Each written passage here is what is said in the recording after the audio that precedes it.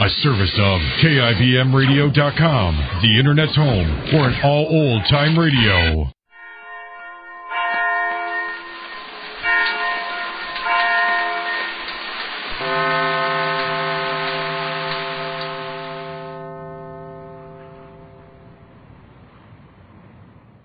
Well, with Jane's assistance, Mr. Race staged a big scene for Mr. Neff, trying to convince the old man that Mr. Race was in good financial shape. Mr. Race has a piece of property Mr. Neff is anxious to get, and Mr. Race is holding out for a good price. This episode takes place in the living room of the Ace's bungalow after dinner, and we find Mr. Race telling Marge what happened at his office in the afternoon. Listen. Well, you know old man Neff, it doesn't take much to get him excited. Yes, I know him, but what I don't know is how Jane got mixed up with this deal of yours in the first place. She didn't know she was getting mixed up with it. She picked him as a prospective signer for that loan company note of hers. Of all people. You said it, of all people, because here I had been putting on a dog with him, telling him I had more ready cash on hand than I knew what to do with, and didn't care if he bought this property or not. And there was Jane ambling over there trying to get him to sign a note for a $100 loan.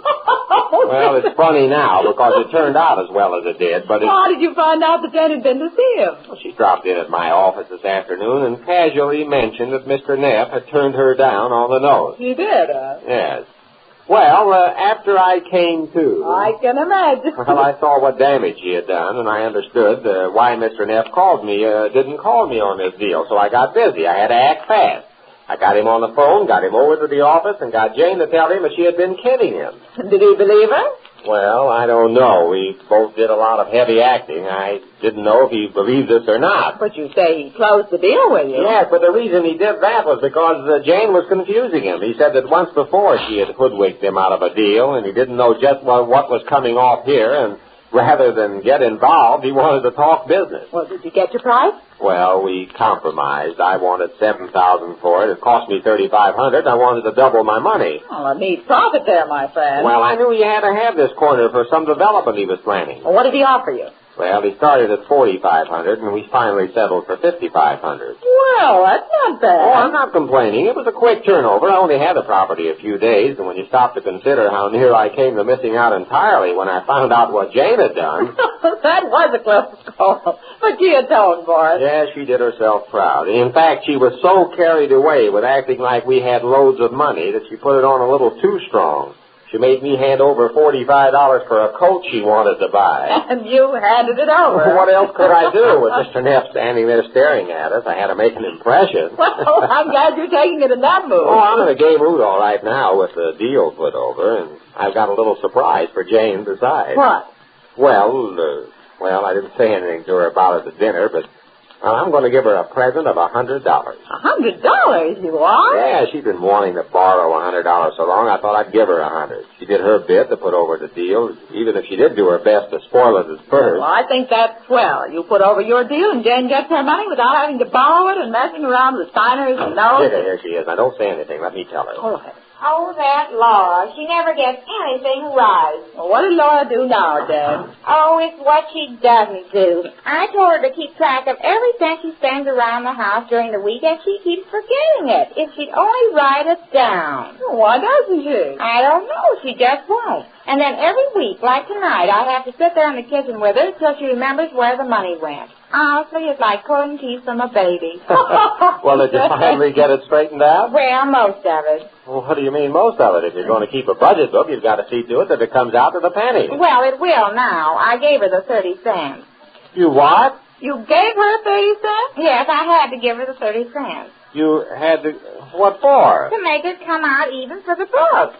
Well, I don't understand. What... Why give her 30 cents? Well, we figured up what she bought this week, like soap and a scrubbing brush for the sink, a bottle of glue, and so-so and so-so. Yeah, all right. So what? Well, when she went to buy it, we figured out exactly how much it would all cost, and it was $2.70. Yeah, $2.70. Well, I gave her $2.70, and she went and bought everything. Yes. Well, just now, when we figured up again how much it all cost, it comes out $3. So I was 30 cents short. 30 cents short? Don't look at me, Marge. I don't know what she's talking. What do you mean, don't look at you? What's hard about it? We just made a mistake in how much it would cost, that's all. But you say she got everything. That is, Laura went to the store with $2.70, and she got everything you sent her for, didn't she? Yes, but just now when we Yes, figured just it now out... you figured up how much these items cost, and it comes out $3. Is that it? Yes, now you got it. Well, how did Laura get it for $2.70? We don't know. That's the grocer's hard luck. All I know is that I have to write down in my budget book everything she bought and how much it cost. Well, how's it going to look if I write down it cost $3 and I spent only $2.70? Well, what's the matter with you two? Why is everybody looking at me? Well, I can't grasp it, Jane. I can. It all adds up to the fact that she can't keep a budget. No, it all adds up to $3. Here it is. It comes out just even, $3. Look. Yeah, you probably added these figures incorrectly. No, we both did it. You and Laura. Yes, now add it up yourself here if you don't believe me. I am. $2.40, $60, $2.85, $3. Yeah, it comes out $3. See, what did I tell you? And I only gave her $2.70. Well, did she spend 30 cents out of her own pocket? Laura? Uh-huh. No, we thought of that, too. She didn't. It's just a mistake, that's all. And the only way to make it come out even is to give her 30 cents. So I did. Well, I do a lot of bookkeeping down at my office, and I've done a lot of jigsaw puzzles in my day. But a thing like this? Well, I don't understand why you gave her 30 cents. I was 30 cents short. This will show in my book I spent $3, won't it? Yes. But I only spent $2.70. Well, I can't have 30 cents hanging out there somewhere with no place to put it. So the place to put it is Laura's pocketbook. Well, after all, she's the one that made the mistake. Oh, she made the mistake. Yes. So as a reward, she gets the 30 cents. And that's why you always come out in the red every week. In the red? What do you mean? I mean, that's why you come out with a loss every week. Who? Well, let me tell you something, dear. I've worked my head to the bone around his house for the past 2 weeks. And last week I had a profit. So I thought, well, that was an accident, I said to myself. Well, I tried again this week. And how would you like to know that I finally came out with a profit again? Put that in your hat and smoke it. You came out with a profit? Surprised, huh? I should say I am. If it's true. What do you mean if it's true? Well, after the way you figured out this thing about Laura, I don't know. How much of a profit? Never mind how much. It's a profit. That's all I care. Is it much? Never mind how much. Well, why the secret? Let me see your book. Oh, no, you said this is my business. Well, I'm telling you I had a profit. That's all you have to know. Well, I hope so. I'd give anything to know how much it is. Never mind how much it And is. you've been so busy around here trying to borrow $100 to balance the budget, and all the time your budget didn't need balancing. You've had a profit. Yes, that kind of upsets me at first. That is when I thought I was going to get the $100. Oh, it upset you? Yes, because I was going to borrow to pay my losses. Then all of a sudden I started having a profit. More things happen to me. Speaking of $100. What? Oh, I was talking to Ace. Speaking of $100. Oh, yes. Before I do that, I just got an idea. Now, don't back out. I'm not backing out. The idea is in connection with this $100. What's going on here? What are you two talking about? Jane, I think that keeping a budget book is a little too involved for you. That's what? I mean, you have to enter what you spend, and it entails a lot of bookkeeping. There's a much simpler way. What way? Well, I think you might be wise to start a checking account. A checking account? What do you mean? Well, I don't think that would be so wise. Now, wait a minute, Marge. What do you mean, dear? Well, it's simply this. I put over this deal with Mr. Neff. Yeah? And you had something to do with helping me put it over. I did? Well, sure. You were there, and, I'm going to give you a little present. You are? What kind of present? $100. 100? Yes, you've been carrying on around here the past week or so trying to borrow $100, so I thought... 100? You are not. Yes, I am. I thought it was only fair that... $100? You are not. Yes, I said I was. Oh, dear, I never dreamed. Oh, no, Jane, is that a way to accept $100? Well, I can't help it. It's so sad. Well, Jane, you'll get used to it. Well, I just forgot that I was even trying to borrow the money. I didn't dream that you were going to give it to me. $100? You are not. Listen, you're going to have me convinced in a minute. Oh, no, Jane, careful. Don't talk yourself out of it. Now, look, Jane, here's what I think you ought to do with it. Start a bank account. Not a savings account, a checking account. The $100 will be your first deposit. And with what I give you every week and with what Marge pays you, you can keep track on check stubs just how you stand. Pay your bills with a check. Well, I never wrote a check. Well, I don't think you'll have much trouble learning. The trouble she'll have is learning when not to. Well, I don't know how to start a checking account. What do you have to do? Well, it's simple. You take the $100 to the bank and deposit it, just like you would in a savings account. They give you a checkbook, and you keep track on the stubs, what you spend and what you put in. I think a checking account will be just what you need. It'll give you a sort of a responsibility. Well, I don't know what to do. How do you start I'm it? telling you. If you want me to, I'll go with you, Jack. All right. When are you going to give it to me, dear? Well, I'll write a check tonight if you like. You'll write a check. Well, whose checking account is this going to be? It's yours. I'll write you a check on my bank, Then you take a check and deposit it in your bank. That starts you off with $100, and you can draw checks against my check. Sort of check to check? Sort of check. No. In fact, if you keep an accurate checkbook, you won't have to keep your budget at all. Give up my budget book? Well, sure, this takes the place of it. After all, you only keep track of everything you take in and everything you spend. Oh, I couldn't give it up now, dear, especially since I've been doing so good. Just when I start having a profit, you want... Oh, let her keep the budget book, too, if she wants to. Sure, dear, let me keep the budget book, too, if I want to. Look, this week is just over tonight, and I come out with a profit. How much, Jane? Oh, well, not a whole lot, maybe. I don't like that, not a whole lot. It must only be a little bit. Oh, well, what difference does it make? As long as it's the profit. I've been in the red so long, like you just called it. Well, now that you're in the black, I think the first thing you ought to do is buy yourself a fresh bottle of black ink.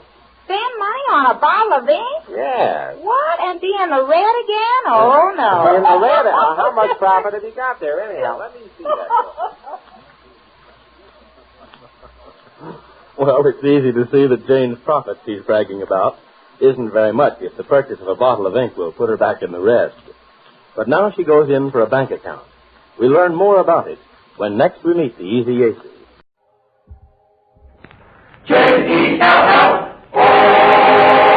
The Jell-O program, starring Jack Benny, with Mary Livingston, Phil Harris, Dennis Day, and yours truly, Don Wilson.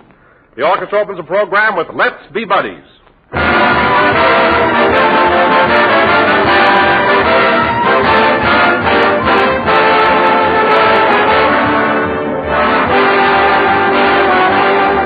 When the makers of Jell-O introduced this famous gelatin dessert a good many years ago, they made a permanent contribution to the American dinner table. And now they've added another standard item to the national menu in those delicious new Jell-O puddings. Jell-O puddings are ready-prepared puddings that take far less time to make them than the old-fashioned pudding, which required 5 or 6 different ingredients and took half an hour or so to prepare.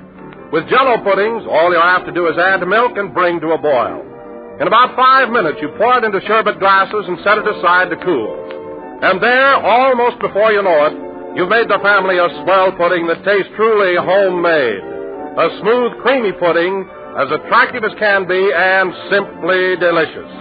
Jell-O puddings come in the 3 grand old pudding flavors of chocolate, vanilla, and butterscotch. And they're made by the makers of Jell-O, so you know they're good.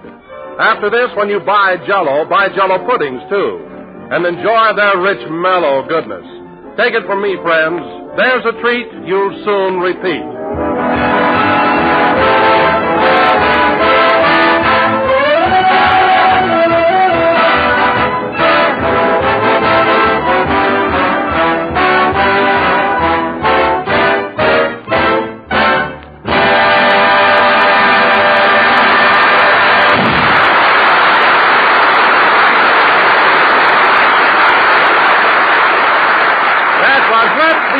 Played by the orchestra. And now, ladies and gentlemen, as you all know, last Thursday evening was Halloween, and Jack celebrated by throwing his annual costume party for the Jell-O gang. So this evening, we will turn back the clock. The time, last Thursday night. The place, Jack's home in Beverly Hills. Take it away. I'll never smile again, hidey-hidey-ho. Rochester. I'll never smile again till I get more dough. Rochester, that's a beautiful song. You don't have to change the lyrics. Well, I'm trying to get a message across.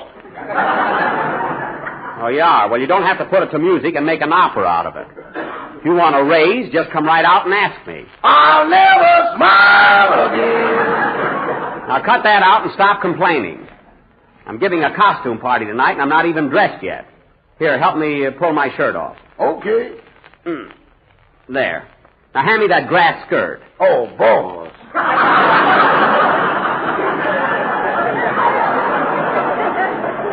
Rochester, hand me that grass skirt. Tonight I'm going to be a hula girl. Oh, hula girl? Yes. With your rheumatism? Never mind my rheumatism. I bought this outfit when I was in Honolulu, and I'm going to wear it. Now, pin that gardenia in my hair. Yes, sir. Well, what's the matter? Can't find anything to pin it to. All right, hang it over my ear. There. Say, that's pretty good. Do I look like a hula girl, Rochester? I suppose so. I guess they come in all shapes and sizes. You can never pay me a compliment, can you? Now go out and make those popcorn balls like I told you to. Yes, sir. Say, boss, how about the cider? The cider? Do you want me to put a little jolt in it? Leave it alone. There's nothing more refreshing than a glass of sweet cider. Nobody's going to slide down the banister on that. Rochester, there's going to be a party, not a brawl. Now go tend to your work. And on your way to the kitchen, answer the door. It's in the opposite direction. I don't care. Answer it. What do you want me to do, rebuild my house? My goodness. Grass skirt's a little long. I better pull it up. It's Miss Livingston. Good evening, Miss Livingston. Hello, Rochester. Oh, hello, Mary. What do you think of my costume? Well, I'll be... What's so funny about me being a hula girl? Hula girl? I thought you were a haystack with dandruff. Mary, if I'm a haystack, what am I doing with this gardenia hanging over my ear? All right, you're a sissy.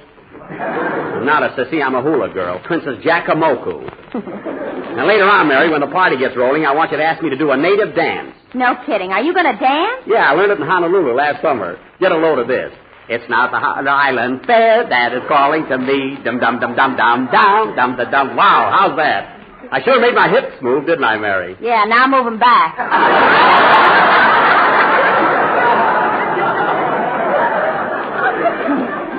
I'll get them back, don't worry. Now, Mary, light the candles in those jack-o'-lanterns. I want to put them in the window. Okay. Say, boss. What is it? Ain't you cold running around with nothing on but a grass skirt? No, what makes you think I'm cold? You got so many goose pimples, you look like a horn, too. Oh, I'll be all right in a few minutes. No kidding, Jack. You ought to put something around your shoulders. Oh. Well, holy smoke. What's the matter? Look at that tattoo on your arm. Grow with Waukegan. Oh, that. I had it done when I was a young fella. You know, I had a couple of snorts of elderberry wine one night, and I felt very civic. Hand me that pumpkin. Here you are. Gee, I'll bet you were a devil in those days, eh, Jack? Was I? You should have known me then, Mary. I can just see you standing in front of the pool room, with a straw hat over one eye and a toothpick in your mouth. Yeah. When a girl would pass by, you'd yell, "Hello, chicken, let's fly the coop." All right, so I used to flirt with the girls. You get one yet, boss? Rochester, I thought I told you to go out in the kitchen and fix those popcorn balls. Let's see who that is. Why don't you put swinging doors in here? Rochester, this is not a saloon. Especially with that cider. Never mind, answer the door. Okay. Never saw anybody as lazy as he is. Say, Mary, I forgot to ask you, how's your cold? You know, we missed you on the program last week. Oh, I'm fine now, Jack. I'll be with you next Sunday. That's good. Well, look who's here. Hello, Dennis. Hello. Well, look at the kid all dressed up in a Navy uniform. Where'd you get it, Dennis? My girlfriend goes with a sailor.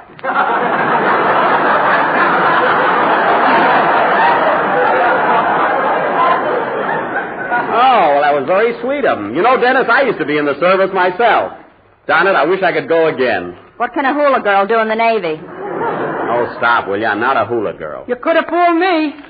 There you are. I look all right, don't I, Dennis? Yeah, but if you're a hula dancer, Mr. Benny, don't you think you ought to take your shoes off? Oh, certainly. Why didn't you tell me, Mary? I can't dance with shoes on. Here, Rochester, help me take them off. Okay, hold tight. And incidentally, Mary, you should have worn some kind of a costume yourself. Well, gee, I didn't know what to wear. Oh, you could have thought. Rochester, I said take my shoes off. I'm trying. Well, pull. Okay. There.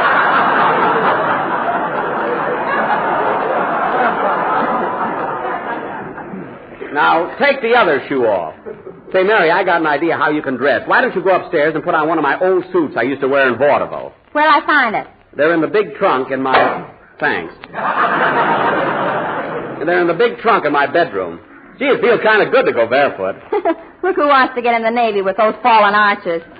Mary, I've told you 1,000 times my arches are not fallen. Then why do you make a footprint like a wedgie? Because I like to keep up with the style. Now go upstairs and put on one of my old suits and get into the spirit of things. Okay. Rochester, don't stand there holding my shoes. Put them away. Well, the right one's got a lot of those old big $1 bills in it.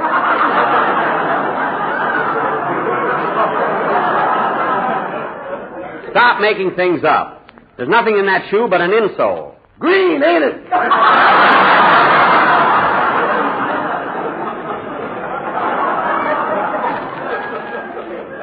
Put them away. I know exactly how much is in there. Gee, I wish the gang would get here. Say, Dennis. Yes, please? What are you going to sing on the program Sunday? Well, I don't know, Mr. Benny. I haven't picked anything out yet. Oh. Well, look, Dennis, there's a brand new number out now called Do You Know Why? It's a song that Mary Martin sings to me in my new picture. The one you made with Fred Allen? Shut up.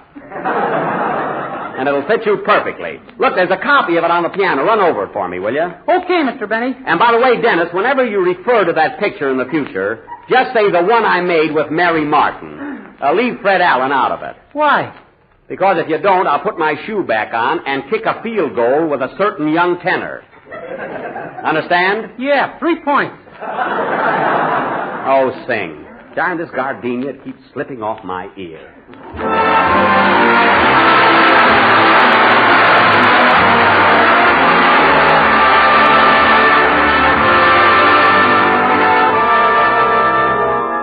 We used to say our love will stay until the cows come home. And then the cows came home. Do you know why? We used to say we'll love this way till Hades freezes over. And then it just blows over. Do you know why? We thought we had a future dancing a jig for us.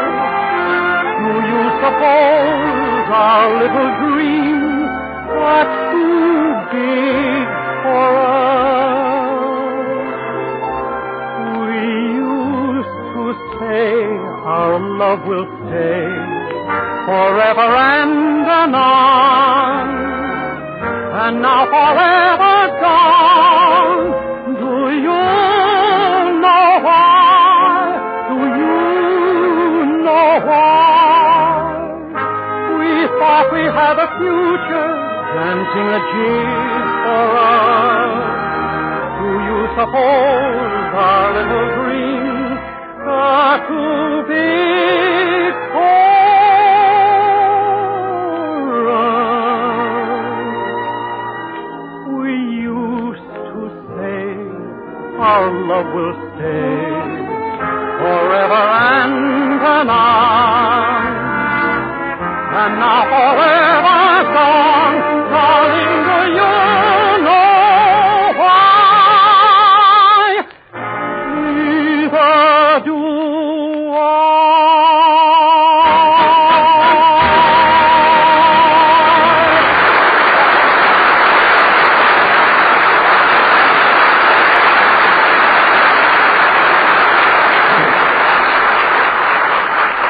Very good, Dennis. That'll sound great on the program. Yeah, I think it'll be swell. I wonder what's keeping Phil and Don. We want to go out tonight and have some fun. Say, Mr. Benny, while we're alone, do you mind if I ask you a personal question? No, what is it? Well, how come I only got 35 cents for mowing your lawn last week?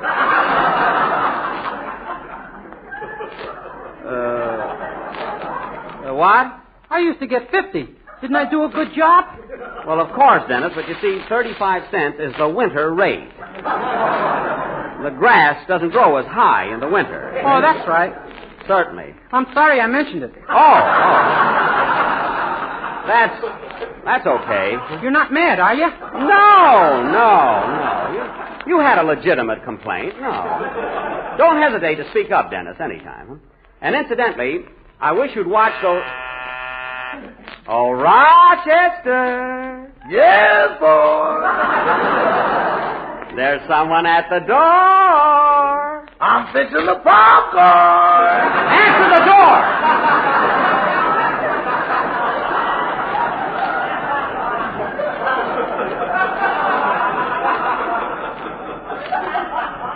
Now go ahead. Yes, sir. Doggone, with all this walking, I might as well be a picket. I never saw anybody that hated doors so. Hello, Mr. Wilson. Hello, Rochester. Hi, Jack. Dennis. Hello, Mr. Wilson. Say, I thought you'd never... What's that supposed to be, Don? A black costume with white lines all over it. Why, don't you get it? No, what are you? I'm a skeleton.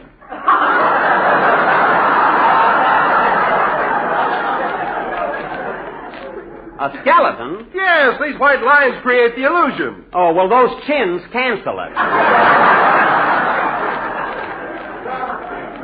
By the way, Don, how do you like my outfit? Oh, it's very attractive, Jack, but aren't you afraid of catching cold? No, I'm all right. Here I am, fellas. How do I look?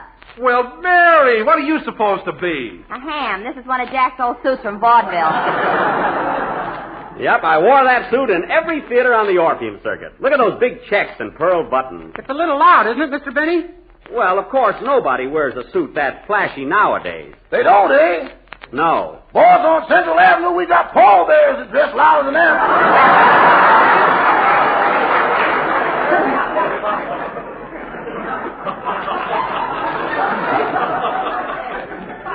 I believe you. What a suit. Get a load of these cuffs on the sleeves. Well, it was all the rage. Gee, when I used to walk out on the stage in that outfit, I was a sensation. What are those red spots all over the suit, Jack? Those red spots? I don't know. They tomatoed him in Toledo. They tomatoed him in Toledo? Now, wait a minute, Mary. That's a fib. When I played Toledo, it was wintertime, and tomatoes were out of season. You were so bad, they shipped them in. Listen, Miss Livingston, Toledo was one of my best towns.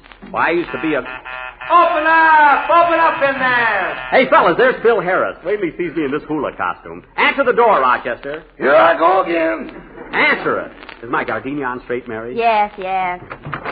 Good evening, Mr. Harris. Hello, Roch. Hiya, fellas. Hello, Phil. Hi, Mr. Harris. And there's Mary. How's your cold, baby? Oh, a lot better, Phil. That's swell. Ahem. Say, who's the old dame in the grass skirt? Oh, dame, this is me. I'm a Hawaiian princess. What are you doing later, Toots? Now cut that out. I wouldn't laugh at anyone else's costume, Phil. What are you made up for in that outfit? Well, I'm Julius Caesar. You know, the guy that was nuts about Cleopatra. Julius Caesar? You know, he was a Roman umpire.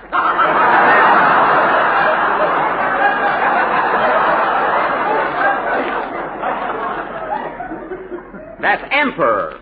What a dodo. Phil, umpire is what Caesar ruled. Jack, that's empire. Don, a skeleton should be seen and not heard. Phil, I gather that you're studying ancient history now. You know, Mary, Phil goes to night school. He's trying to broaden his mind. You ought to clean it up, too.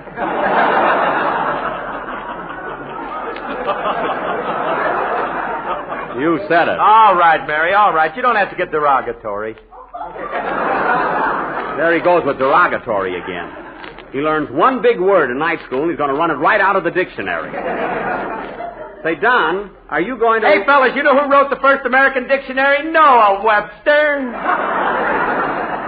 All right, Phil, we know that. Jack, I'm getting hungry. When are we going to eat? Pretty soon now. All right, Rochester, let's get things rolling around here. Serve the refreshments. Okay. Will you have a glass of sweet cider, Miss Livingston? Yes, thank you. Mr. Dave, Mr. Wilson? Thanks. Thanks, Rochester. How about you, Mr. Harris? Will you have a glass of sweet cider? Absolutely not. I would have bet on that. Rochester, no comments. Now pass that lovely tray of hors d'oeuvres. The what? The hors d'oeuvres. You mean them little things you eat and you ain't at nothing? Yes, just pass the tray. How's the cider, Dennis? Whoopee! Boy, what an imagination. One more drink and you'll go out and get tattooed. Yeah. Now, Dennis, get up off the floor and uncross your eyes.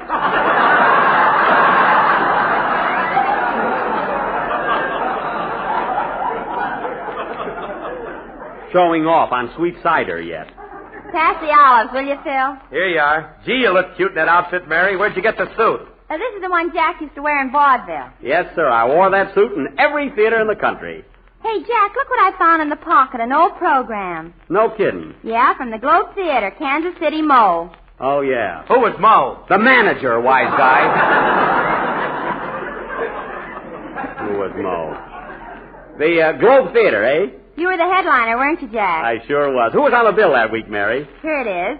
Swain's Cats and Rats, Fink's Mules, Powers Elephants, Finnegan's Fleas, and Jack Benny.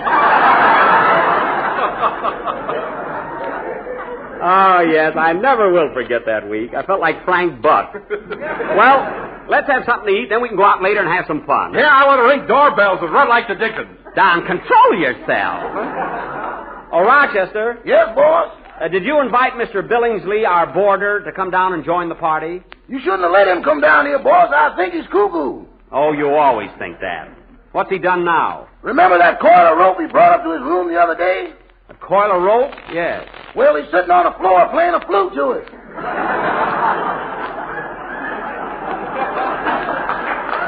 Oh. Well, why didn't you take the rope away from him? I tried to, and it hissed at me.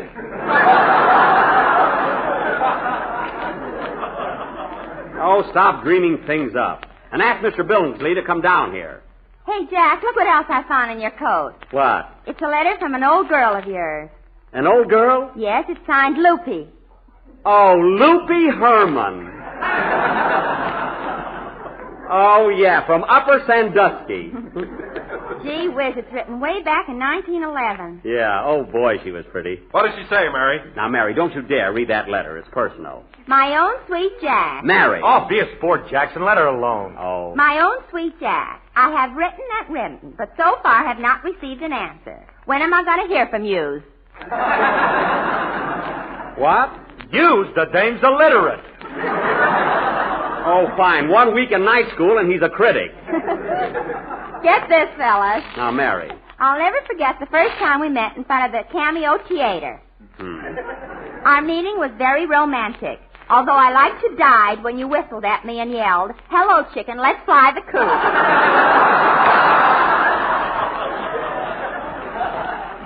Give me that letter. Papa's afraid for me to marry you because he does not like actors. But if you still want me, I'm the apple in your eye, like what you said. Girls were silly in those days. Now, give me that letter. P.S. I forgot to tell you, a horse ran away with me last Tuesday. I wished it was used. Mary, give me that letter or tear it up. Why, Jackson, I can't understand you going out with a dame that ignorant. Phil, you were spelling Harris with one R up to last week. You're never right. Now, wait a minute, Jack. Phil may not be so hot in English or history, but he's not so dumb. Oh, yeah? You just don't understand him, that's all. I don't understand him. No. Had a girl, Mary. Come here, Phil. I want to tell you something. What is it, kid? Well, listen to this. You know, Phil, I'm critical and analytical where you're concerned. I've learned just what you're all about. You mean, Mary, that you think you've really got me figured out? I think so. You're kind of slow at working out puzzle or trick, but when it comes to love, you catch on quick. But look, Mary, I'm only wasting time at bridge. I don't seem to click.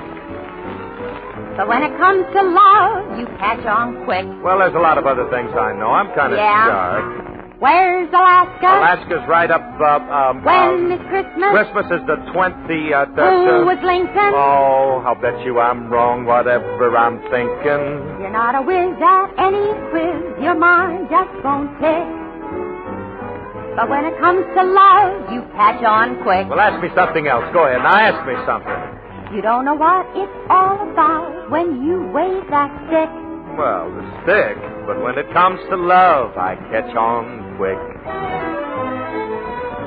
And even though you have a band, you can't play a lick. Maybe not, honey. But when it comes to smooging, I catch on quick. Ask me something about music, all right, will you? Phil. Anything. What's the downbeat? A downbeat is when you bring What's the half note? that little round thing. What's the ballad? I'll bet you it's something that comes with a salad. You couldn't find your way around with Charlotte. But when it comes to love, we catch on quick.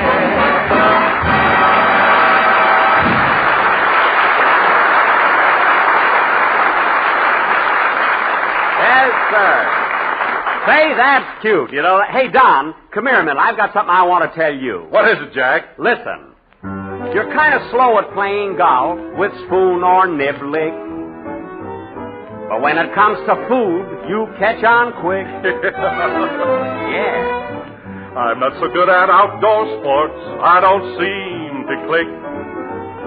But when it comes to food, I catch on quick. You sure do, Don. Hey, listen.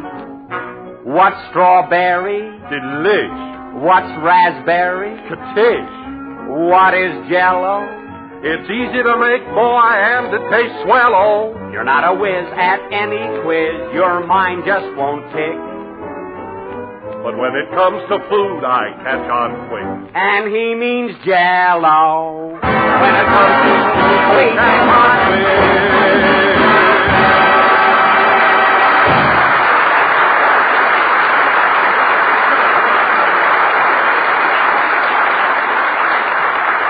Hey, that was great. We ought to sing that Sunday, Don. Make a note of it, will you, Mary? Let me do it. I'm practicing writing. All right, Phil, all right. You can do it. Well, it's Mr. Billingsley. Good evening. Good evening, Mr. Benny. Entertaining your friends, I see. Yes. Yes, won't you join us? No, thank you. I was just going out. That's too bad. Say, that's quite an outfit you're wearing. Yes, I'm Napoleon. Well, there's nothing like dressing up on Halloween. Oh, is this Halloween? Goodbye.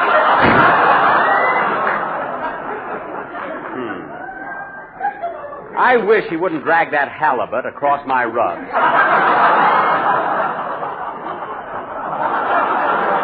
Hey, fellas, what do we do now? Let's go out and ring doorbell. Okay. If I hear another doorbell, I'll scream.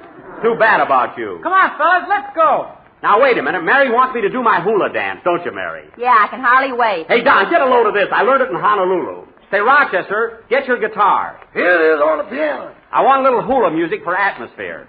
Do you know a little brown girl? Millions of them.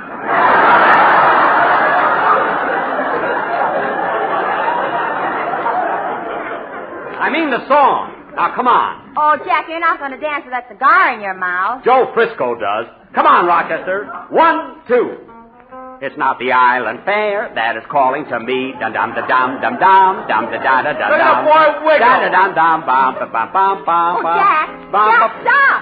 Da da da dum bum. Stop. Your grass skirt's on fire from your cigar. Da da. Oh my goodness! Look at the smoke. Hey, put me out! Put me out! Bill, throw some water on him. Throw the cider. It's no good anyway.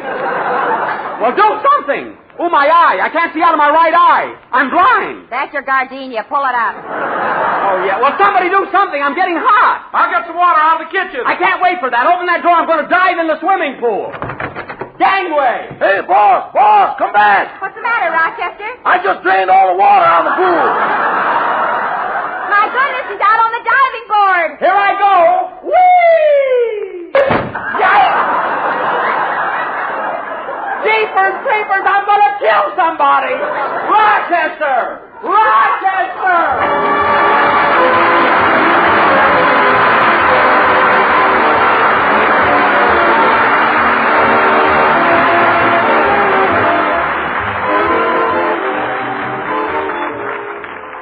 Have you ever noticed, ladies and gentlemen, that very often when folks sit down to dinner, the first thing they think of is the last part of the meal?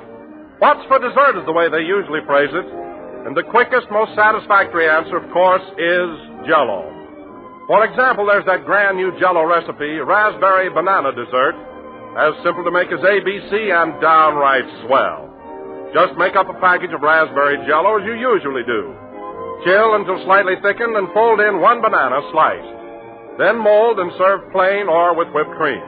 You'll say it's one of the finest desserts you ever tasted. You really will. For raspberry Jell-O, like strawberry Jell-O, now has a new, improved flavor obtained by using a natural flavor base artificially enhanced. which gives raspberry Jell-O its distinctive goodness.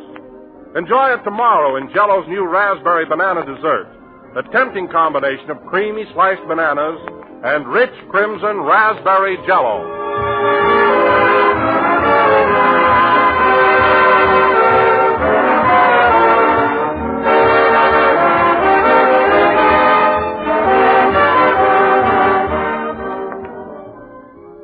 Well, folks, that's what happened at my house on Halloween night. And now, ladies and gentlemen, for this week's program, we bring you that flat-headed comedian, Jack Benny. It's too late now, Don. Good night, folks.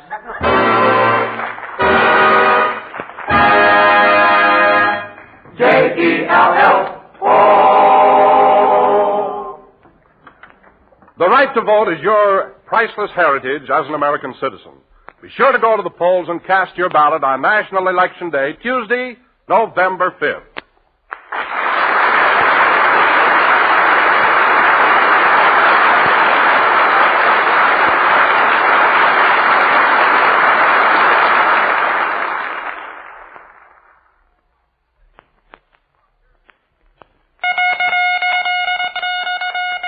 News for thrifty housewives. Log cabin syrup for less money. Popular table size, not more than 18 cents in most stores. Ask your grocer about his new low price. Remember, same luscious log cabin syrup. Same high quality, same mellow flavor. Only the price has changed. Tomorrow, buy log cabin syrup at the new low price. The lowest in history.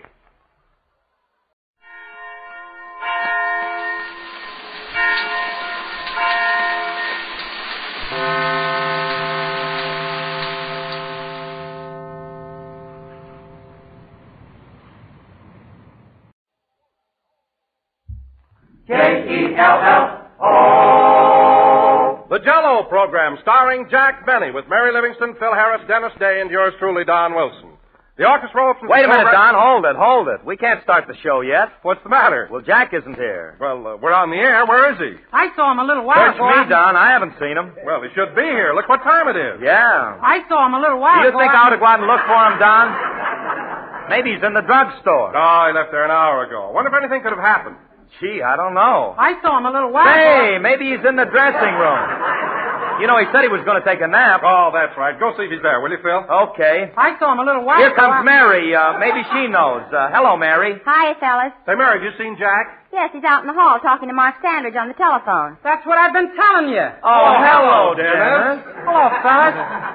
You know, Don, if Jack doesn't stop complaining, Mr. Sanders will never direct another picture for him. Well, that's just silly. Jack shouldn't worry about whose name's going to be first on the screen. Sure, what's the difference if it's Jack Benny and Fred Allen or Fred Allen and Jack Benny? Well, if you ask me, That's not what they're arguing about, Phil. Jack wants the premiere of the picture to be held in Waukegan. Well, if you ask me... Waukegan? Another premiere in his hometown, huh? That's what he wants. Well, if you ask me, it's a swell idea. Bingo.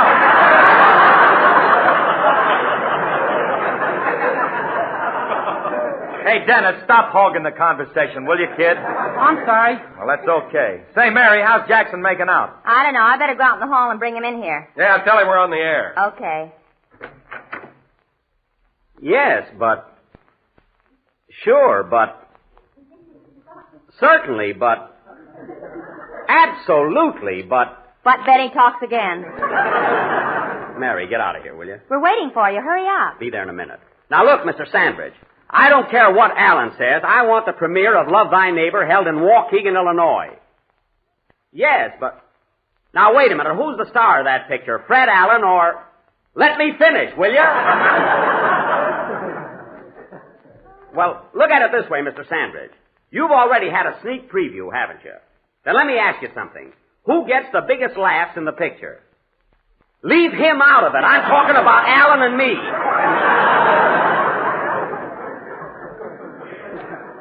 Oh. Well, I don't want to use pressure, Mr. Sandridge, but if you don't see things my way, I may get a new director for my next picture. What? Well, now hold on, Mr. Sandridge. Gee whiz, can't you take a joke? Wipe your forehead, Jack. Give me your handkerchief. Now, look, Mr. Sandridge, I've got a program to do, and I can't argue now. But that premiere is going to be held in Waukegan, or I'll take it up with Mr. LeBaron. Goodbye.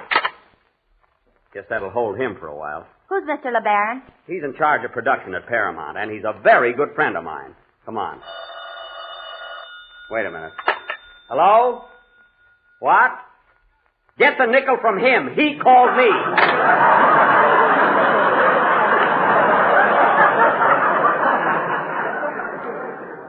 Come on. Come on, Mary, let's go. Oh, don't get so upset about everything. I'm not upset. Who's upset? Hello, Mr. Benny. Hello. How's your program today? How do I know? Tune in and find out.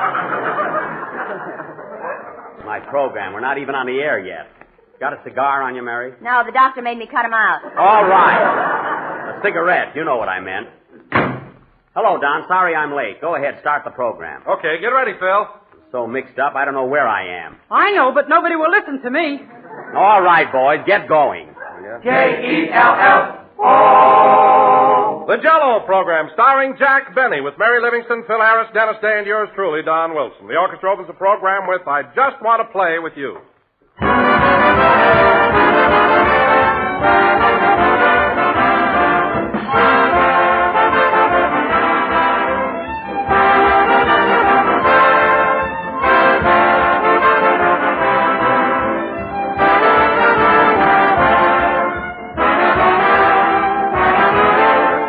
I was just thinking the other day, ladies and gentlemen, how easy it is to explain why millions of people like Jell-O. They like it simply because it tastes good. That's the whole story. And it tastes good because Jell-O has extra rich flavor. Flavor which is only rivaled by the juicy, ripe fruit itself. Yes, sir, for dessert at any time, there's nothing more delectable, nothing more inviting than bright, glistening Jell-O, smartly molded into an attractive shape and topped off, if you wish, with fruit or whipped cream. So try some Jell-O real soon, in any one of Jell-O's 6 delicious flavors. Strawberry, raspberry, cherry, orange, lemon, or lime. You'll especially enjoy strawberry and raspberry Jell-O because each of these grand Jell-O desserts has a new, improved flavor obtained by using a natural flavor base artificially enhanced.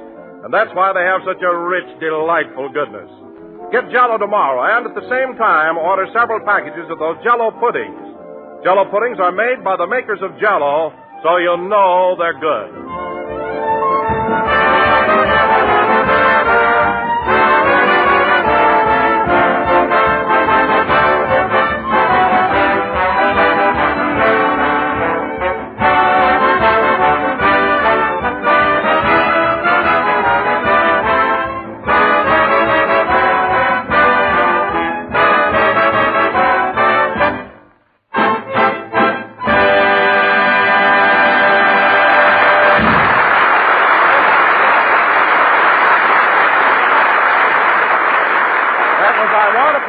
Played by the orchestra.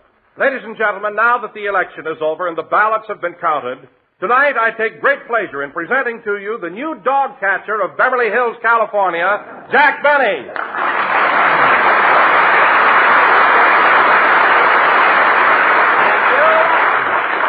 Thank you. Hello again. This is Jack Benny talking. And first of all, I want to thank my many friends who voted for me. And I also want to compliment my worthy opponent, Mr. Rufus 12trees,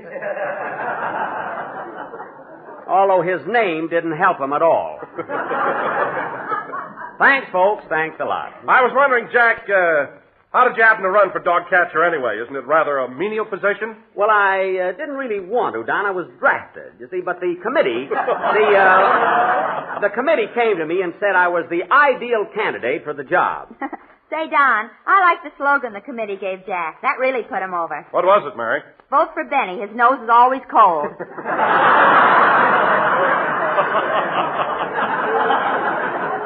That wasn't it at all. My slogan was, if you love your chow or poodle, vote for Jack, the Yankee Doodle. Of course, I got the Pomeranian vote, too. Well, then you should be very happy about your new office, Jack. Oh, I would be, Don, but right now I'm having a lot of trouble with Paramount again. Also, Mary was telling us. It's about that picture you made with Fred Allen, isn't it? Yes, I told Mark Sandridge on the phone that regardless of what that Texaco termite wanted, the premiere of my picture better be held in Waukegan or I take the matter up with Mr. LeBaron. Imagine Allen wanting to open my picture in his hometown. Fred comes from Massachusetts, doesn't he, Jack? Yes, Don. He was born under the Plymouth Rock. And when the Pilgrims landed, it didn't help his face any.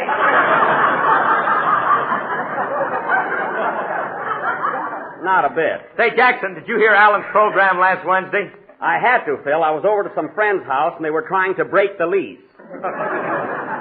Their furniture was on the sidewalk before Alan got a laugh. What a program. And the way he's wasting that Kenny Baker. I wish you'd waste me like that. Dennis. And let me tell you another thing, fellas. I don't like to say this, but Alan's humor is nothing short of puerile and banal. There he goes again with puerile and banal. Say, Jackson, I meant to straighten you out on that. You've been pronouncing them words all wrong.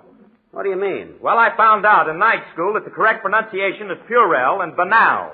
Oh, it is? That's what the hostess says. The hostess? You know, the dame at the head of the class. That's the teacher. The hostess. Phil, if you're paying tuition at that night school, you ought to get your diploma and your money back at the same time. I'm doing all right. You know, fellas, I took up hygiene last week. Hygiene? Yeah, you know, don't wait till Saturday night. If you want a bath, take it any time. I see. Well, I don't want to run you down, Phil, but I bet you can't even spell hygiene. Ah, yes, I can. Well, go ahead. I can spell it. Well, what's stopping you? He left his blocks home. That's a good one, Mary. All right, you wise guys, I'll show you I can spell hygiene. Give me a chord, Frankie. A chord? Hygiene, hygiene. How about that? A hand for that, folks, huh?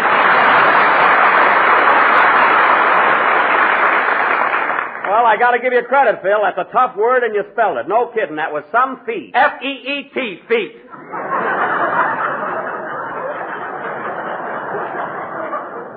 Oh, fine. I knew it was too good to last. Phil, when I said that was some feat, I meant F-E-A-T. Oh. F-E-E-T is feet like I've got. Nobody's got feet like you've got. Well, Miss Livingston, that did it. There goes your Christmas present. There goes your Christmas present right out the window. You're doing your Christmas fighting early this year, ain't you, kid? Yeah. Keep it up. Keep it up, Mary. Now you won't get anything next year either. I'm off the list till 1960. 61. I'm not forgetting that cute little trick you pulled with your baton this afternoon. Say, Dennis. Merry Christmas, Mr. Benny. Dennis, don't you think it's about time... Answer the phone, Mary. Okay. Dennis, don't you think it's about time... Hello? Yes? Put him on, please.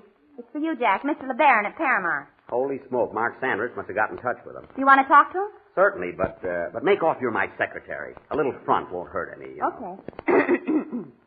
Hello? Yeah? Yeah? This is Mr. Benny's secretary. Well, he's frightfully busy right now. He's broadcasting. Mary, don't overdo it. You want me to spell hygiene for him? Get away from there. Very well, Mr. LeBaron. I'll ask him. Give me that phone. Hello, Mr. LeBaron. Yes? Yes, I did tell Mark Sanders that I want the premiere held in Waukegan. I know, Mr. LeBaron. I know you're the production head, but I'm entitled to first consideration. If there's any B.O. in that picture, it's me. I mean box office. Yes, I understand that. Sure, but... What flavor, please? Quiet. Now, look, Mr. LeBaron, let me review this situation. You better sing, Dennis. It looks like a long winter. Okay. Now, Mr. LeBaron, Alan wants a premiere in his hometown, and I want it in mine. Now, the way I look at it, I've been under contract to Paramount for over 5 years. And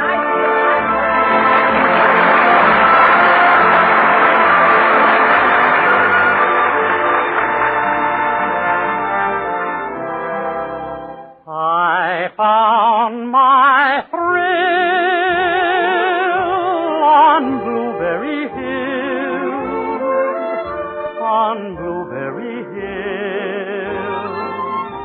when I found you. The moon stood still on Blueberry Hill and lingered until my dreams came true. Do you recall recall a year ago tonight. We stood and watched the golden sun descending. When love had just begun, why did there have to be an ending? Do you recall a year ago tonight? The wind in the willow played love's sweet melody, but all of the vows we made were never to be. Though we're apart, you're part of me still, for you were my thrill. On Blueberry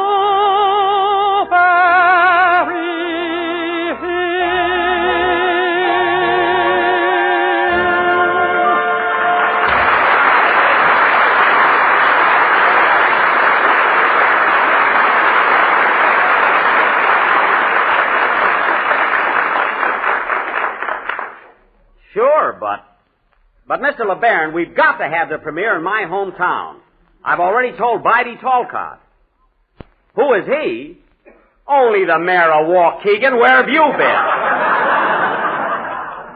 Take it easy, Jack. Well, now, look, Mr. LeBaron, we're not getting anywhere, so I'll take the matter up with Mr. Freeman. Goodbye. More trouble over nothing at all. Say, Jack, who's Mr. Freeman? Frank Freeman, he's the big shot at Paramount, and he's a very fine Southern gentleman. Oh, he comes from the South, huh? Yes, his home is in Georgia. Why don't you let me talk to him, Jackson? We speak the same language. Phil, Mr. Freeman is a Southerner, not a hillbilly. So, I'll do the talking. Oh, I suppose I'm a hillbilly. Well, Phil, all I know is when you came to work for me 5 years ago, I brought you in a shoe store to buy you a pair of shoes, and it took 3 men to hold you down. Remember? I go in alone now.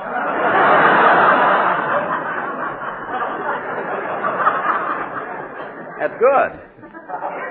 And while we're on the subject of your attire, Phil, that sport coat you're wearing is a little snug around the knees.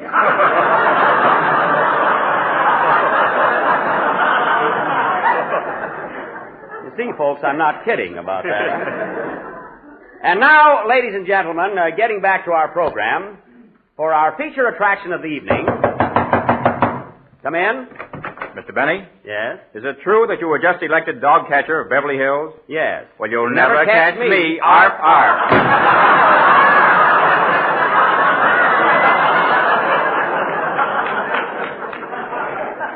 There's a Mexican hairless if I ever saw it.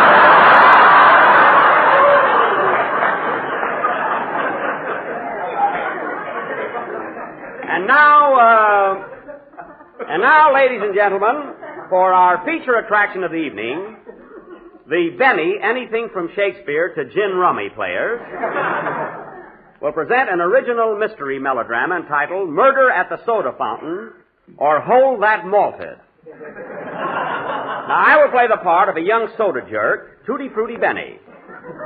And Mary, you're the cashier who is madly in love with me. Hooray.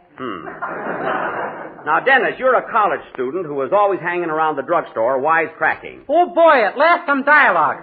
No, Dennis, no. You see, as our play opens, you enter the drugstore, a shot is heard, and you fall to the floor. Dead. Well, can't I wisecrack on the way down? No.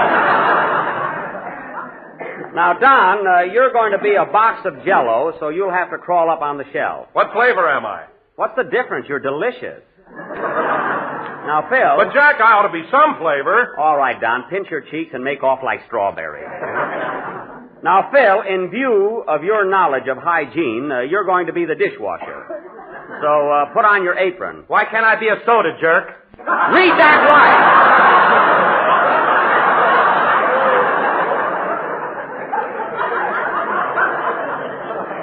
There was no comma there.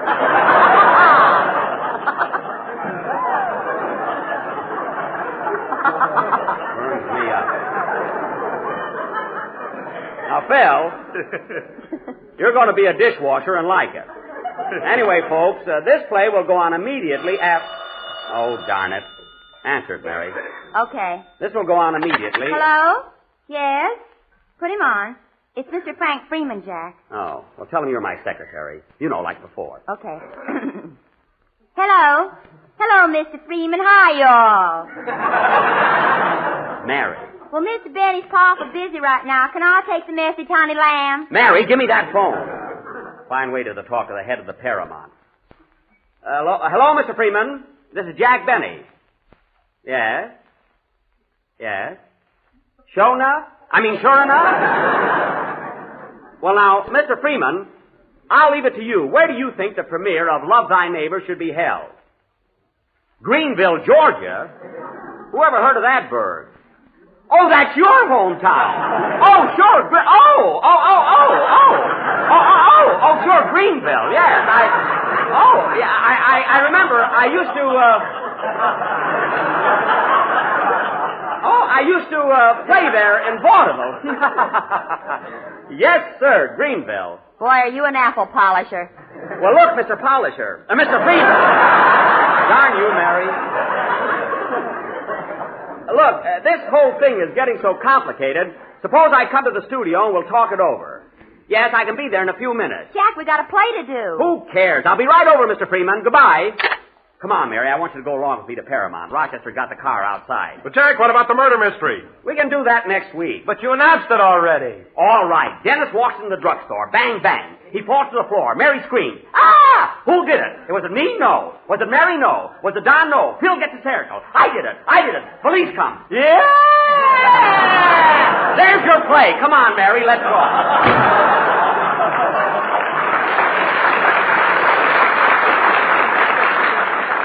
Hurry, Rochester. Get the car started. Just as soon as I make my point, boys. Put those dice down. Hurry, Mary. Doggone, it was just beginning to thaw out.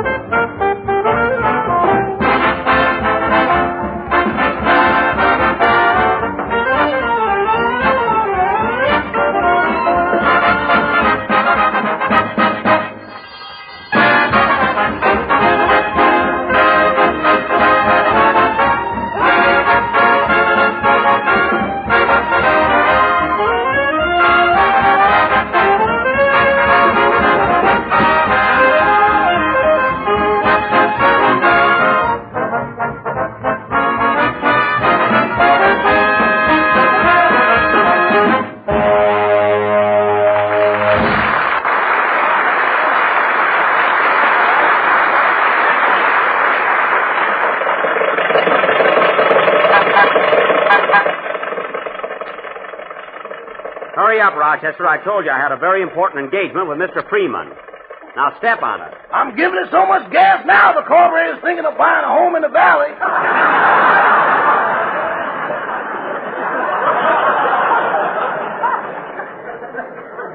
Just keep that throttle wide open, that's all. Say, Jack, What? we're going the wrong way to Paramount, aren't we? Let's see. Oh, yes. Rochester, what's the matter with you? You were supposed to turn to your right here on Gower Street. I turned the steering wheel. Something ought to happen any minute now. What? Well, we made it. On two wheels yet. Rochester, you took that corner much too sharp. Boss, we got to take them any way we can get them. Well, you threw me all over the back seat. Are you all right, Mary? Yeah. Say, Jack. What? You sure were neutral in the election, weren't you? What do you mean? Look at those 3 stickers on your windshield. Never mind. Root for Roosevelt, win with Wilkie, and bark with Benny. What was that first one you said? I don't know. Root for vaudeville?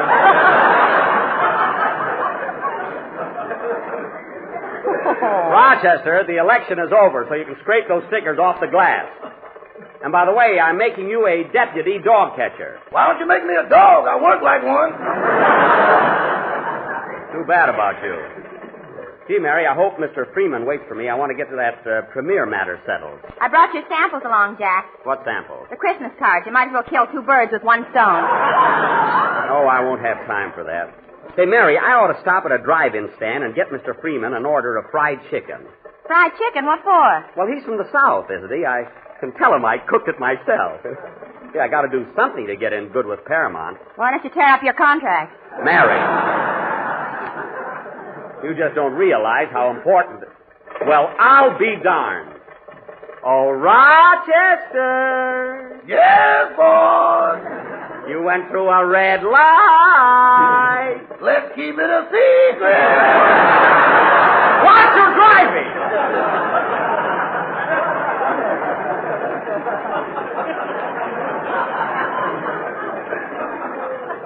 Want me to get a ticket? You won't get a ticket, boss. You're a dog catcher. You can go through a red light. Not unless I'm after a dog.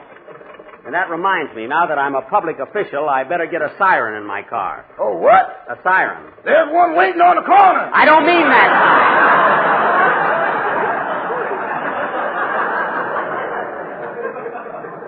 I'm talking about a horn. Someone wants to pass us. Pull over, Rochester. Okay. It's a sightseeing bus, Jack. Oh, yes. On your left, ladies and gentlemen, is the RKO studio. And oh, look, on your right is Jack Benny's Maxwell. Well. Would you mind sticking your head out, Jack? No. Get out of the way, Mary. Howdy, folks. Thank you. Say, you know, Mary, that was kind of a thrill. People from all over the country on that bus. Too bad you didn't pass out some autographed pictures. Yeah, darn it, I should have had them with me. See, I feel awful about that. Here's a gun. Blow your brains out.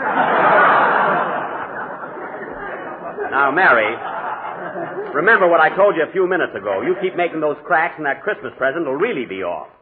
And if you remember, Miss Livingston, I hand out some pretty nice gifts. Uh-huh. Well, I do. Uh-huh. What are you a-hahing about, Rochester? Last Christmas, I gave you a beautiful leather wallet to keep your money in. Yeah, I wish you'd give me another one just like it. What do you want two wallets for? I can put heels on them and use them for shoes.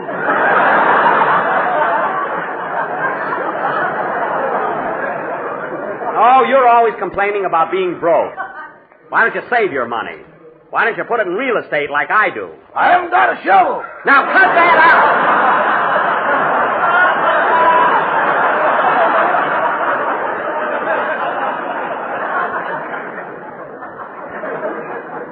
Rochester, if you're insinuating that I buried...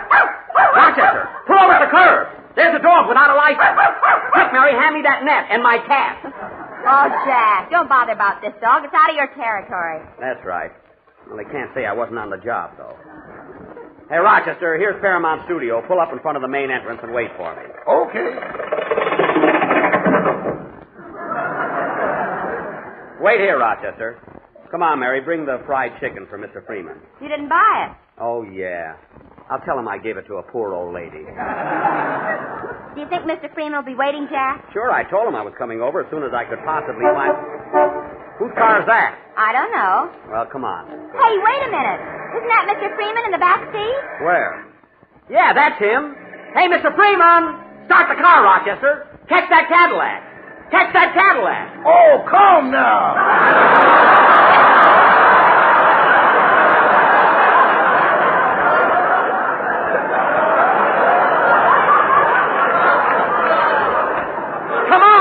Come on, try. Snap on. Oh, Mr. Freeman! Mr. Freeman, punch the horn, Rochester. Oh, Mr. Freeman! He must have heard you, Jack. His car's stopping. Oh, yeah. Now, if we can stop, we're all set. Rochester, the brakes!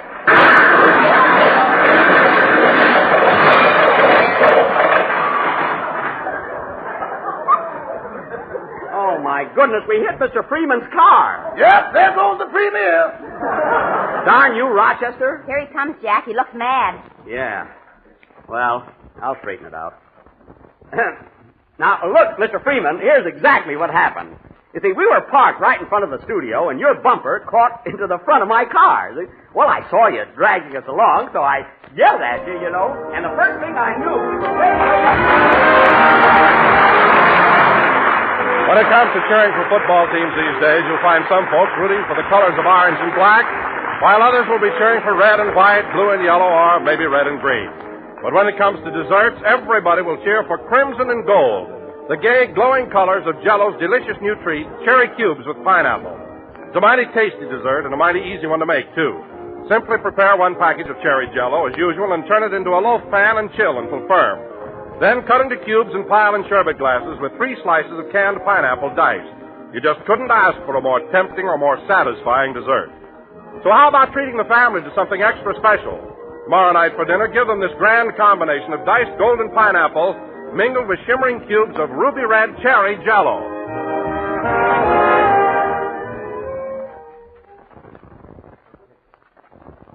Good night, folks.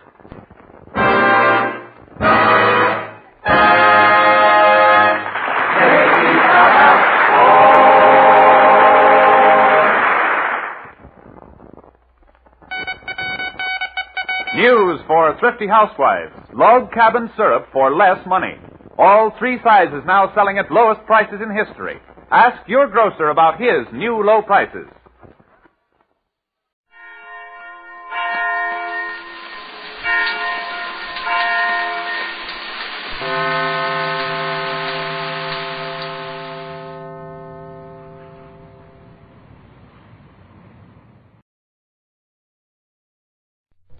RCA Victor, world leader in radio, first in recorded music, and first in television, presents transcribed the Phil Harris Alice Faye Show.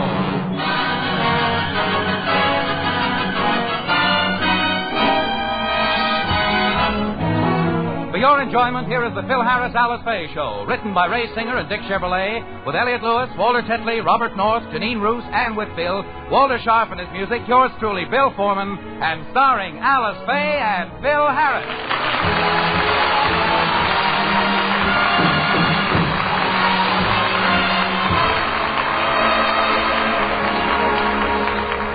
Folks, this is Phil, and here's a word from RCA Victor. It's better looking in every way. RCA Victor's superb new television console, the Fairfield. Better looking pictures, the brightest, clearest pictures ever. Pictures locked in place with RCA Victor's exclusive eyewitness picture synchronizer. The Fairfield's big screen 17-inch television is RCA Victor million-proof television. Quality proven in more than 2 million homes. Yes, better-looking pictures and a better-looking cabinet, too. The Fairfield is perfectly beautiful. Its cabinet reflects the craftsmanship, the incomparable skill for which RCA Victor is famous. Every line, every detail of its classic design combine to form the best-looking television console of them all. Yes, the Fairfield is better-looking in every way. So stop in at your RCA Victor dealers. See and hear the exciting new Fairfield. You, too, will discover the RCA Victor Fairfield is better looking in every way.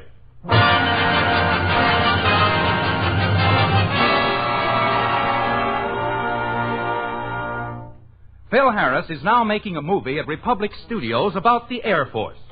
In the picture, he plays the part of a flying sergeant. Right now, he's on the way home from the studio, accompanied by his stand-in, Frankie.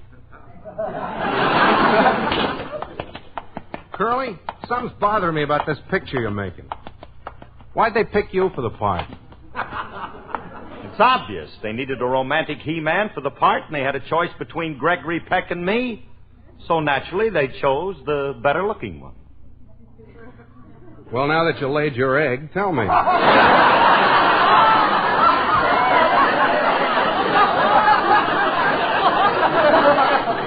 Tell me, who did you have to pay to get the part? I didn't have to pay nobody. Why should they want Gregory Peck when they can have me? I happen to have a prepared answer for that. Gregory has appeal for the dames. I got an appeal for the dames. Gregory has deep, smoldering eyes. Nothing. His just smolder. Mine are a couple of red-hot coals. Why, some mornings they look like a 3-alarm fire. Now, what else has the Peck got? He's got a profile. So what? I got a whole face. Remember, you just can't appreciate me because you're not a woman. They picked me for this picture because they needed a good-looking guy. Now, even you got to admit that I'm good-looking. All right, you're good-looking. You're handsome. You're a doll. But there's one thing I can't understand. What? Why did they pick a homely guy like you? Curly, you don't belong in an Air Corps picture. You never liked airplanes, and you're not accustomed to getting up high. What are you talking about? Getting high happens to be my business.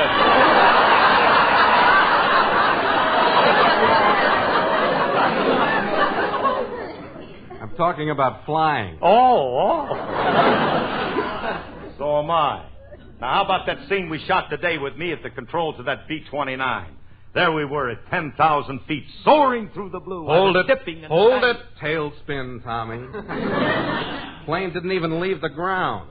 That was a trick shot, and you know it. Well, it wasn't my fault. I begged them to let me go up and shoot that scene in the air. I was anxious to get up there. Height doesn't bother me at all. Doesn't, huh? No. What happened when they tried to make you look taller in the picture? Well, I don't remember nothing happening.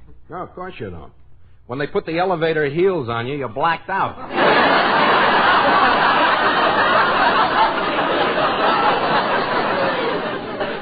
You've never been up in a plane and you're afraid to go up. I am not afraid. I'd go up in a plane in a minute if it wasn't for my back. What's wrong with your back? It's got a yellow streak running down it.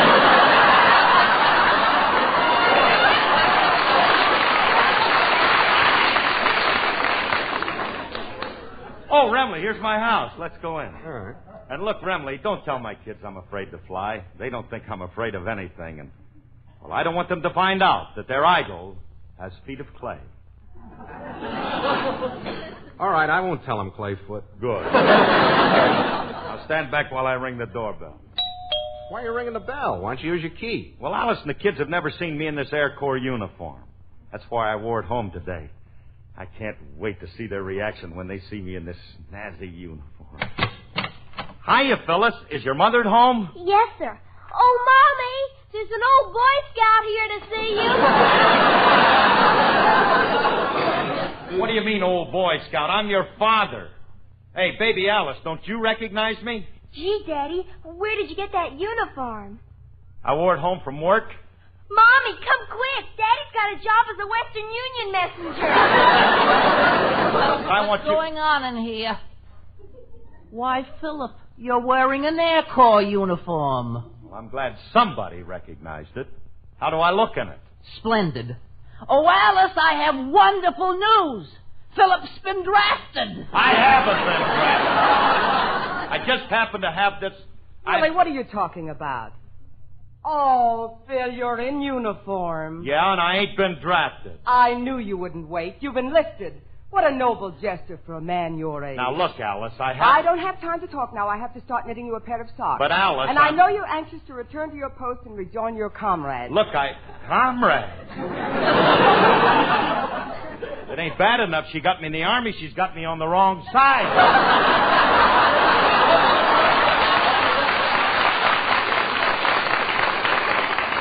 Look, Alice, this is a uniform I wear in the picture. I know it. Come in the house before somebody sees you. What's the idea of wearing that out in the street? Take it off, I Phil. will not. I'll have you know I'm proud to be wearing the uniform of the Grand Army of the Republic Studio. Some of the bravest men in history have worn this uniform. Men like John Wayne, Forrest Tucker, Ward Bond, Errol Flynn, Gabby Hayes. I think Daddy looks wonderful in his uniform. Me too. Tell us, Daddy, did anything exciting happen to you at the studio today? Well, yeah, honey, now that you mentioned it, it really did, yeah. Today I went through a harrowing experience. Worse than what happened yesterday? What happened yesterday? Didn't Daddy tell you? He and his co-pilot were flying at 10,000 feet when suddenly his co-pilot fell out of the plane. And the fall killed him? No. Fortunately, he was wearing rubber heels. When he hit the ground, he kept bouncing up and down. And finally, Daddy had to shoot him to keep him from starving to death.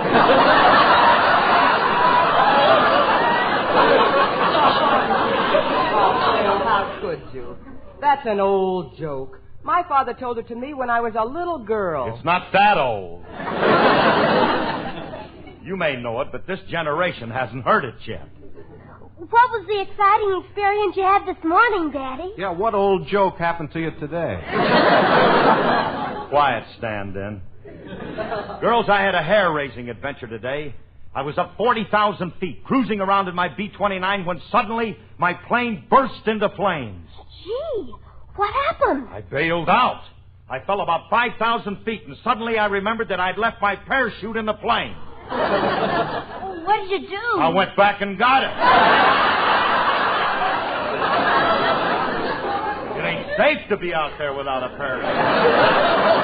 Anyway, I strapped the parachute to my back and I jumped. I dropped 40,000 feet straight down with nothing to break my fall. Why didn't you open the parachute? Because when I hit the ground, I wanted something soft to land on. What kind of a stupid question is that?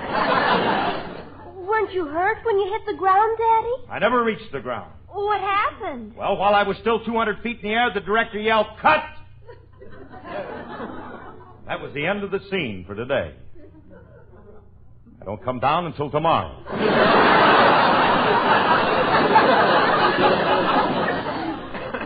Then I get killed. I can't wait until tomorrow. All right. I can't wait either, because it just happens that tomorrow I do my big scene. Just before I die, I sing. What a horrible way to go out.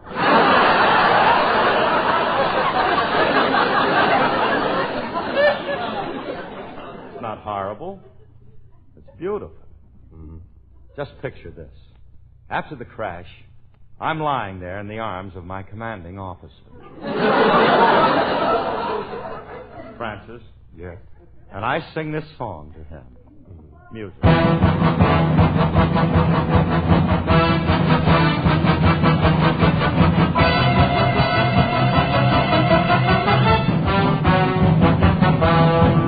Mama's on the warpath.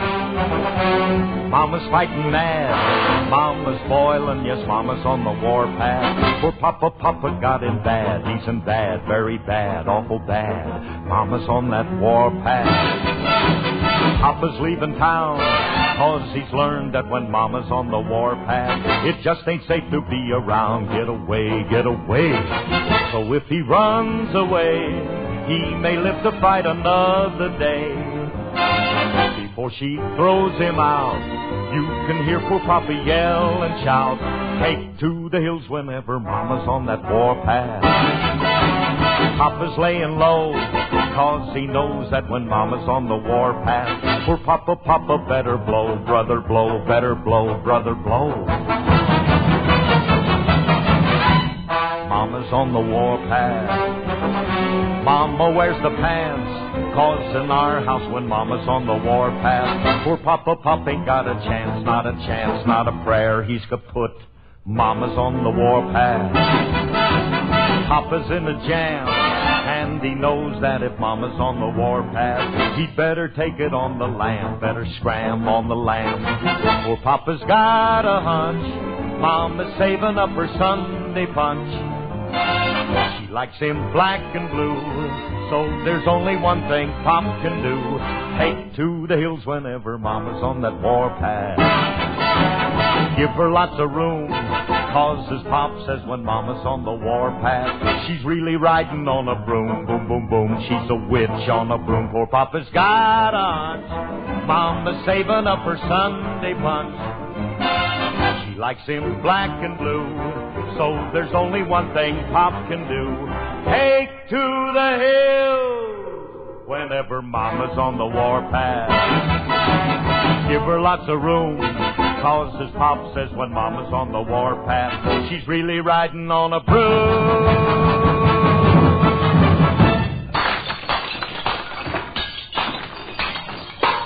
And stay out.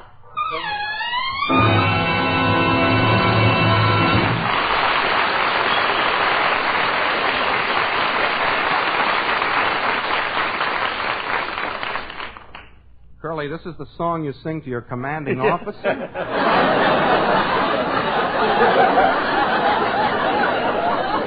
Gee, Daddy, you must be the best pilot in the world to do all those flying stunts in the picture. Oh, shucks. It ain't nothing that Eddie Rickenbacker or Lindbergh couldn't do. I tell you something, though, kids. When it comes to flying, there ain't nothing that your old man can't do. I'm probably the bravest pilot that ever lived, and Daddy, I want... seeing as you're such a good flyer, will you take us up in the plane sometime? Why, of course I'll take you up, because when it comes... Was that the phone rang? Dad, will you take us up in a plane? That's what I thought you said.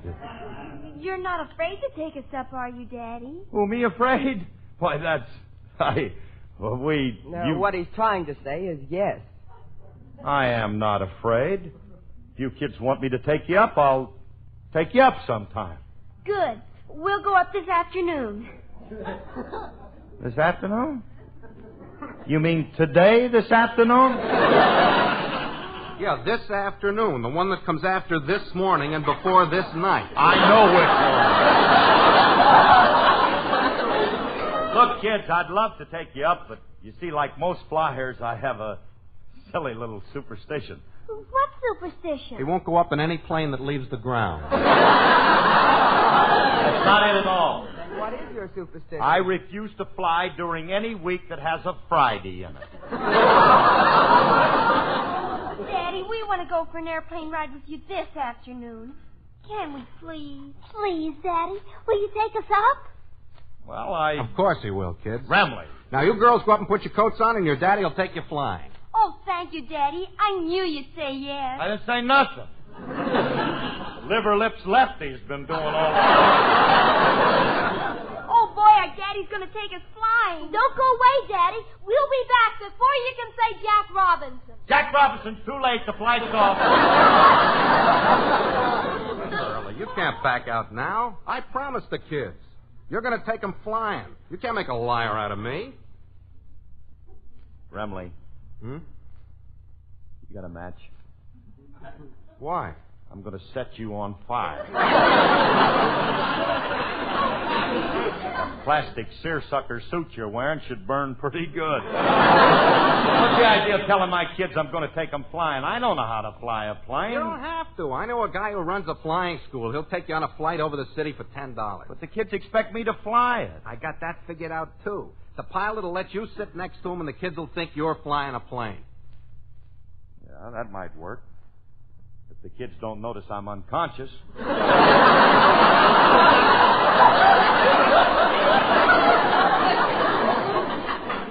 What do you mean unconscious? That's the only way you're going to get me in that plane. Don't be such a sissy. Flying is perfectly safe as long as you have a good plane and a good pilot. I'm not afraid of the pilot or the plane. Well, then what are you afraid of? Nothing. The nothing that's between the plane and the ground.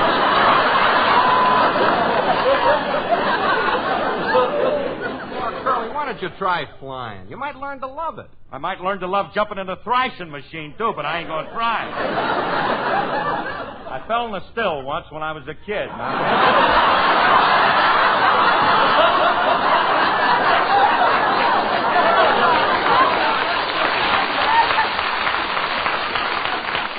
Phil, you have nobody to blame but yourself. You started bragging, and you'll have to go through with it. Besides, it'll teach you to conquer your fear. Do you think so? Oh, Phil, I think you should go up once. There's nothing to be afraid of. Tell you what, I'll go up with you. Would you, Mrs. Messerschmitt? Of course, I'm not afraid. Now, if you'll excuse me, I'll put on my blue dress with the built-in parachute, and I'll be right back. So that's what's wrong with that blue dress.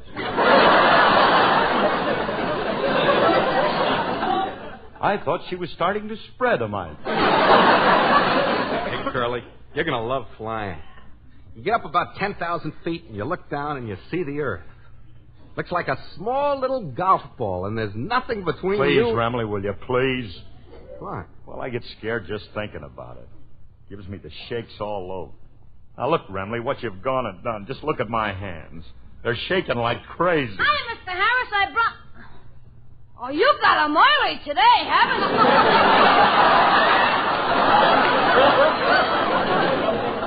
You look like a Model T trying to get started on a cold morning.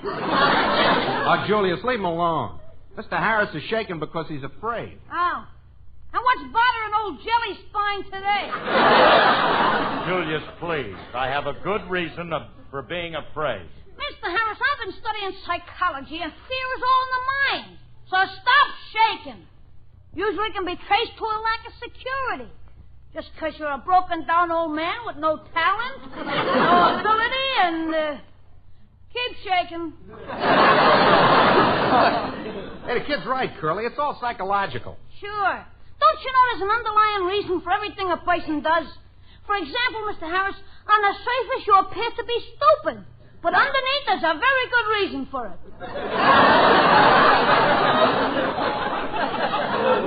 There is? Yeah, you ain't got a brain in your head.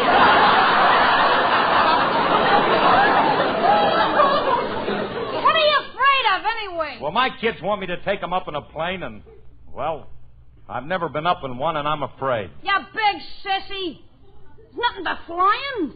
It's just a question of getting used to it. It's like eating olives. When you first ate olives, you didn't like them, but you developed a taste for them, didn't you? True. Same thing applies to planes. All right, get me a plane that'll float in a martini, and I'll try.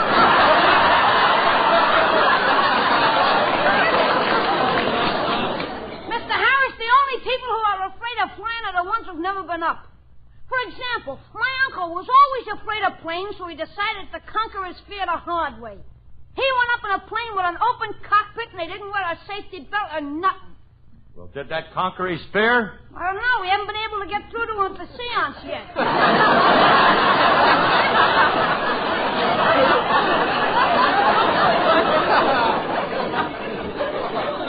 Look, Mr. Harris, flying is perfectly safe. I guarantee if you go up, you'll have nothing to worry about. Are you sure? Positive. Well, I gotta run along. Have a nice flight. There's one thing you can do for me. What? You see my uncle, tell him to get in touch with us. Get out of here, will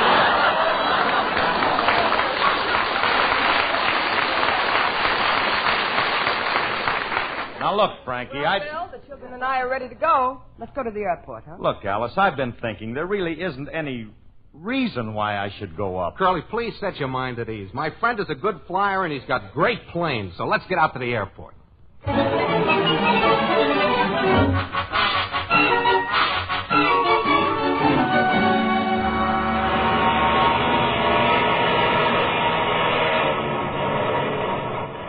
Hey, Alice, you and the kids wait in the car while Frankie and I make the arrangements for a flight. Well, Phil, you'd better check on the planes and pilots and be sure they're safe. No, you got nothing to worry about, Alice. Come on, Curly.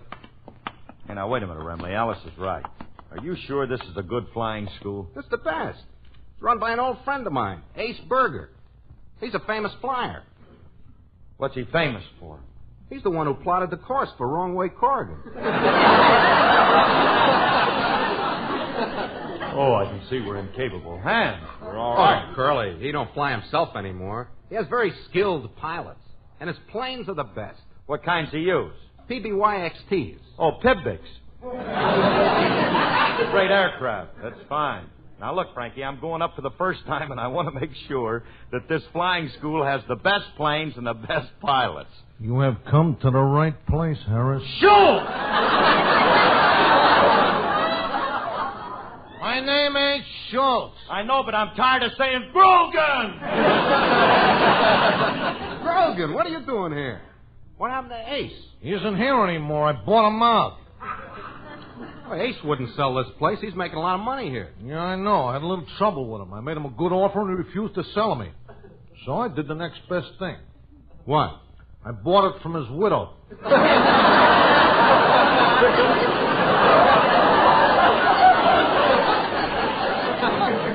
Now tell me, which which one of you guys wants to take the flying lesson? No, we don't want any flying lessons. You see, we wanted to go up for a flight, but now I don't think I will.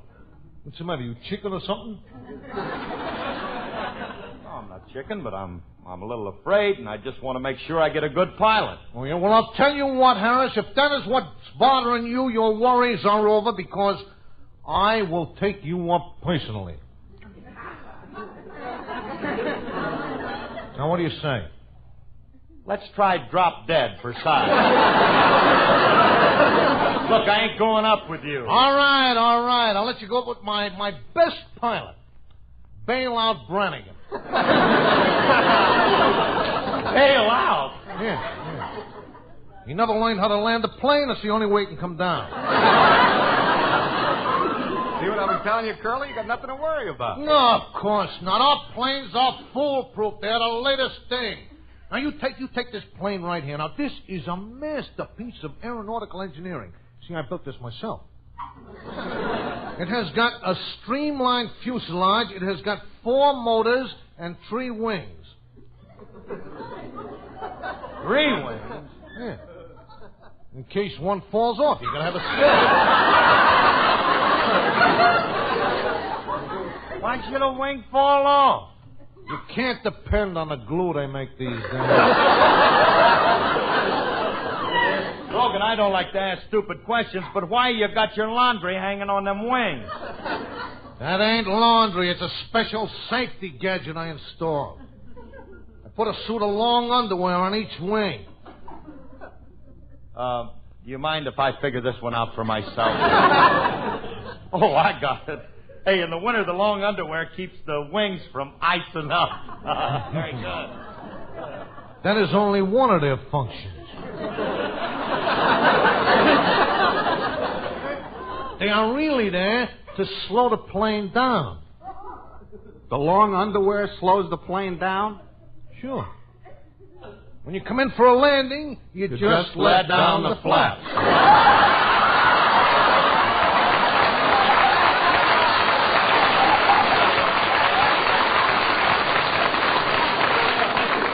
I don't think this is my day for flying, so if you'll excuse me, I think I'll flap on home. Come back here. I am going to prove to you that this is a great plane. Now, look, kid, the most important part of the plane is the motor, and this is the best motor that is made. Now, I just want you to listen to this. While I turn the switch on, you go ahead, you start turning the propeller there. Okay. Switch on. Switch on. Contact. Contact.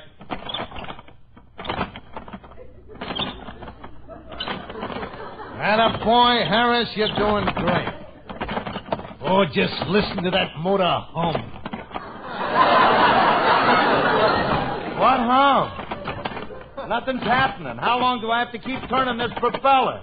Until the rubber band winds up. Well, it's been nice visiting with you, Grogan. You've been a splendid host, and if you ever happen to go past my house, I'll appreciate it. Now, come on, Remley, this place ain't. Look, Remley, let's don't lose any more time around here. I know just a place to go to take the kids up. Come with me.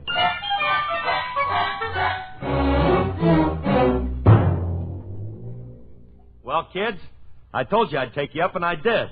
But gee whiz, it's kind of good to be back on the old solid ground again. Were you kids scared when you were up there? No. Were you, Daddy? Of course not. Hey, pilot, help me unfasten my safety belt and parachute, will you? Okay. You know something, Bud? What? You're the first person who ever asked for a parachute when he went up on my Ferris wheel.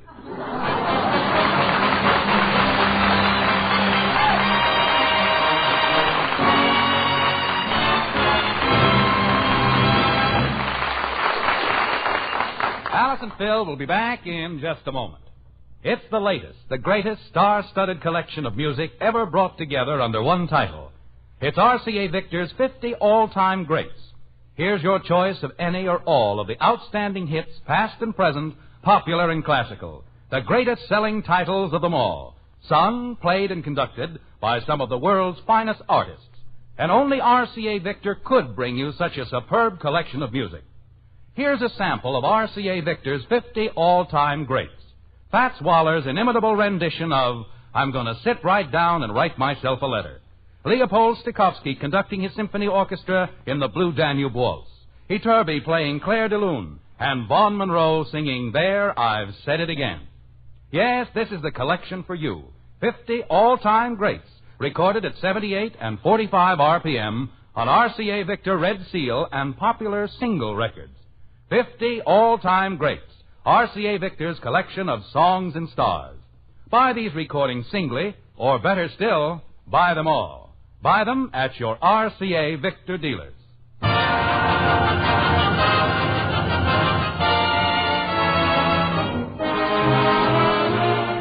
This is Phil again. I want to say congratulations to a great guy, Walter O'Keefe of Double or Nothing, who celebrates his 21st anniversary on radio starting this week. So make it a date for a lot of fun and tune in Walter O'Keefe and Double or Nothing starting Friday, May the 25th for a full week. Good night, everybody. Good night, everybody. This program was produced, transcribed by Paul Phillips. Remember, whether you're buying a television set, a radio, a Victrola phonograph, or record, put your faith in the cornerstone of American home entertainment for 3 generations. RCA Victor, world leader in radio, first in recorded music, first in television.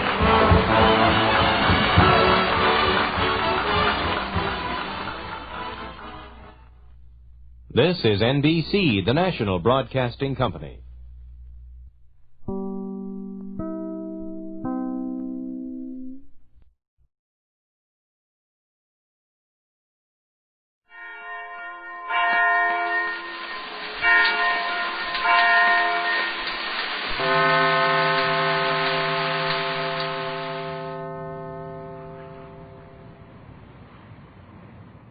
The Jack Paar program, presented by Lucky Strike.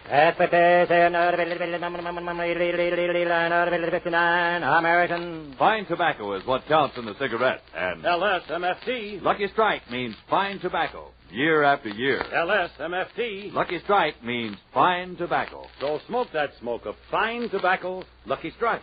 So round, so firm, so fully packed. So free and easy on the draw. American.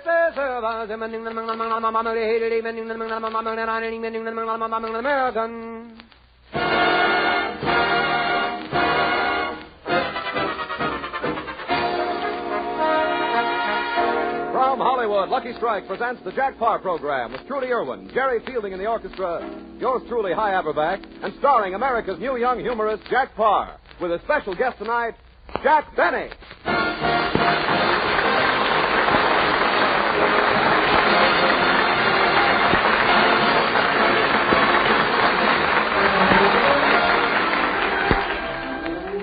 Thank you very much. This is Jack Paar. Hello, and a special note to the F.E. Boone Fan Club in Lexington, Kentucky. Don't be impatient. F.E. will be back in 11 minutes.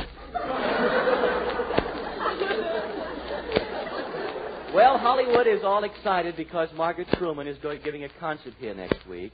They say her father taught her to sing the scale like this. Do, re, mi, fa, sol, la, vito.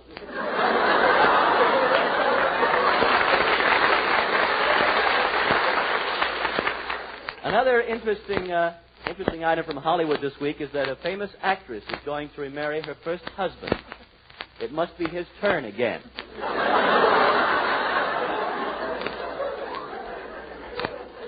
Another actor got confused this week, and he proposed to his own wife.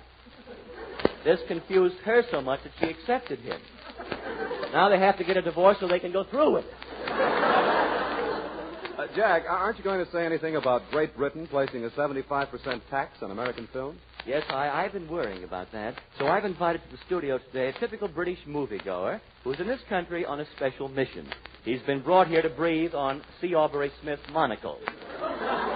His is the only breath containing Windex.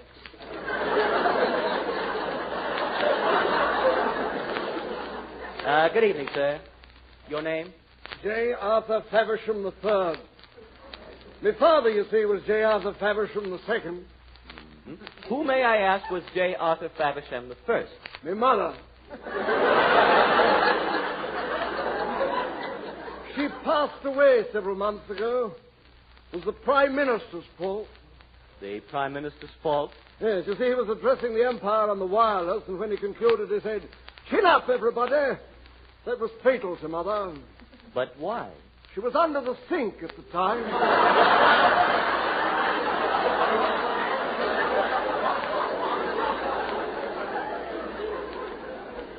I'm terribly sorry. No matter. The drain is open again.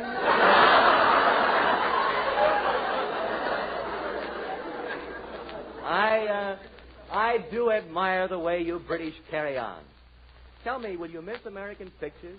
Well, I don't care much for your pictures, but dash it all, I hope you continue to send that Lend-Lease popcorn.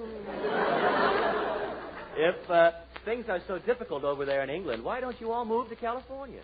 Egad, we have the very same idea. In fact, before I left home, the Prime Minister was putting a giant propeller on one end of England. We're pulling up anchor.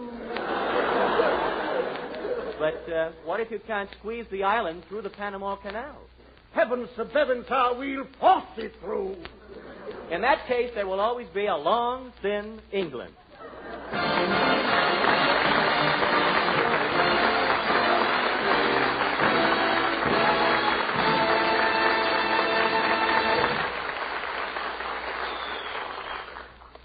In the absence of Lily Pons and Andre Castellanos' orchestra, who are not here much anyway, we turn to our young musical stars, Trudy Irwin and Jerry Fielding. Jerry's the one with the long hair. Trudy is the girl that she has to be a girl because, you see, all her clothes are made that way. And now a hush comes over the audience. The spotlight falls on Trudy Irwin. She gets up, brushes herself off, and sings Just One of Those Things.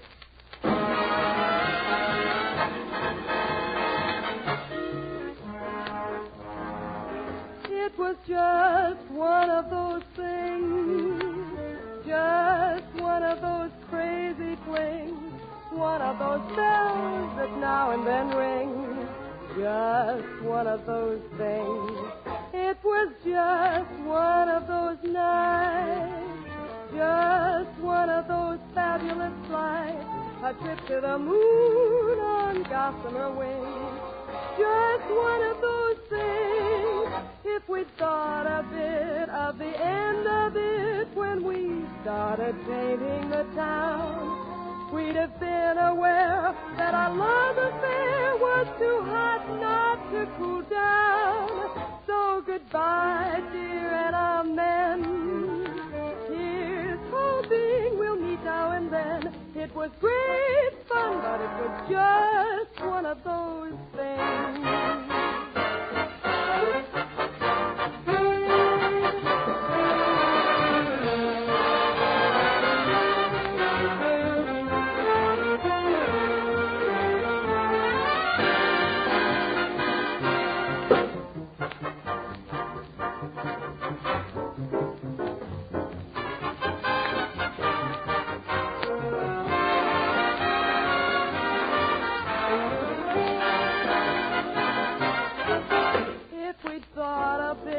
Of the end of it when we started painting the town, we'd have been aware that our love affair was too hot not to cool down.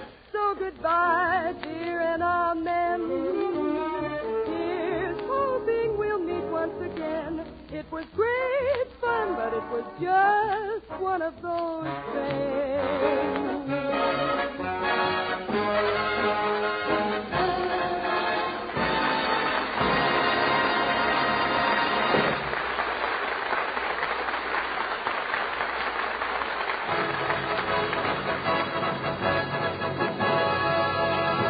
Little-known people who mean absolutely nothing.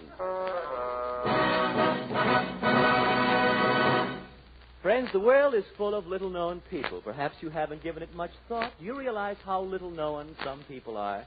For instance, there's the man who reads the gas meters of the man who reads the gas meters. Another little-known is George, the third Smith brother, who was later cut off without a drop.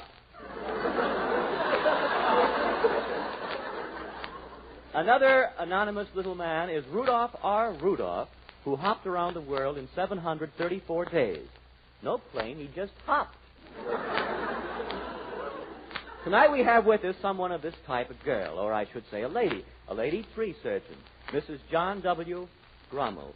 It is Mrs. Grommel, isn't it? Yes, but I just got a divorce. Oh, I'm sorry, I didn't... My husband tried to get something on me. He hired a private eye. Well, I think we... I shot it out.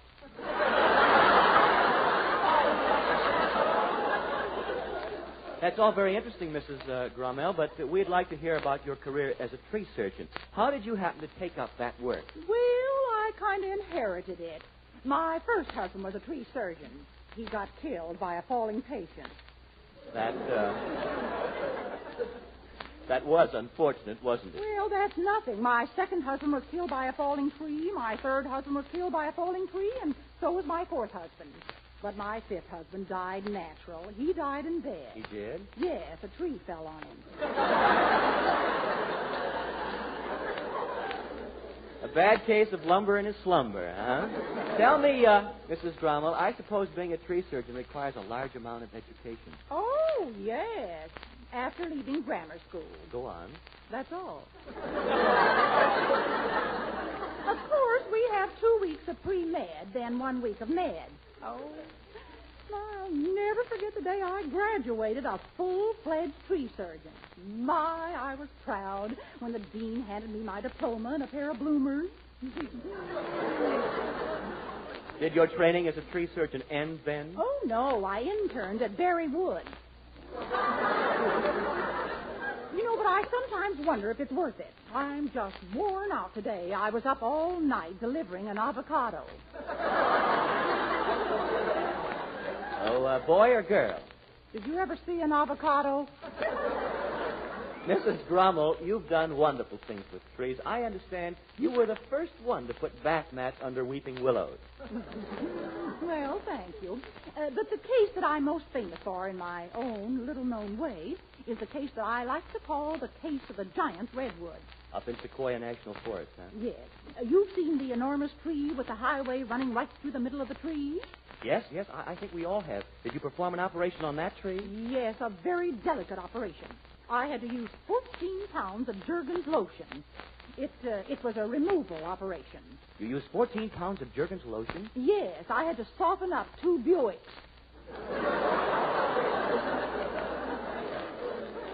This has certainly been an interesting discussion, Mrs. Grommel. You must come back next summer. Is there some place we can contact you? Oh, yes, I'm doing a local job now, a plastic surgery over in Griffith Park. Plastic surgery on a tree? Oh, yes, on lots of trees.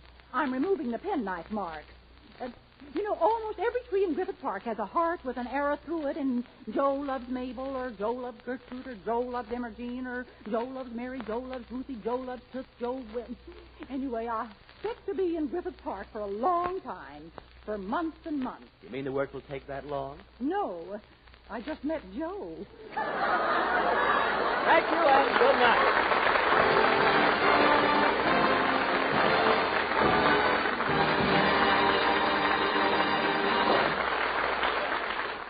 Lucky Strike presents The Man Who Knows, the independent tobacco expert who knows from his own experience at the auctions what kind of tobacco is bought by the makers of Lucky Strike.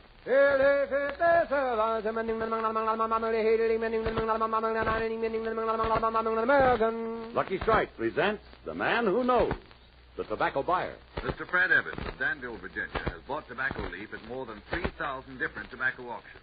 Recently, he stated, Year after year, I've seen the makers of Lucky Strike buy fine quality leaf. That fine, ripe, mellow tobacco you can't beat for top smoking quality. Smoked Lucky's myself for 19 years. Yes, the man who knows.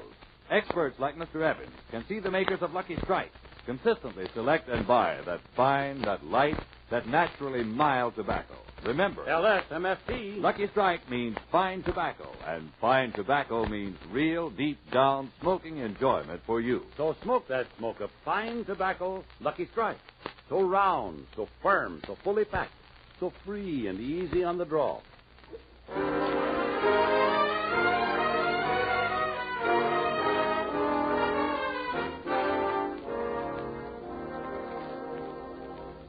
Friends, as you know, I am a summary placement. A summary placement is a fellow who broadcasts during the hot weather to give the other actors time to count the money they've made all winter. Frankly, I'm a little worried because my brief summer career is coming to an end. Radio's getting ready for the winter again. Edgar Bergen is repainting Charlie McCarthy. Fibber McGee is waxing Harlow Wilcox. And Phil Harris has switched to antifreeze with an olive. Well, look, I'm not trying to worry you, Jack, but let's consider who's going to replace us. Well, we've done good shows. We're not failures. How can you be a failure? You're only 29. Hi, we won't be failures for another 10 years yet. But that's radio. The summer's running out and our leaves are getting brown. Think how I feel. I thought I was a success. I have everything a young man wants. Fame, fortune, suede shoes. But, Jack... Let it go. Be optimistic, you know. Jack, who's going to replace us? Lum and Abner have had their chance. It's cruel, Hi, I know, but there's one good sign. Amateur hours are coming back. Fresh new talent will arise. Tonight we're going to give 3 young hopefuls a chance. The winner will be our winter replacement. Who knows? We may discover a new Phil Baker. Oh, that's just grand. Well, Jack, here is our first discovery. Step this way, miss. Good evening, miss. Your name is Griselda Furpo. Are you here to audition for our winter replacement? Would I be here if this was Inner Sanctum?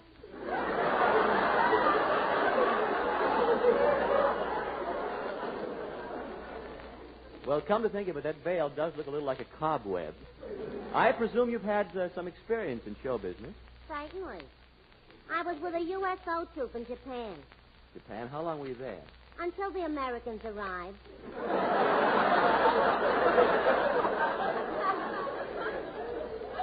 It so happens I'm a singing midget.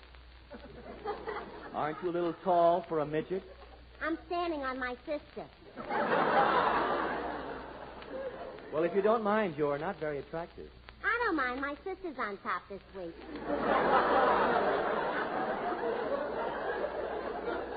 Well, what are you going to do for us tonight? Well, if my sister Tangerine will jump down and go to the piano, I'll sing. Hey, Tangerine, jump already. Arpeggio, please.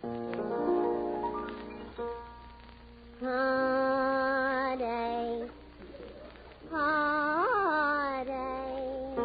My love and you meant only heartache. Your kiss was such a sacred thing to me. I can't believe it's just a burning memory. Heartache, heartache. What does it matter how my heart breaks?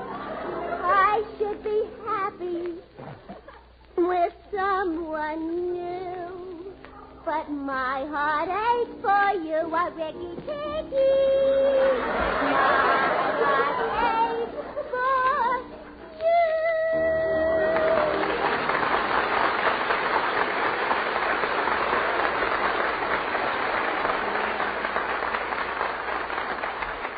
Thank you. Thank you, Furpo sisters. Stand by until the end of the program when the audience applause will decide the winner. Our second contestant in our talent search is a man here wearing the long black coat with a bird cage in his hand. Good evening, sir. What is your name? Bonsoir, mon ami. My name is Monsieur Roudet-Lapé, the magician. You're French, aren't you? Les enfants de la patrie, le jour de gloire est arrivé. English translation, oui.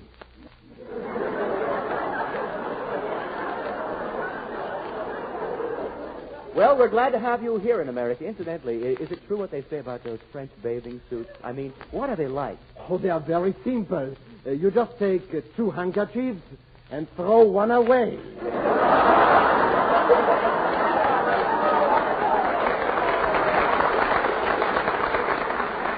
I see, but you said you were a magician. Oh, but I do card tricks with mice. Maybe I was listening wrong. Did you say you do card tricks with mice? Yes. Here, pick him out. Pick a mouse. No, Rude. You can't do that on the radio. Look, don't you do any of the conventional magician's tricks, like maybe sawing a woman in half? Oh, but, monsieur, I shall never saw a woman in half again. I was never so humiliated. I was on the stage of the Orpheum Theater, you see? You mean something went wrong with the trick? Oh, yes. I don't know how it happened, but I was sawing this woman in half when all of a sudden I heard bloop, blip, bloop, blip.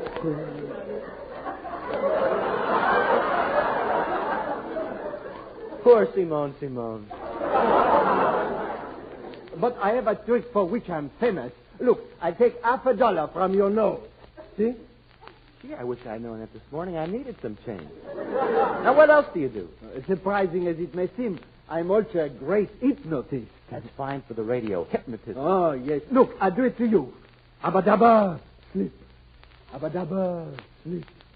Abba-dabba, sleep. See, it really works. It does? Yeah, my abba-dabba's asleep.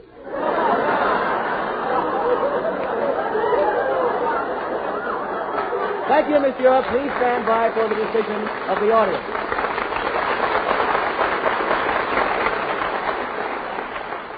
Now, here's our last contestant in our talent hunt for a winter replacement. Your name, sir? Benny, Jack Benny.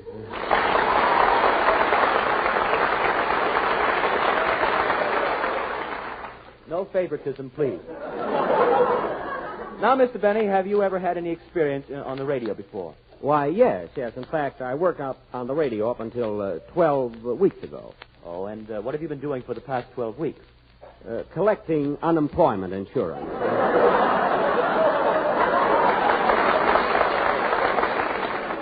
Tell me, Mr. Benny, these days of inflated prices, they worry me. Isn't it rather difficult to live on $20? Yes, it's become almost impossible for me to save more than $12 a week. I had to close up the left wing of our house. Unfortunately, Mary's mother was in it at the time. Mr. Benny, what can you do? Well, here's my business card. Do you mind if I unfold it? Please do. All right. Jack Benny, comedian and violin virtuoso. Violin selections provided for private parties and weddings, formerly with Phil Spitali. Mr. Benny, were you really with Phil Spitali? Yes, until my voice changed. That was about 6 years ago. I finally left the orchestra with spite work or something. That Evelyn and her magic violin. She just held hers. I had to play mine.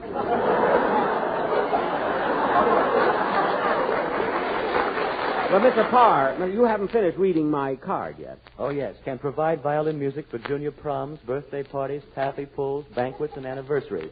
Oh, turn it over. There's more on the other side. Oh, yes. Also, I'm being considered to accompany Margaret Truman at the Hollywood Bowl. It's a cinch, if she sings Love and Bloom. Now, Mr. Benny, you said you were on the radio. Were you a contestant? No, I was an entertainer. You see, many years ago, I started my career as a comedian in vaudeville. I knew I was a comedian because all my clothes were made that way.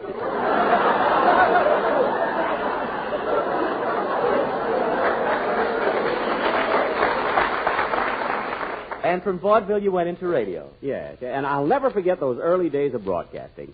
Mr. Paar, maybe you heard one of my first shows. I probably did. Which one were you, Mert or Marge?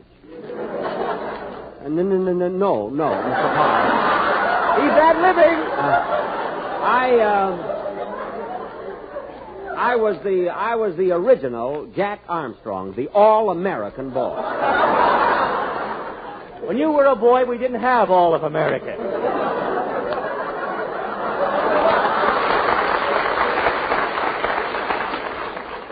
Wait till you hear my next line. We did too.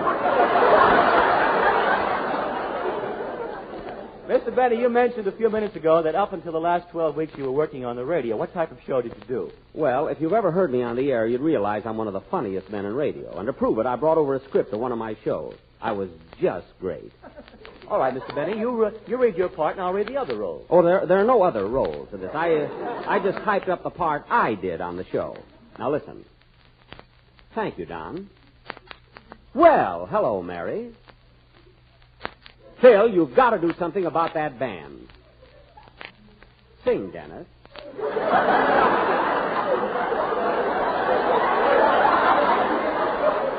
Rochester, answer the door. Yikes!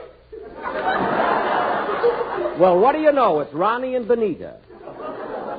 But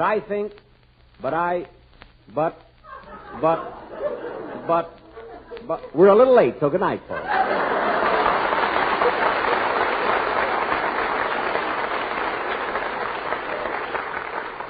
And, Mr. Benny, that is the mirth-quaking humor you did on the radio. Yes, sir. Well, maybe you'd better play the violin for us. Just a second till I get it. 1 second. All right, let's go. Mr. Benny, that's quite an expensive-looking violin you have there, huh? It is, but I'm even prouder of the bow. You see, most bows are made of horsehair. This one comes from Lassie. I thought it was an awfully short bow. Now, suppose you start. Oh, just a minute. I want to rosin my bow here. Oh, by all means do. Why the haft sake? Ready, now, I brought my own, I try to talk in so you wouldn't get such a big laugh. I brought my own piano accompanist, Jose. Give me A, will you? That's close enough. Intermezzo.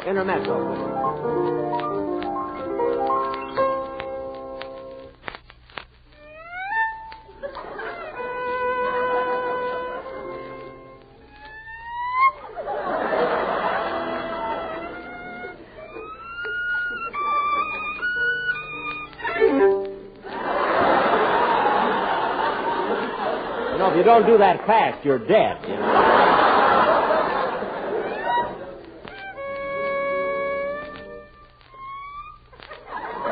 Wife Fatali let me go and kept Evelyn. I'll never know. And now for a faster number.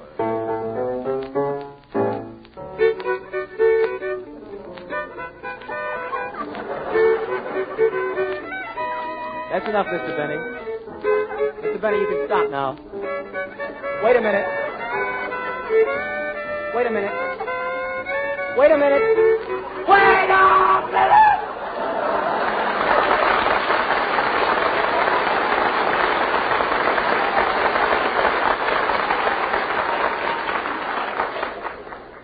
Something wrong? Yes, Mr. Benny, I don't feel you're quite ready yet. But, Mr. Paar, you haven't given me a fair chance. I'm sorry, Mr. Benny, but you're wasting my time. Look, kid, your time is my time.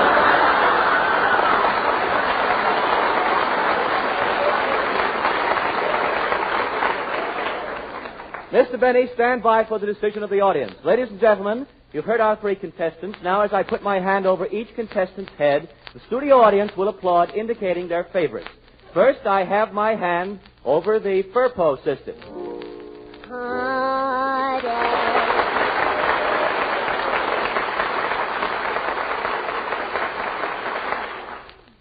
Now I have my hand over Rudy LaPay, the magician.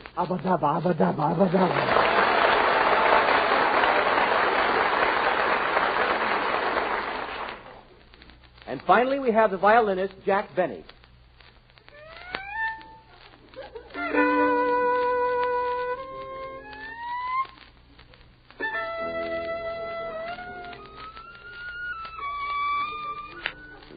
Are you sure your hand is over my head?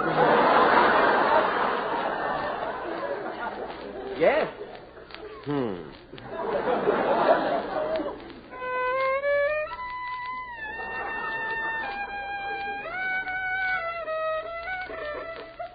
You're positive your hand is over my head? Certainly, I have it right over your... Uh-oh. What's the matter? It's under your toupee. Well, what do you know?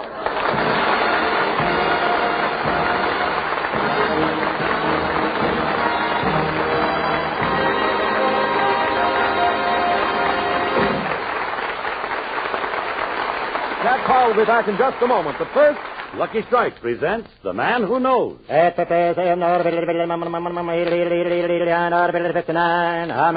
The Man Who Knows, the tobacco auctioneer. Mr. James Monroe Ball, East Tobacco Auctioneer of Winston-Salem, North Carolina, said not long ago, season after season, I've seen the makers of Lucky Strike buy fine mellow leaf, tobacco that makes a swell smoke. The Man Who Knows, the tobacco buyer. Mr. Carl Hartfield, well-known tobacco buyer from Greensburg, Kentucky, recently said, at auction after auction, I've seen the makers of Lucky Strike buy fine tobacco, ripe, prime leaf. I've smoked Lucky's for over 28 years. And so it goes with the man who knows, the tobacco expert.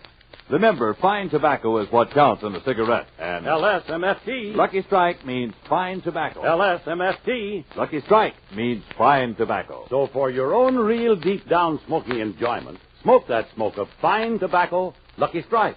So round, so firm, so fully packed. so free and easy on the air.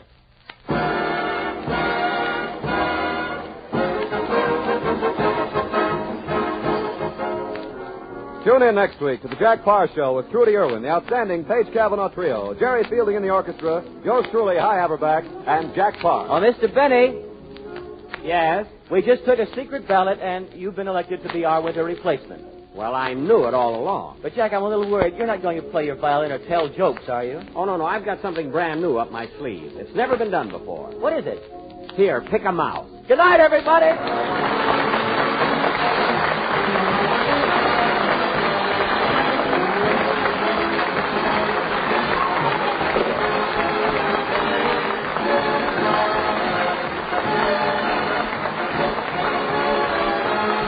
Don't forget, friends, for the tops in radio entertainment, set your dial to NBC Wednesday night for that thrilling newspaper drama, The Big Story. And on Saturday night, don't miss Your Hit Parade with Martha Tilton, the Pied Pipers, and starring Andy Wilson. This is NBC, the National Broadcasting Company.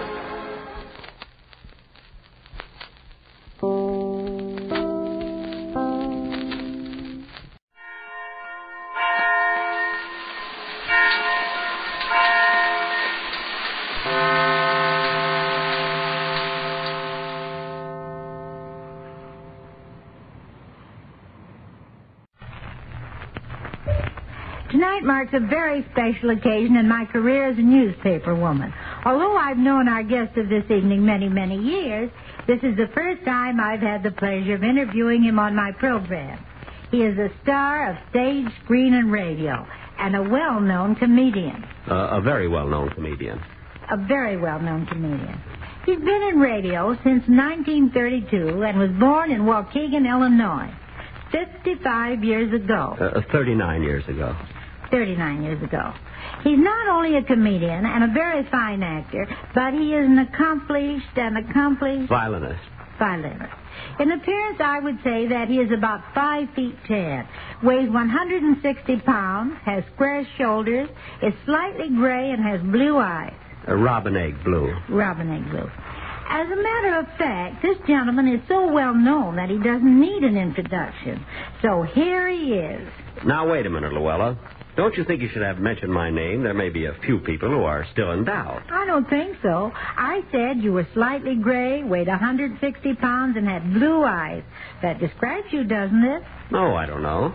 I went fishing last week and caught a tuna that answered the same description. Thank you, Louella. We have no audience.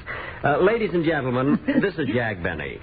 Louella, I appreciate this opportunity of appearing on your program, and as a special treat, I brought along my violin. Well, Jack, you can play later. Right now, I have a few questions that I'm sure our radio audience would like you to answer. Oh, but you will let me play the violin. Yes, in a few minutes. Oh. Now, Jack, you've been sort of a pioneer in radio and very successful.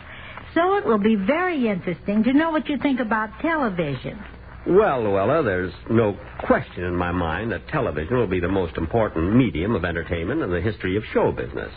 And it is just a matter of time when there will be a television set in almost every home in the country. I'm sure you're right, Jack. But what are your plans? Do you intend to take an active part in this new medium? Yes, in a modest way. Right now I have a small store on Temple Street, and as the television sets continue to sell, I will branch out and try to get a franchise a little further uptown. Can I play my violin now? Wait a minute, Jack. Oh. Do you mean to say you're going to sell television sets instead of continuing your career as an entertainer? Well, I might do both. That is, if I can find someone I can trust to mind the store.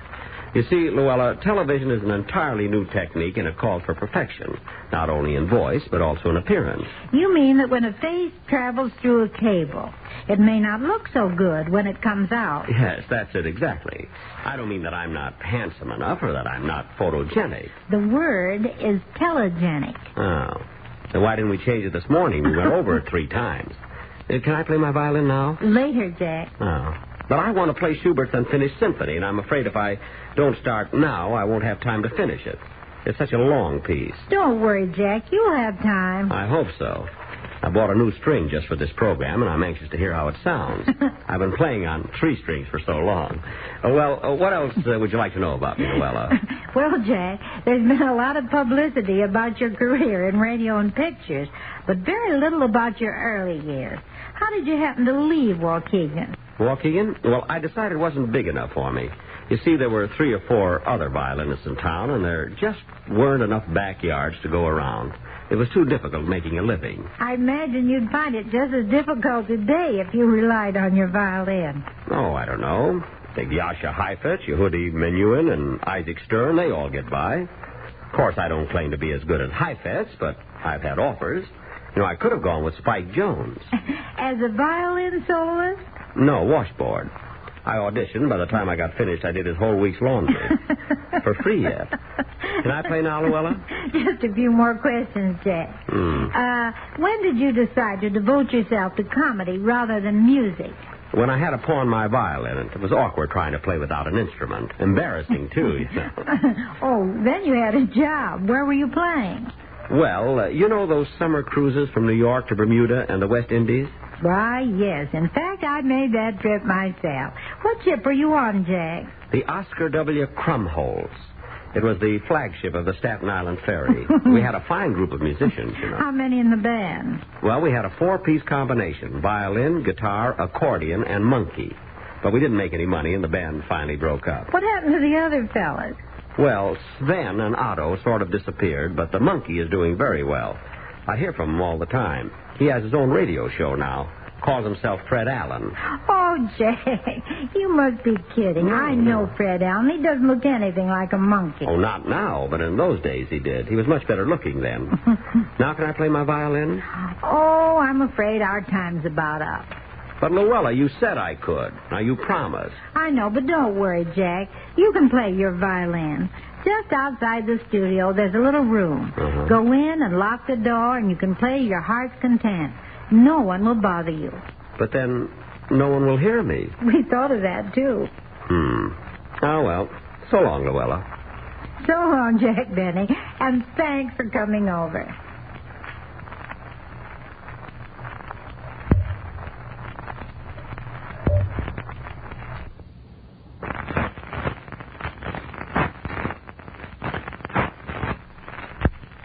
Tonight marks a very special occasion in my career as a newspaper woman. Although I've known our guest of this evening many, many years, this is the first time I've had the pleasure of interviewing him on my program. He is a star of stage, screen, and radio, and a well-known comedian. A very well-known comedian. A very well-known comedian. He's been in radio since 1932 and was born in Waukegan, Illinois, 55 years ago. 39 years ago. 39 years ago. He's not only a comedian and a very fine actor, but he is an accomplished violinist. In appearance, I would say that he is about 5 feet 10, weighs 160 pounds, has square shoulders, is slightly gray, and has blue eyes. Robin egg blue. Robin egg blue. As a matter of fact, this gentleman is so well known that he doesn't need an introduction. So here he is. Now, wait a minute, Louella. Don't you think you should have mentioned my name? There may be a few people who are still in doubt. I don't think so. I said you were slightly gray, weighed 160 pounds, and had blue eyes. That describes you, doesn't it? Oh, I don't know. I went fishing last week and caught a tuna that answered the same description. Thank you, Louella. We have no audience. Ladies and gentlemen, this is Jack Benny. Louella, I appreciate this opportunity of appearing on your program, and as a special treat, I brought along my violin. Oh, Jack, you can play later. Right now, I have a few questions that I'm sure our radio audience would like you to answer. Oh, but you will let me play the violin. Yes, in a few minutes. Now, Jack, you've been sort of a pioneer in radio and very successful. So it will be very interesting to know what you think about television. Well, Louella, there's no question in my mind that television will be the most important medium of entertainment in the history of show business. And it is just a matter of time when there will be a television set in almost every home in the country. I'm sure you're right, Jack. But what are your plans? Do you intend to take an active part in this new medium? Yes, in a modest way. Right now, I have a small store on Temple Street, and as the television sets continue to sell, I will branch out and try to get a franchise a little further uptown. Can I play my violin now? Wait a minute, Jack. Oh. You mean to say you're going to sell television sets instead of continuing your career as an entertainer? Well, I might do both. That is, if I can find someone I can trust to mind the store. You see, Louella, television is an entirely new technique, and it calls for perfection, not only in voice, but also in appearance. You mean that when a face travels through a cable, it may not look so good when it comes out? Yes, that's it exactly. I don't mean that I'm not handsome enough or that I'm not photogenic. The word is telegenic. Oh. Then why didn't we change it this morning? We went over it 3 times. Can I play my violin now? Later, Jack. Oh. But I want to play Schubert's Unfinished Symphony, and I'm afraid if I don't start now, I won't have time to finish it. It's such a long piece. Don't worry, Jack. You'll have time. I hope so. I bought a new string just for this program, and I'm anxious to hear how it sounds. I've been playing on 3 strings for so long. What else would you like to know about me, Louella? Just a few more questions, Jack. When did you decide to devote yourself to comedy rather than music? When I had to pawn my violin, and it was awkward trying to play without an instrument. Embarrassing, too, you know. Oh, then you had a job. Where were you playing? Well, you know those summer cruises from New York to Bermuda and the West Indies? Why, yes. In fact, I made that trip myself. What ship were you on, Jack? The Oscar W. Crumholz. It was the flagship of the Staten Island Ferry. We had a fine group of musicians, you know. How many in the band? Well, we had a 4-piece combination. Violin, guitar, accordion, and monkey. But we didn't make any money, and the band finally broke up. What happened to the other fellas? Well, Sven and Otto sort of disappeared, but the monkey is doing very well. I hear from him all the time. He has his own radio show now. Calls himself Fred Allen. Oh, Jack, you must be kidding. I know Fred Allen. He doesn't look anything like a monkey. Oh, not now, but in those days he did. He was much better looking then. Now can I play my violin? Oh, I'm afraid our time's about up. But, Louella, you said I could. Now, you promised. I know, but don't worry, Jack. You can play your violin. Just outside the studio, there's a little room. Go in and lock the door, and you can play your heart's content. No one will bother you. But then, no one will hear me. We thought of that, too. Oh, well. So long, Louella. So long, Jack Benny, and thanks for coming over.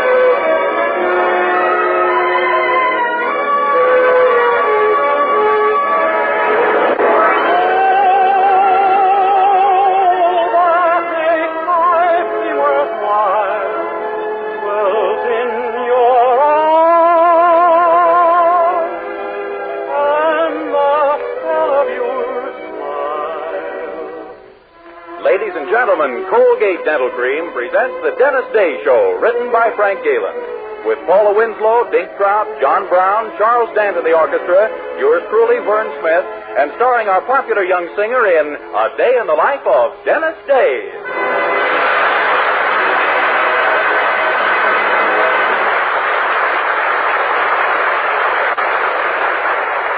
Twice a day and before every date, use Colgate Dental Cream to clean your breath while you clean your teeth.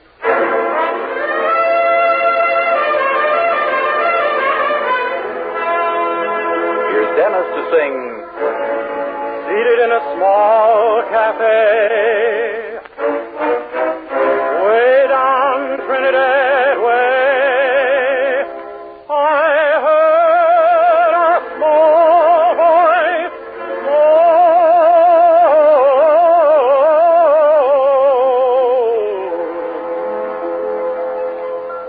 I don't like him, gee, I don't like you. Do I like anyone? I don't, but I do like you. I don't like milk. Spinach I am done like too.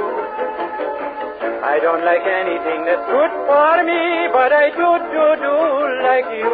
Am I mad? No, just my attitude has always been very unconventional. Do I care? No, if you think I am strange, it is intentional. I don't like him. She, I am done like too. I think that I don't even like myself. Maybe silly, but it's true. Baby, you're the one exception. I do like you. Baby, you're the one exception. 'Cause I don't like him. She, I don't like too. But I do like you. I do!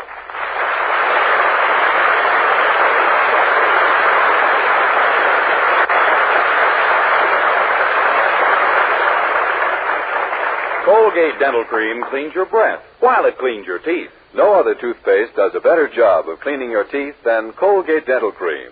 For Colgate Dental Cream has a safe polishing agent that cleans your teeth both gently and thoroughly, brings out their natural sparkle and beauty. And scientific tests prove that Colgate Dental Cream cleans your breath while it cleans your teeth.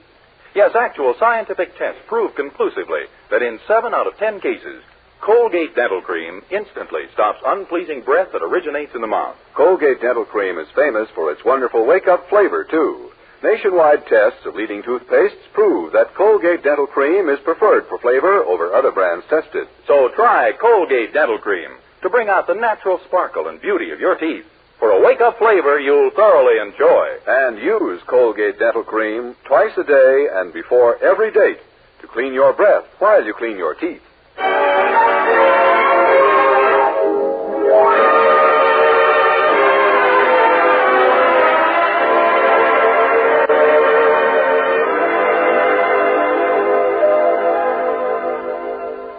Well, April is awfully early in the year to be talking about summer vacations. And besides, Dennis Day has been working in Willoughby's drugstore for only 7 months. So imagine our young hero's surprise and delight when last night Mr. Willoughby offered him a summer vacation with pay. In fact, Dennis was so happy about it that he brought up the subject again the first thing this morning. Gee, Mr. Willoughby, I thought all night long about my summer vacation. Did you, Dennis? Yes, sir. It's just wonderful of you to give me one when I've only been here such a short time. And I can't tell you how I'm looking forward to it. Good. I just know it'll be the nicest day of my whole life. Well, I'm glad you're grateful, my boy, because there's a favor you could do for me in return. Oh? A problem has suddenly come into my life, and I want your help. A difficult problem? I'm coming to you with it, Dennis. Gee, practically hopeless, huh? Well, just possibly not. It concerns my own vacation, son. You see, my wife's old maid sister wants to take the missus and me with her on an ocean cruise to the West Indies. Boy, on a boat? Yes, she feels safer on one when she's in the middle of the ocean. However, I remembered my last sea trip. The third day out, I couldn't leave the cabin. I couldn't stand the sight of food. My face had turned green, and I wished I were dead. Oh, you may have been seasick.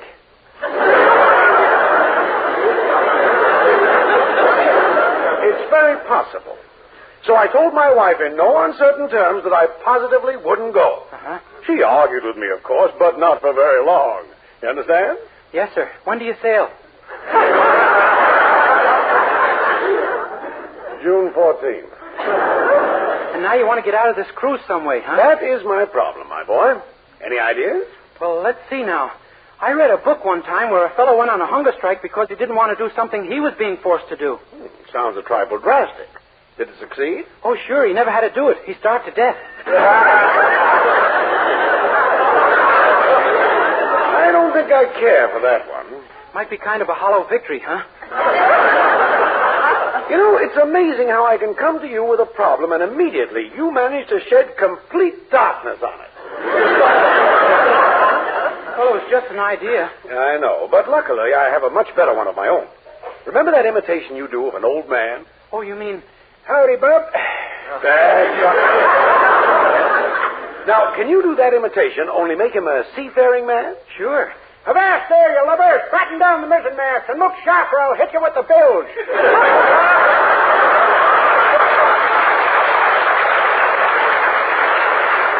Well, that's fine. Man my boats. A freezing northeast is blowing off the starboard port. All hands in pockets. That'll do fine. Ahoy, you on the poop deck. Get on your feet. Go on, get on your feet. You ain't that pooped. All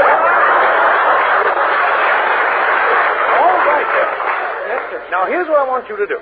Come over to my house disguised as the shipper of the ship we're to sail on. Tell my sister-in-law all about your boat and make it sound so horrible she'll give up the idea of a cruise immediately. Gee, that is a good idea. All right. And if it works, I'll give you our tickets and you can take the trip yourself. Why, you could even make it your honeymoon. Honeymoon? Gosh, Mr. Willoughby, do you mean it? Sure. And what's more, I'll make you and Mildred a wedding present of $100. Oh, boy. Wait till I tell Mildred. Gee, I've always dreamed of going on a honeymoon someday. You know, with a girl. I dare say. Well, you practice up on your seafaring talk, and I'll dig you up some kind of disguise. Yes, sir. You bet. Ahoy, the engine room. Full speed ahead. Raise the topsail. Lower the bottomsail. Take in the middle sail. Break out the Etram and call me Salty.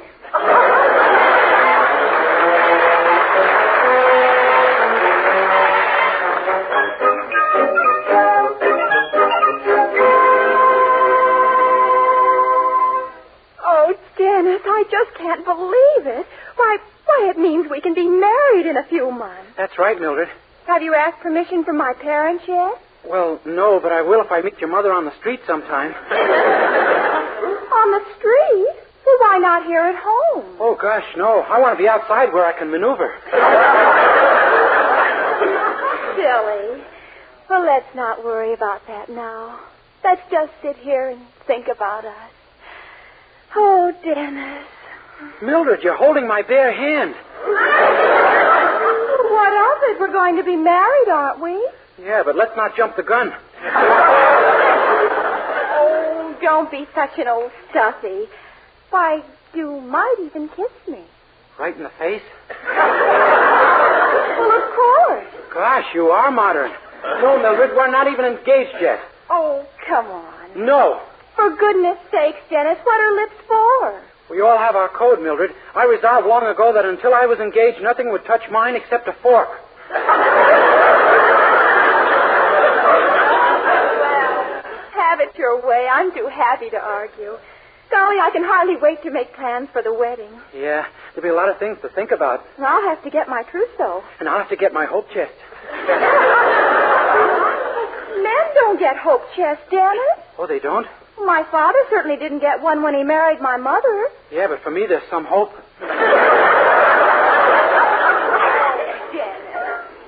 Well, I guess we better go into the living room and tell the folks the news, huh? Oh, no, Mildred, wait. Let's not tell your mother yet. After all, it's... You're scared. No, but why the hurry? Let's get married first and then break it to her. Say, after we have a few children, they'll help her to get used to the idea. Well, we'll do nothing of the kind. We're going to tell them both now. Come on. But, Mildred, please. Mother, Daddy. Yes, Mildred? Yes, my dear. I have some wonderful news. See, Poopsie? I told you we'd hear something wonderful when I found that first four-leaf clover in the yard today. What is it, Mildred? Dennis and I are going to be married in 2 months. What? What? Really, Mildred? You and your four-leaf clover. Oh, it isn't really definite yet, Mrs. Anderson. Mildred, I want you to go to your room. Your father and I want to have a little talk with Dennis. Oh, all right, Mother. But I hope you won't oppose our marriage because our minds are made up. We're as good as married right now. Aren't we, Dennis? Yes, Poopsie. We just want to talk, Mildred. Go along now. Yes, Mother. Sit down, Dennis. Now then, what have you to say for yourself? Why, nothing.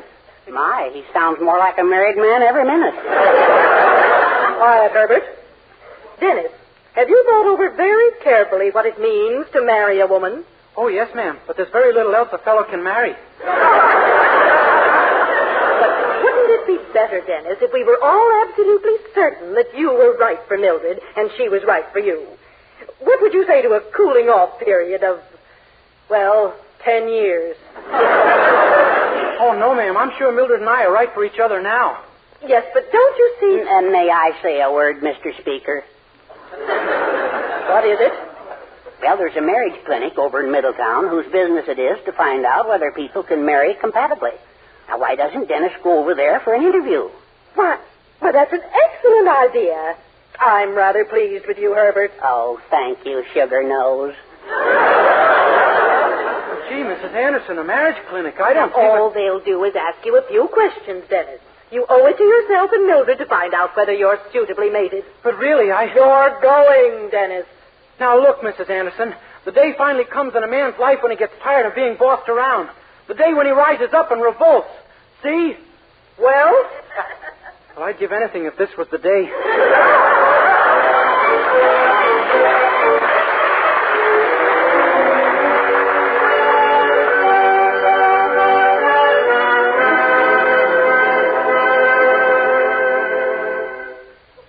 Now, there's nothing to be afraid of, Mr. Day. Just remember that I am your marriage counselor, and you must answer my questions frankly and honestly. Yes, ma'am. We'll soon know whether or not you're ready for marriage.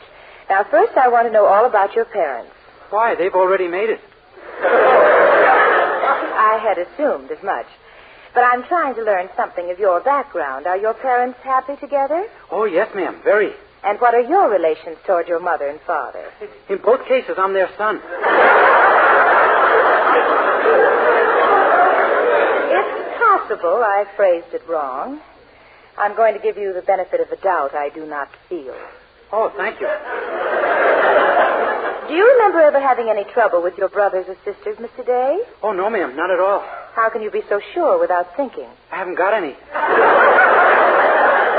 Suppose we try a slightly different tack. Shall we? For heaven's sake? Okay. Do you feel yourself that you're ready for marriage, Mr. Day? That is, have you sown all your wild oats? Oh, I never touch him. I'm a Wheaties man. I know shorthand and typing, you know. Oh, really? Yes. I can quit this anytime and get a job as a stenographer. But I'm stubborn. So, on with the questions. Yes, ma'am. Now, what was it that first attracted you to your fiancée? Well, I think it was because I'm a male and she's a female. I mean, what specifically? Was it her eyes, her mouth, her nose, her figure? Just name it and she's got it. Now we're getting somewhere, and my, isn't it a nasty trip?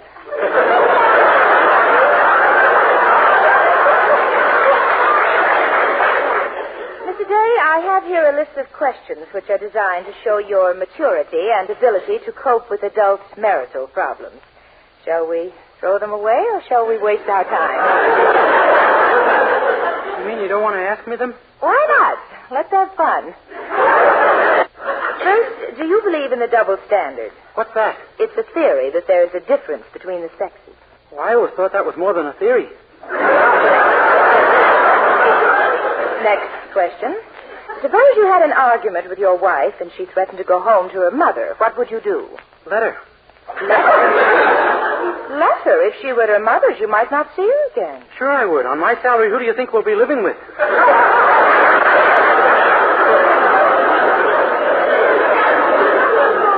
Next question. Suppose your 5-year-old daughter came to you and said, Daddy... No, we'll forget that one. No 5-year-old child of yours could possibly talk yet. Is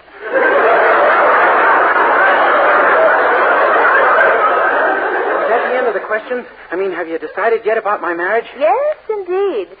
Do you want to make some girl very happy, Mr. Day? Oh, yes, ma'am. Then don't get married. Wait a little while, Mr. Day. You're too immature, too unsophisticated. But really, Mr. Day, I get all sorts of people in here, young men like yourself and old maids of 60, like the woman who was here before you and whom I advised to look for an elderly sea captain because she loves ocean travel so. But I don't want to marry an elderly sea captain. I have a girl. Don't marry her yet, Mr. Day. Wait. I know everything about marriage there is to know. Well, okay. Thank you very much, Mrs. Parker, only it's not Mrs., it's Miss. Miss, you mean you're not... Certainly not. You think I'm crazy?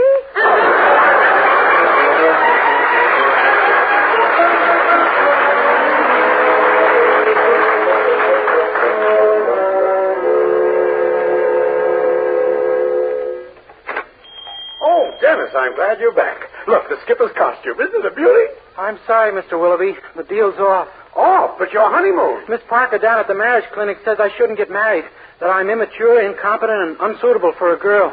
Dennis, you're not going to listen to a lot of vicious truths, are you? Yes, sir. You'll have to get someone else to fool your sister-in-law, Mr. Willoughby. But, Dennis, you can't take a word of some phony marriage counselor. Why, if I'd gone to a marriage clinic first, I might never have married my wife. And with a little time, I'm sure I could think of a good example. No use, Mr. Willoughby. I believe in Miss Parker, and I'm going to take her advice. You're not going to marry Mildred? Not yet. I must ripen first into a mature, suave, sophisticated man of the world. It could take weeks. All right, Dennis. If that's the way you feel, that's all there is to it. Better go back and clean up my office, my boy. It's pretty messy. Yes, sir. I'm sorry it ended like this, Mr. Willoughby. Well, desperate measures require desperate remedies. Oh, hello? Is this Mildred Anderson? This is Homer Willoughby, Dennis's boss. I'm calling about Dennis. He... Huh? Oh, you've heard? Well, that makes it easier. You see, I just thought of a little plot that you and I can pull on the boy to make him change his mind. Now, suppose you meet me on my corner in 15 minutes, and we'll settle this silly marriage clinic business once and for all.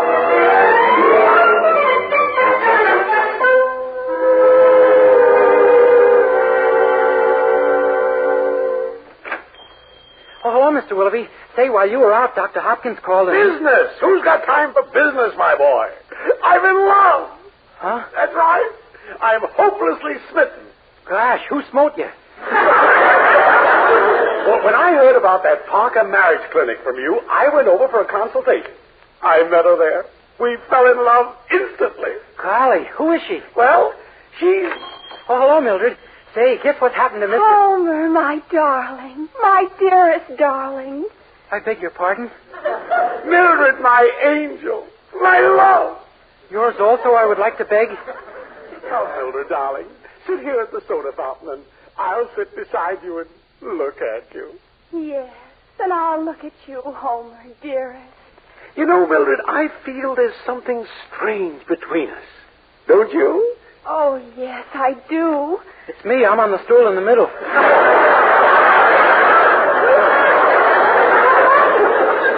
Go away, boy. Yes, we'd like to be alone. Mr. Willoughby, this is your girl? Take a tip from a younger, less intelligent man. It'll never work out. Oh, quiet, you. Ah, Mildred, my soulmate. Where have you been all my life? For about 2/3 of it, she wasn't even born yet. Dennis, you're very annoying. Miss Parker says that Homer and I are ideally suited to each other. Miss Parker said that? She must be crazy. Miss Parker doesn't make mistakes, Dennis. Kiss me, Mildred. Just a minute, Willoughby. You're not going to make love to my girl. Dennis, please, control yourself. I'm getting pretty riled up, Willoughby. When I get riled up, my white corpse will start eating up my red ones, and my red ones start eating up whatever they can get their hands on. Believe me, I'm a mess inside. Oh, Dennis. Dennis, please, don't strike me, please. Then leave my girl alone. This Parker woman is off her nut in your case, and I'll bet she's just as wrong about me, too. But Mildred shouldn't be your girl. You can't even offer her a honeymoon, Dennis. Oh, yes, I can. Just as soon as I talk your sister-in-law out of that boat trip. Good boy. Here's your costume. Huh? You've got to do it, Dennis, so you and I can be married. I repeat, huh?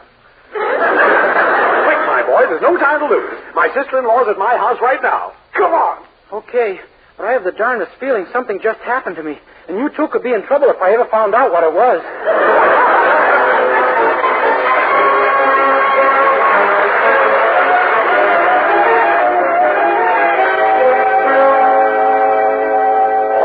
Dennis, just keep your nerve, and we can't miss. Well, I'll do my best, Mr. Willoughby. Do I really look like an old sea captain with this yachtsman's cap and white mustache? You look perfect. Now, remember, tell her your boat's an old tub, and she's crazy if she takes a trip on it. Uh-huh. And your name is Captain Talbot of the sloop Planet. Can you keep all that straight? Oh, you know me, sir. Certainly. What do you think I'm so worried about? All right, ring the bell. I'll be waiting for you out here. Okay. Yes. Were you looking for someone? Howdy, ma'am. I'm Captain Talbot, the skipper of that there boat you're taking a cruise on this summer. You mean you're a real sea captain? Yep, and I'd like to tell you a few things about that boat of mine. Well, we got rats on her so big... Oh, Captain, I don't want to talk about your boat. I want to talk about you. Huh? This afternoon at the Paar marriage clinic, I was told that the perfect mate for me would be a sea captain. And now you walk into my life. Don't you see? You and I were meant for each other. Ma'am, we were talking about rats. Let's not get off into an unpleasant subject. I came here to advise you not to take that cruise, ma'am. I'll never give up the cruise now. Isn't it obvious that fate has thrown us together? Yep, it's also obvious that's now going to rip us asunder. But you can't walk out of my life like this. But you're a sea captain. My ideal mate. But you're the same age as I am. What? You're... Miss Stewart, I guess there's only one thing to do. I got to tell you the truth. My name isn't Captain Talbot. It's Dennis Day. And I'm not a sea captain. I'm a soda jerk. And I'm not your age. I'm 22. Well, why worry about details now? We'll discuss them after we're married. Oh, no, ma'am. I only went through this so I could go on a honeymoon cruise with my girl. If I married you, she'd probably be so aggravated she'd stay home. We'd better forget it, ma'am. Goodbye. Well, Dennis, well, is the cruise off? Mr. Willoughby, let's go back to the drugstore. I want to show you something I know you'll be interested in. Show me something? Yeah. We just got in a big shipment of Mother Sill's seasickness pills.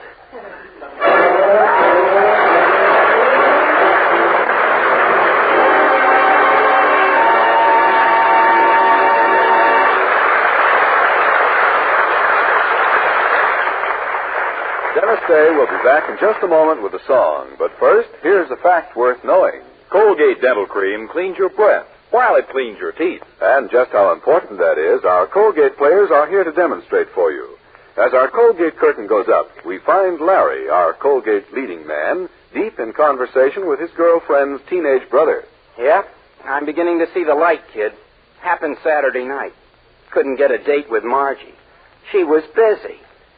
So all by myself, I walked down to the corner to inhale a soda. And what do I see? That fine sister of yours busy making eyes at some out-of-town wolf. Sure, I know. That guy's been hanging around Sis a lot lately. Yeah, well, what happened, kid? Gosh, things are pretty solid with Margie and me, you know. Well, trouble with you, Larry. You ought to steam on over to your dentist for the lowdown on the breath situation. And here's what Larry found out. Scientific tests have proved that in 7 out of 10 cases, Colgate Dental Cream instantly stops unpleasing breath that originates in the mouth. What's more, Colgate Dental Cream's safe polishing agent brings out the natural sparkle of your teeth, cleans them thoroughly and safely. Yes, Colgate Dental Cream cleans your breath while it cleans your teeth. And Colgate Dental Cream is famous for its wonderful wake-up flavor, too. In fact, nationwide tests of leading toothpastes prove that Colgate Dental Cream is preferred for flavor over other brands tested. So, to clean your teeth thoroughly and safely, for a wake-up flavor everyone enjoys, use Colgate Dental Cream. Remember, Colgate Dental Cream cleans your breath while it cleans your teeth.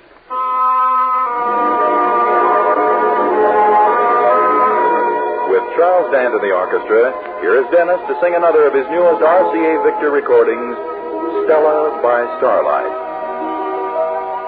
The song a robin sings through years of endless spring.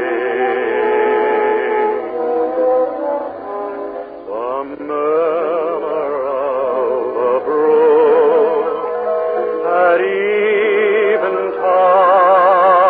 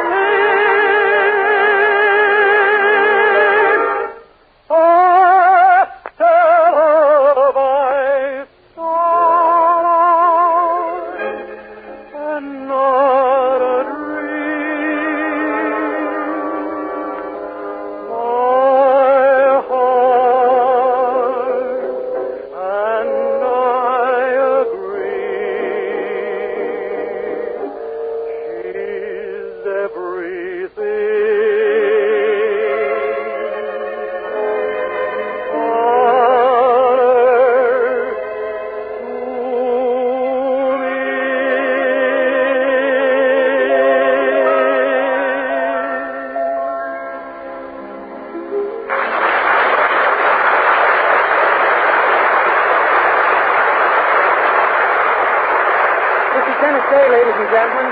And I'd just like to remind you that National Sunday School Week will be observed this year from April 14th to the 20th. And may I urge you to have your children, regardless of their creed, attend religious services. Good night, everyone. Dennis Day can be heard with Jack Benny every Sunday. And be sure and be with us again next week for another Dennis Day program. More songs, more adventures in the life of our star, Dennis Day. Meanwhile, be sure to use Colgate Dental Cream to clean your breath while you clean your teeth. And don't miss the true story article by Dennis Day entitled, Okay, I'll Talk, that's now appearing in the latest issue of True Story magazine, on sale today at all newsstands. It's new. It's amazingly different. Not a liquid, not a soap, but an utterly new cream shampoo that leaves hair soft, radiant, glamorous, and also easy to manage. It's Luster Cream Shampoo, created by Kay Dumet, who combined rich lanolin with secret ingredients. Use Luster Cream Shampoo and see how soft, how naturally lovely, how brilliantly alive and well-behaved your hair can be.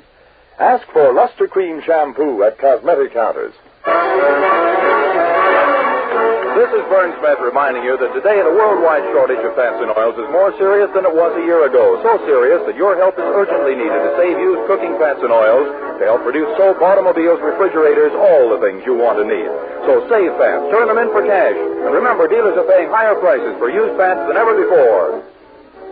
This is NBC, the National Broadcasting Company.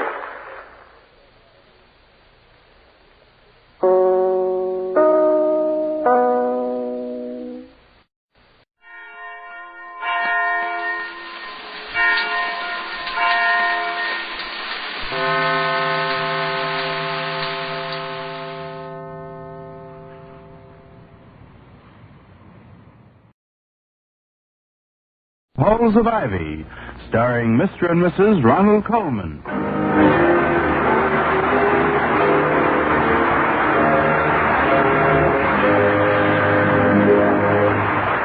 Good evening, this is Ronald Colman. And Benita Colman. Inviting you to join us again on the campus of Ivy College. Now, the Halls of Ivy.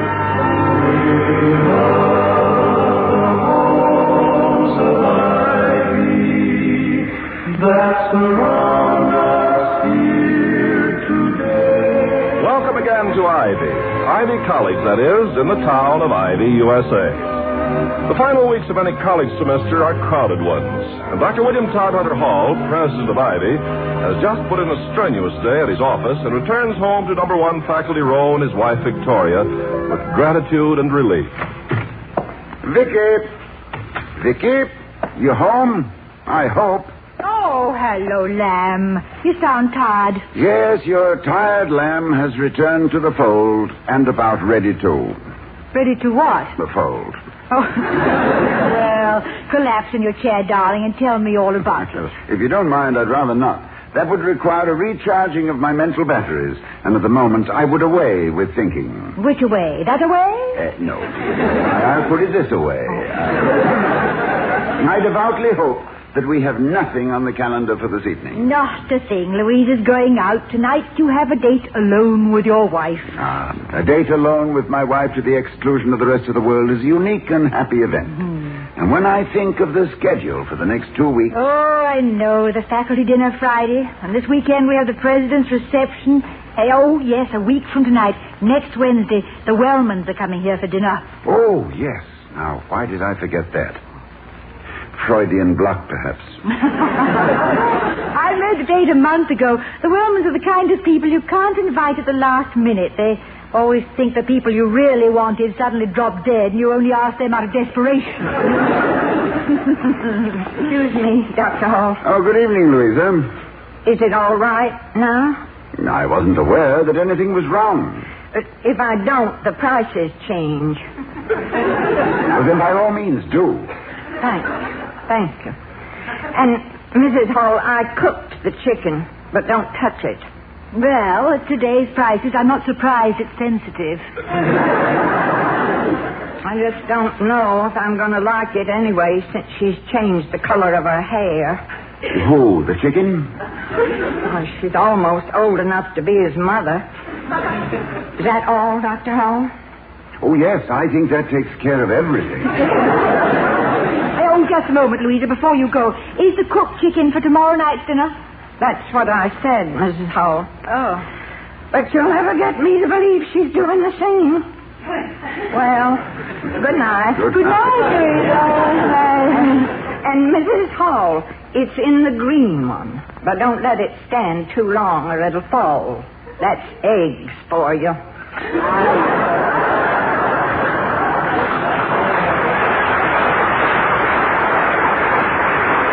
Well, that's Louisa for you. How did you do, Toddy? I thought you dropped more stitches than usual tonight. All I know is that I'm quite hungry, and the chicken is for tomorrow night. Now, by tomorrow, I'll have to be fed intravenously. Oh, I'm sure that whatever is about to fall is in my new green casserole. It's probably one of her superb cheese souffles. Good. But what did you mean about the change in prices? Well, I expect she was going to the movies. But who is it that's changed the color of her hair? Oh, her name is Legion. Thanks to the amazing advances of our technological culture, my lady can now match her hair to her gloves, her purse, or her mood. Once found only on an automobile, the convertible top is now a mere matter of cosmetics. And the permanent, which is so ridiculously temporary, is one of the... Well, I expect Louisa's forgotten her key. I'll get it, darling. But you go right ahead with your beauty shop lecture. And by the way, do you think you can fit me in tomorrow afternoon about 4:30 for a shampoo and finger wave? Well, I don't know. Professor Heathcliff's coming in for a manicure at 2. I'll have to look at my appointment book. Why, Mr. Merriweather, come in. Oh, thank you, ma'am. How nice of you to call. It's nice of you to say nice, ma'am, when we both know that this is an unholy hour for visiting.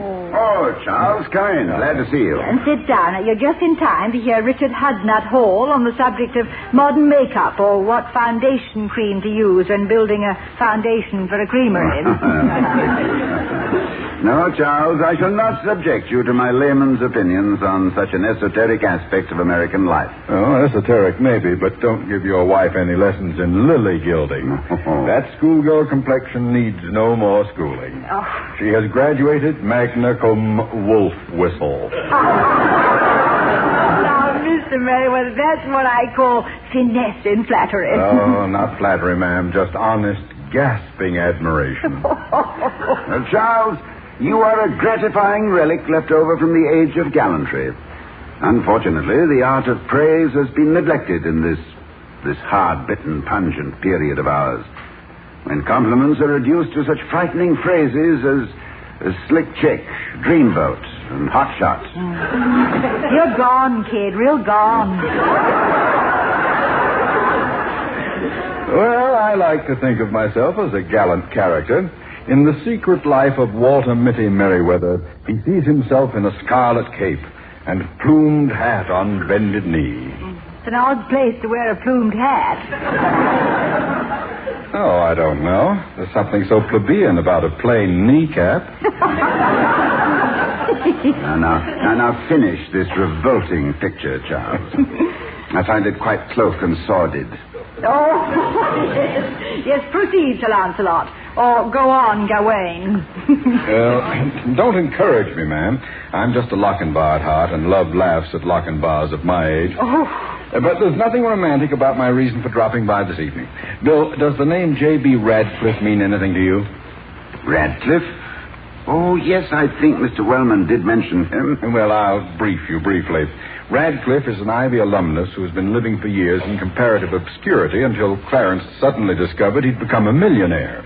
Unhappily, Clarence was in my office a week ago when J.B. called to say he'd be going through Ivy tonight. Naturally, Clarence invited himself along for dinner. Naturally, Clarence saw the handwriting on the endowment, didn't he? Yes, ma'am. But Radcliffe is not what you might call enamored of Wellman. In fact, he thinks Clarence is a clunk. I tried to tell him what a fine man he was, how the Wellman ancestors were good Mayflower stock, how the Wellmans founded a certain city in New England, and Radcliffe said, "What city, Marblehead?" Yeah, that will give you an idea. Well, is there anything I can do to alleviate the situation? Send Mr. Wellman a telegram saying his soup factory's on fire. The Mulligatawny got too hot. Yes, we might send it collect so he'd shoot the messenger boy and get arrested. No, we've got to gag Clarence somewhere. Oh, better just let him run his course and hope for the best. After all, with a possible $1 million endowment in sight, he might be quite a graceful dinner companion. He'll be too graceful. He'll butter Radcliffe like a breakfast bun. Now, believe me, I can get more folding money out of him with a few friendly insults than Clarence could extract with flattery, prayer, cajolery, and asking to see snapshots of his grandchildren. Well, it's my problem, kiddies. Wish me well. Oh, we do, Mr. Merriweather. May the Radcliffe fountain pen run freely tonight. Yes, and please let us know what success you had. I shall. And if in a moment of mad sanity I stab Clarence with a lobster fork and they send me up the river, use your influence with the governor to get me a low number. Bye now. Goodbye.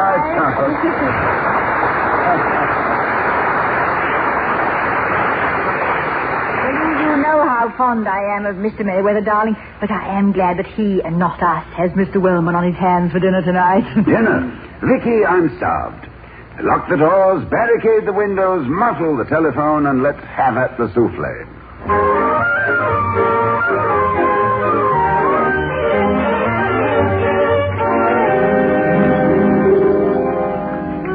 Cozy, Toddy, just you and me and lighted candles and a sink full of dishes. Much more coffee? No, thank you, darling. I am surfeited, satisfied, replete, and full. I doubt if I can eat again until sometime late in August. Well, you go in the other room and curl up with a chest problem, and I'll do the dishes. We'll do the dishes. No, my goodness. Only a few thousand of them, said she with a brave little smile. Oh, very well. But if you don't insist, mind. of course, here's an apron for you. Apron? Well, haven't you something not quite so dressy? These ruffles, after all. Well, they're very becoming to you. Turn around, I'll tie it up for you. Oh, thank you, dear. I admit to a certain inability to tie a bow. Oh, no, not visitors. Well, I'll chase them away. I'll tell them Dr. Hall is not at home. You just poke your head out of the door and say, your mother doesn't want any. No, with this apron on, they'll think I'm my mother. Good evening, Dr. Hall. Well, we're here. Mr. Wellman. Oh, I hope we're not late. Oh, Mrs. Wellman. Clarence and I have been looking forward to this evening. Well, good evening. Come in. Thank you. I see the little woman has put you to work, Dr. Hall. Lending a helping hand in the kitchen? Oh, no, Bunny. I think we have a treat in store for us tonight. I'll bet, Dr. Hall, that you're preparing the dinner yourself.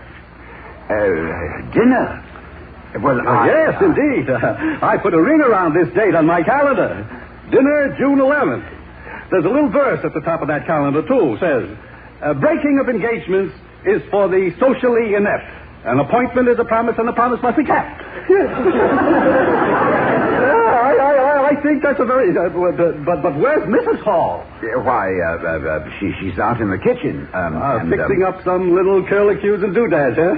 Well, that's for me. Always eat so many appetizers, never can eat any dinner. Host always has the roast left for Sunday night supper. Leftover Wellman, they call me. The man who came to dinner and couldn't eat any. Well, perhaps I can help Mrs. Hall. I'll just trot out to the kitchen. No, please. We only put our guests to work when there is something really difficult to do. You know, like fixing the plumbing or painting the... No, please sit down. No, I'll go and see what I can do to save the situation. I mean, to help. Well, make yourselves comfortable, won't you? I'll be with you in a moment. Well, take your time, man. Take your time. Got all evening, you know. Vicky. Did you get rid of whoever it was? Vicky, it's the Wellmans. They've come for dinner. But they can't. I mean, it's next week. And besides, we've had dinner. We'll have to eat another. They're all dressed up for the occasion. But what do we have? There's nothing in the... Oh, yes, there's Louisa's chicken. Well, if you can stall them, maybe I can sneak upstairs and get dressed. Mr. Wellman obviously confused our invitation for next week with the Merriweather Radcliffe dinner tonight. Then we've got to keep him here if I was going to get that endowment. Yes, we'd better. I'm appalled at the prospect of another dinner, but, as Byron said, all history attests that happiness for man, the hungry sinner, since Eve ate apples, much depends on dinner.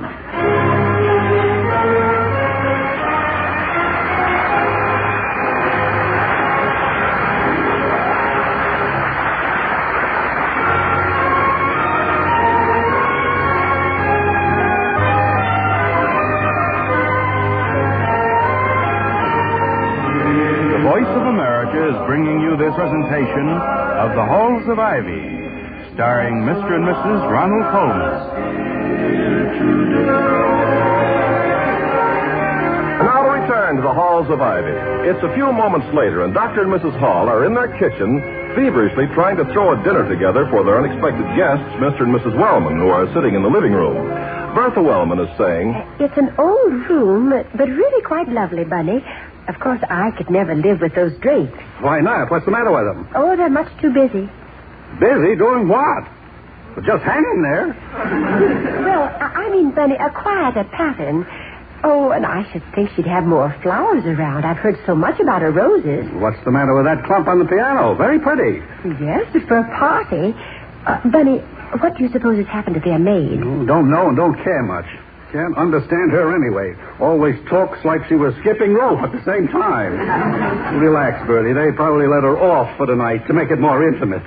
Paul usually knows what he's doing, and... Hello, Mr. Wellman. How do you do, Miss Wellman, Paul? I'm so sorry you had to wait, but this has been one of those days when everything got mixed up. Oh, I know just how that is, Mrs. Hall. Yeah, and then something unexpected came up for our housekeeper, so I hope you won't mind having potluck. Don't be modest, Mrs. Hall. We've been here before. We know all about what kind of a dinner you serve. Here we are. Everything finally seems to be organized in the culinary department. I've a few hors d'oeuvres here that may help to assuage the pangs of hunger. Mrs. Wellman? I thank you. Now, let me see. What's that intriguing little one there in the middle? Oh, hors d'oeuvre like magic tricks. If you tell how they're done, everybody says, oh, for heaven's sake, anybody could do that. I love them and don't care how they're made. I'd eat the cap off a beer bottle if it had a piece of cheese and a slice of olive on it. A visual appeal, I suppose. Now, in my soup advertising, I insist on full color. How can you sell beautiful tomato soup in black and white ads? Looks like a bowl of melted golf balls. You know, I've always wondered why they're called hors d'oeuvres. Well, it's from the French and means literally outside of the work. Oh, how interesting. You mean outside of work, I hate hors d'oeuvres most? No, Vicky, but the origin of the phrase is not generally known. It seems there was a pastry cook in the royal kitchens of Louis the Pious.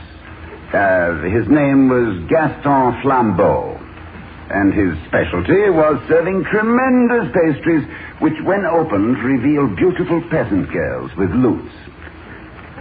Lutes? You mean lieutenants?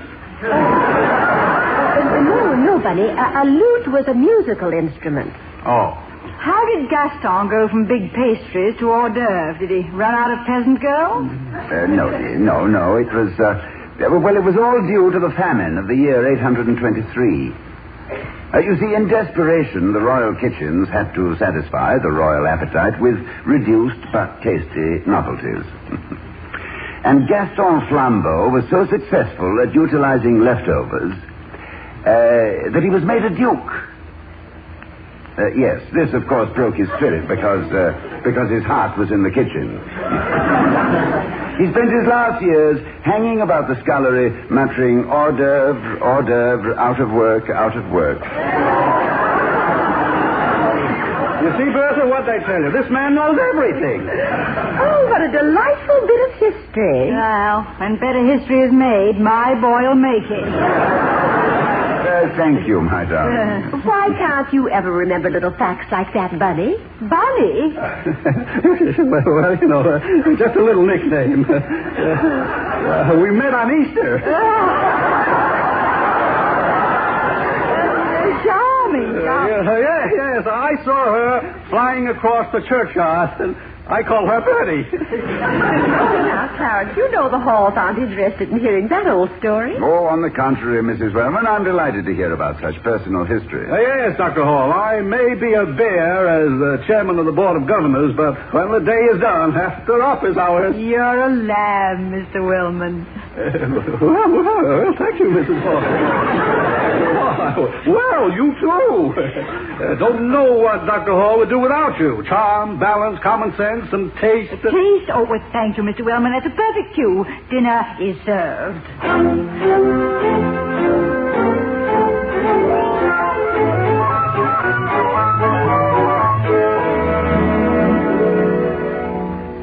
Another cup of coffee, Mr. Wellman? No, thank you. No, where was I? Oh, yes. It was in the spring of 1911 when George Usher... No, Bunny. It was the fall of 1912. And it wasn't George. It was his cousin John. You see, Dr. Hall, John Usher was an old friend of my family. You remember the Ushers of North Platte, Nebraska? Well, no, I don't believe them. Oh, they were very prominent people. They had the largest sporting goods store in North Platte, and it was no time at all before Clarence became manager. Bertie, will you let me tell it, please? You're getting it all backwards. Dr. Hall, I don't know whether I ever told you before, but I began my career by tying flies. Flies? What'd you tie them to? The art of tying flies is strictly piscatorial. But what about the Humane Society? The idea of tying up little flies. House flies, Mrs. Hall. Well, trout fly makes it even worse. A house fly might not mind being tied up in the house, but a trout fly used to the great outdoors. Mrs. Hall, these were artificial flies. I don't think their social attitudes are important, Mr. Wellman. Maybe they just acted artificial. Victoria, dear. They were imitation flies, made of silk and thread, used by fishermen as lures. Yes, darling. Thank you. And now we're even for Gaston Flambeau. But now tell us, Mr. Wellman, what happened after your successful career as a tie flyer? A tri-fly tire, my dear. As a tri-flyer? It doesn't sound right, does it, tri-flyer? Let's try forgetting it. Excuse me. Dr. Hall speaking. Hello, Bill. Merriweather. Oh, hello, Mr. Merriweather. I hope I didn't get you up. Oh, no. As a matter of fact, we have company. Oh, well, then I'll make this a short report. Radcliffe is in the bag. Gave me a whopping big check for Ivy. $750,000. Oh. And that ain't coleslaw, brother. No, it's definitely more nourishing. By the way, what do you suppose happened to Clarence? He never showed up. Oh, it's been a delightful evening. Whose evening? Yes, the Wellmans were here for dinner, you know. As a matter of fact, we're just sitting around chatting. Oh, thanks, Bill. I don't know how you did it, but tell me all about your devious tactics tomorrow. And now I give you back to Clarence and his birdie. Bye. Bye, Charles. Tell me, William, how is Mr. Merriweather feeling now? Splendid, Victoria, just splendid. Oh, has he been sick? That's too bad. He's such a nice man. Sick? Nonsense. I just saw him this morning. Looked perfectly all right to me. As a matter of fact, we were supposed to be together. That is, I distinctly marked the calendar. I put the ring around the Rosie. I mean, the date. I shouldn't be here. This is a trick. Why, what do you mean, Mr. Wellman? Who would trick you and for what? Merriweather had dinner with Radcliffe tonight, didn't he? Well, yes, Mr. Wellman, he did mention something. Mention? That's where I was supposed to be, but you made me make a mistake. That is, you misled. I thought I got my mixed. That is, my dates. I was sure. What happened? We had dinner tonight, Mr. Wellman, remember? Oh, you mean you weren't expecting us until next Wednesday?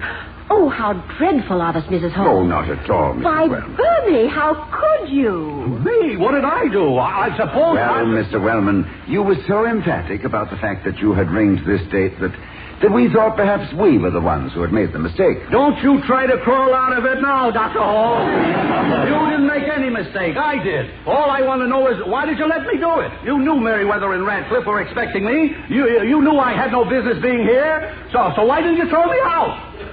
Why, Dr. Hall? Why?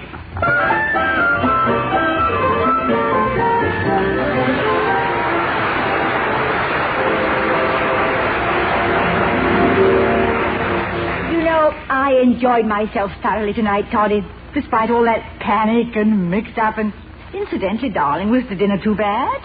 Which dinner? The one we ate or the one the Wellmans ate? Oh, excuse me. Hello, Louisa. You two still up? Did you have a nice evening? I don't know why I bothered. I couldn't see any difference in her hair at all. Oh, that's too bad after all. You're worrying. It wasn't in Technicolor, so how could you tell? Well, I'm all done in. Good night. Good night, Louisa. Yeah, darling, I'm kind of done in myself. Yes, our nice quiet evening. But it was well spent, Vicky. And may I say that you came through in the crisis magnificently. Well, you know me, quick study, and if you haven't got a script, you have to ad-lib. Excuse me, Mrs. Hall. What happened to the chicken? Oh, Louisa, we forgot to tell you, we had it for dinner. But the souffle, that's gone too. Well, we had 2 dinners, Louisa. Were you that hungry, Dr. Hall? No, but our guests were. Well, it's not that I mind, but the chicken was for tomorrow night. Yes, we know, but you may sleep tonight in the happy knowledge that your chicken may be listed with man's other feathered friends of history. Such as which? Well, such as the seagulls, which saved the Mormon crops in Utah. The ravens, which fed Elijah. The geese, whose cackling warned an ancient city of an impending invasion. What about my chicken? Yes, darling, tie that fly. Connect it historically. Well, Louisa, having your chicken on hand tonight made it possible for us to feed Mr. and Mrs. Wellman, thus setting Mr. Merriweather free to catch a benevolent goose which laid this college a golden egg.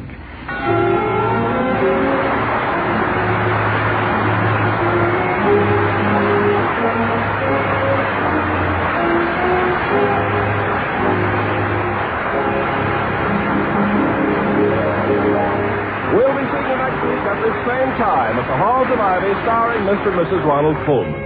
Louisa is played by Elizabeth Patterson, Mr. Wellman is Herbert Butterfield, Mr. Merriweather is Gail Gordon, and Mrs. Wellman is Sarah Selby. Tonight's script was written by Barbara and Milton Merlin and Don Quinn. Music was composed and conducted by Henry Russell. Ken Carpenter speaking. Oh, we love the halls of ivy that surround us here today. This production of the Halls of Ivy was broadcast with an actual audience present in the studio.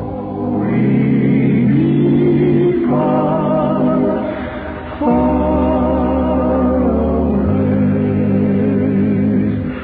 to the hallowed halls of ivy.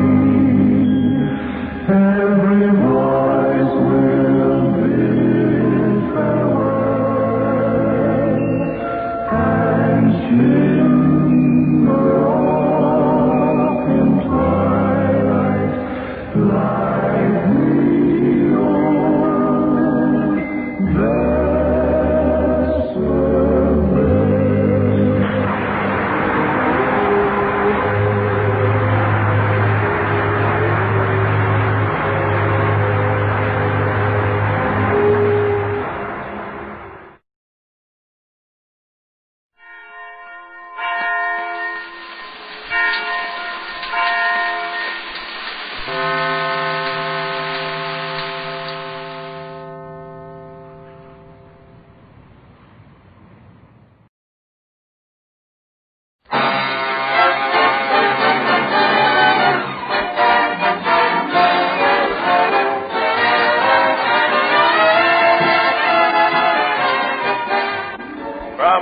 Hollywood, Colgate Tooth Powder presents The Mel Blanc Show, written by Mac Benoff with Mary Jane Croft, Joe Kearns, Hans Conried, the sportsman Victor Miller and his orchestra, and starring the creator of the voice of Bugs Bunny.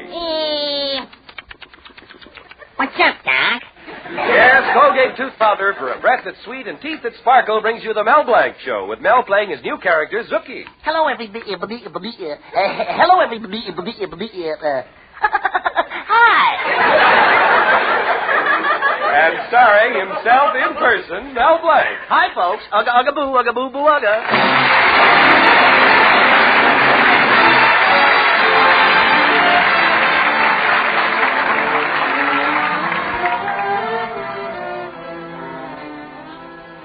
All over the country, business firms preparatory to filing their tax statements are making their estimates of earnings for the fiscal year. In New York, insurance executive William Lenahan checks his statement. Income, $157,000. Expenditures, $122,000. Net, $35,000. Everything checks. I'm heading for Florida. And in Los Angeles, Oliver B. Schwab, prominent attorney, checks his statement. Income, $400,000. Expenditures, $300,000. Net, $100,000. Everything checks. I'm heading for Palm Springs. And in Mel Blanc's little town, Mel Blanc, fix-it shop proprietor, checks his statement. Income? Liabilities? Profit for the year?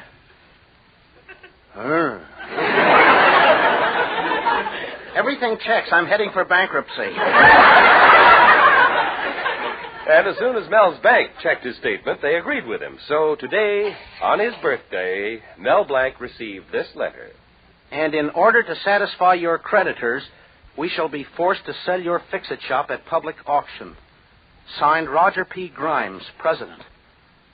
Gosh, auctioning off my fix-it shop today. I bet they wouldn't do it if they knew it was my birthday. Let's see what else it says in the letter. P.S. Happy birthday.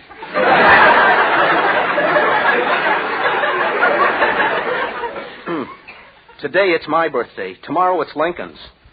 Now I know what they meant when they wrote that song, What a Difference a Day Makes. Oh, here comes Betty. She'll have a kind word for me.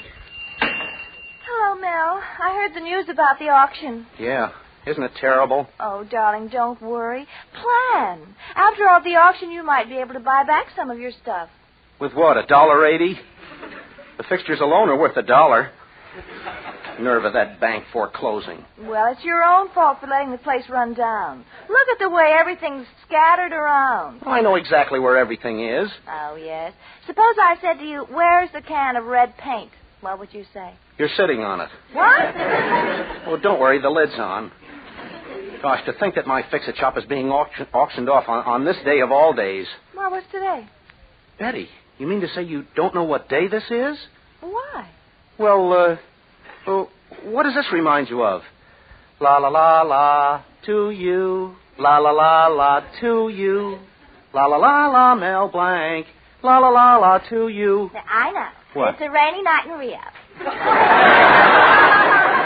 No, they grow an awful lot of coffee in Brazil. Fine thing. Oh, hello, Benny. Hello, Mel. Hello. I understand they're auctioning off your fix-it shop today, Mel. Well, you may be out in the street. Down and out, but nothing to eat.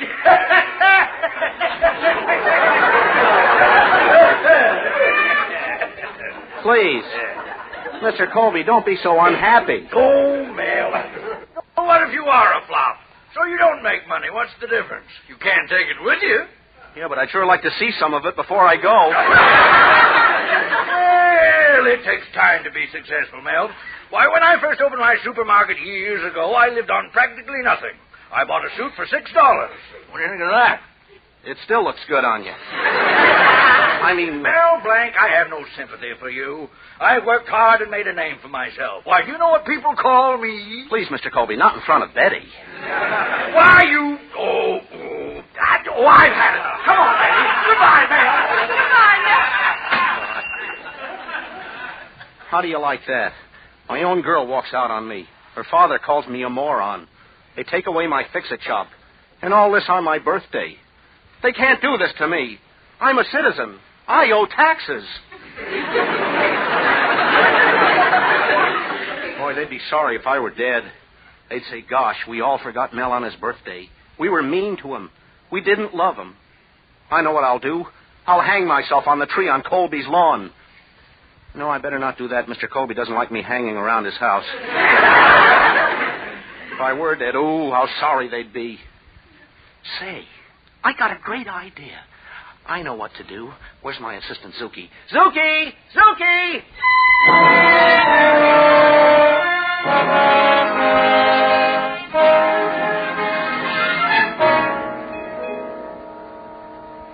Okay, Zuki, start yelling now.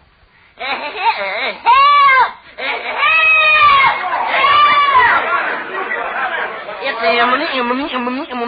Mel Blanc. He jumped in the river. Mel Blanc. Mel Blanc? Mel Blanc? Yeah. Who's he? Well, he's the nicest. He's the sweetest. He's the most wonderful. He's a jerk. Why did he do it? Well, his girl walked out on him. You see, her father hated him. They foreclosed his business, and nobody remembered his birthday. No reason at all. How do you know all this? Well, he told me he was going to jump off a 10-story building. Oh, that's impossible. The tallest building in this town is only 5 stories.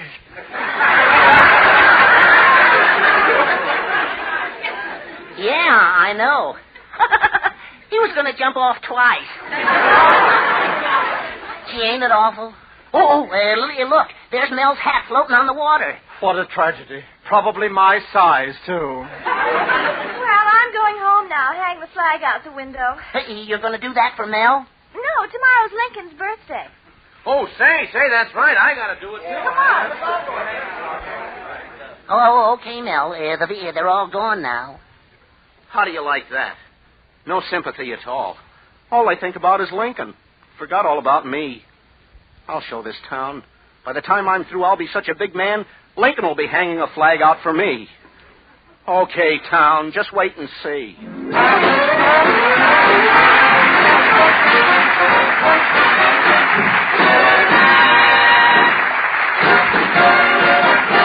Use Colgate tooth powder, keep smiling just right. Use it each morning and use it each night. It cleans your teeth, makes breath so sweet. Use Colgate tooth powder. Want teeth that sparkle and dazzle? A breath that's fresh and sweet? Then try Colgate tooth powder. For the new all-purpose Colgate tooth powder cleans your teeth and sweetens your breath. Yes, this new all-purpose tooth powder produces an amazingly rich, active foam that's marvelously effective. Every time you brush your teeth with this new all-purpose Colgate tooth powder, your whole mouth feels clean, sweet, fresh. Your teeth regain their natural sparkle.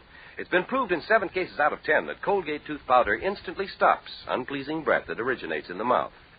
And as for cleaning, you can depend on Colgate tooth powder revealing the natural brilliance of your teeth, giving them that pearly, polished feeling.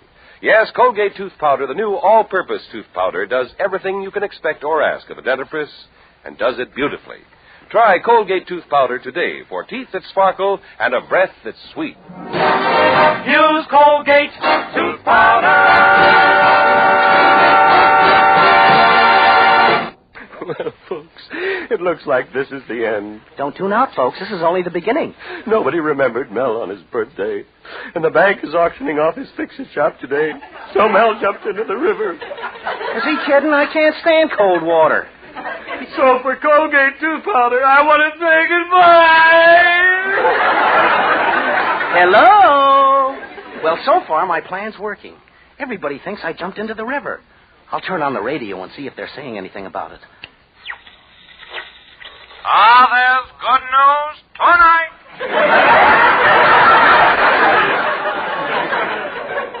Wrong station.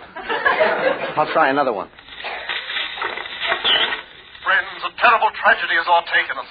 Oh, that's more like it. A great tragedy. The entire nation is prostrate. And as we all sit and worry, we wonder, will Dick Tracy get away from influence? Oh, a fine thing. I'll take these different disguises and go out and talk with my friends. I'll see how sorry they are. Oh, there's Mr. Colby. He's probably getting here early for the auction. Oh, pardon me, friend. May I trouble you for a match? Man, who do you think I am, Santa Claus?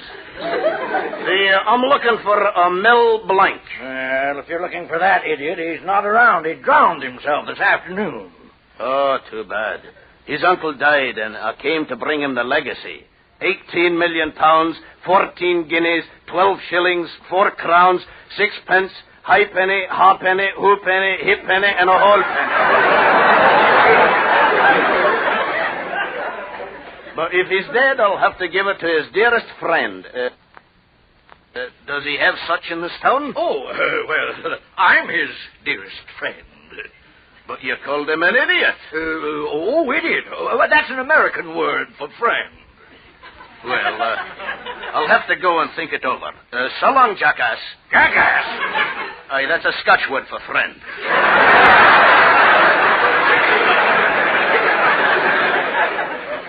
So that's the way Colby feels, huh? For $18 million, he's my friend. Who needs him? For $18 million, I can be my own friend. I wonder how the rest of the town feels. Uh-oh, here comes my girl Betty. I'll put on this beret and test her. Pardon me, ma chérie. I'm looking for the Mel Blanc. Mel Blanc? Oh, he just jumped in the river over there. Oh, too bad. The girls of France, they will feel terrible to hear that. There was not a girl in France who would not give her right arm for a kiss from Mel Blanc. In fact, in the town of Marseille, all the girls are called Lefty.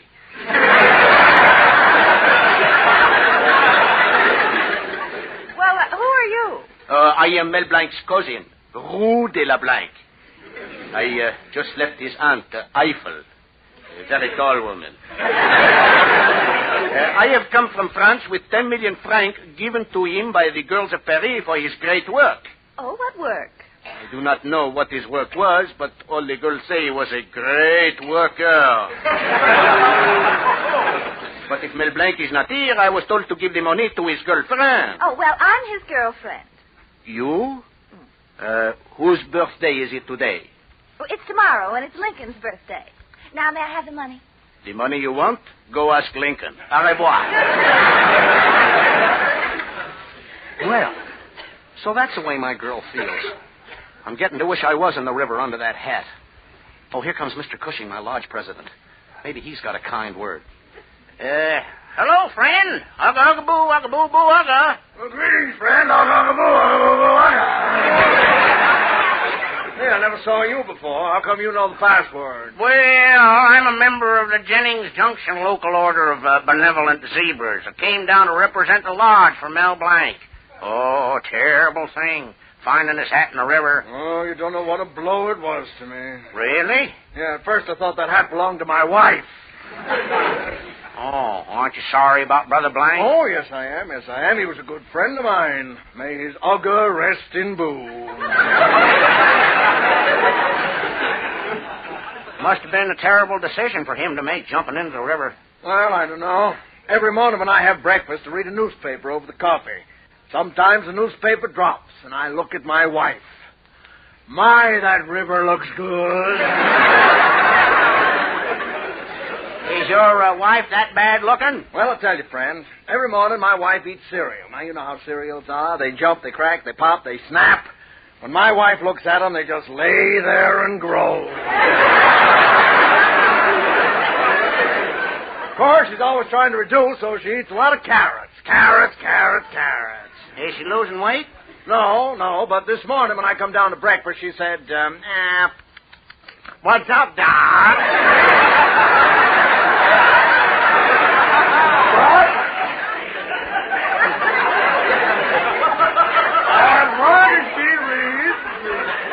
As long as she reads and I read, I'm satisfied. She reads at breakfast, too? Oh, yes, she does. She studies the horoscope all the time. A lot of good it does her. You see, she's born under the sign of Taurus the bull. But she still looks like Elsie the cow. Well, I gotta be going, brother. Oh, wait a second. Where are you going? Well, I can do one of two things. I can go to the movies and see The Razor's Edge, or I can go home and cut my throat. So long, ugga-boo, ugga-boo-boo. Ugga, ugga-boo, ugga-boo-boo, ugga.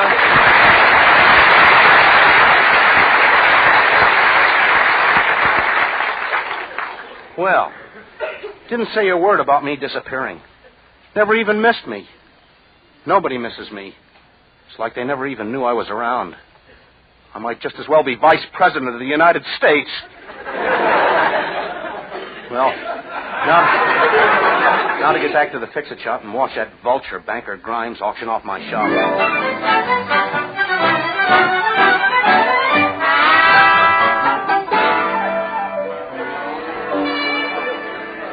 Well, ladies and gentlemen, we are gathered here to auction off Mel Blanc's fix-it shop, and even though his sudden departure saddens us, let us not have it interfere with our bids, shall we?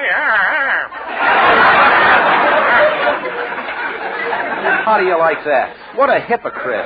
Mel Blanc was near and dear to all of us. Why, there isn't a house in this town that doesn't have a memento to remind them of Mel Blanc. A broken clock, a washing machine that doesn't work, a lamp that just stands there darkening up some bright corner. And yet I know that if that noble figure were alive today, first thing that he would say is, deposit your money in the First National Bank.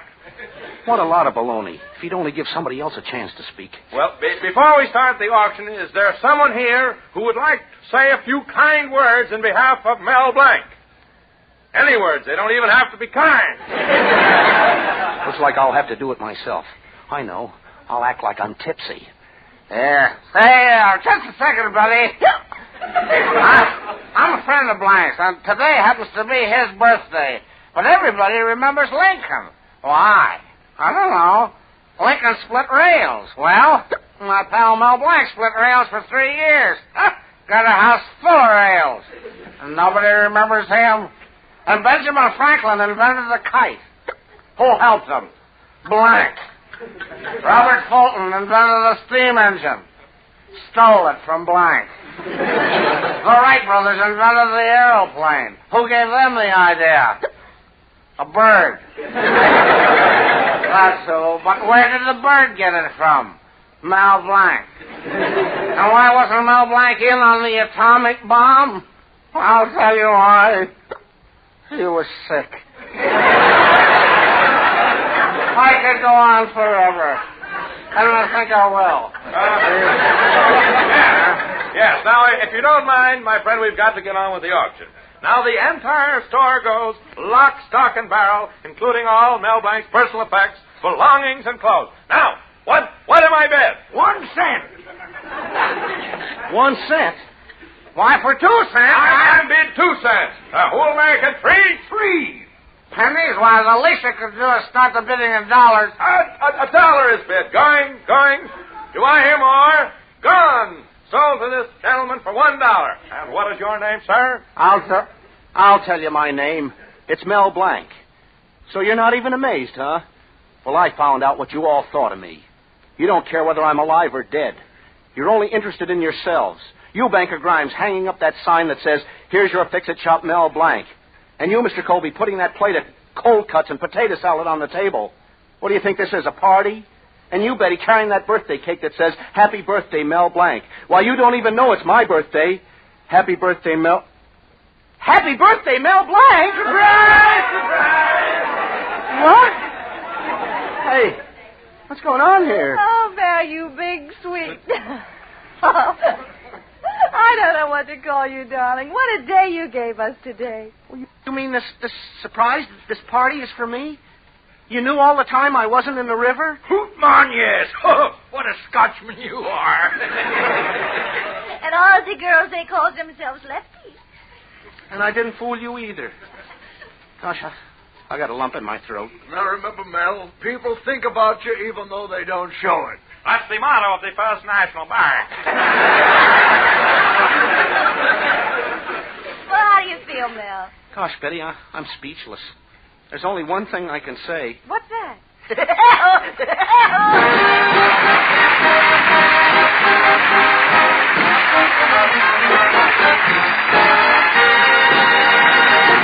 This is Mel Blanc saying thanks for listening and reminding you all that this is Boy Scout Week.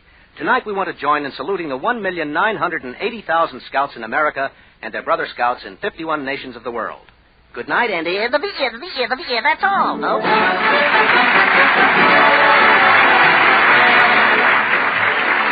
this is Bud Easton reminding you that Colgate Tooth Powder for a breath that's sweet and teeth that sparkle brings you the Mel Blanc Show every Tuesday at this time.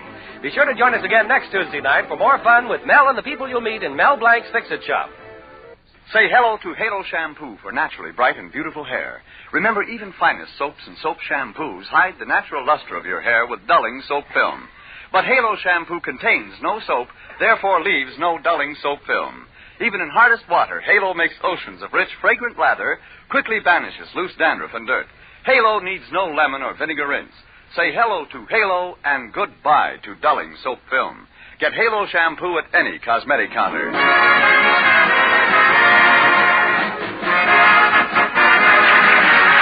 Remember, Mel Blanc every Tuesday night at this time. This is CBS, the Columbia Broadcasting System.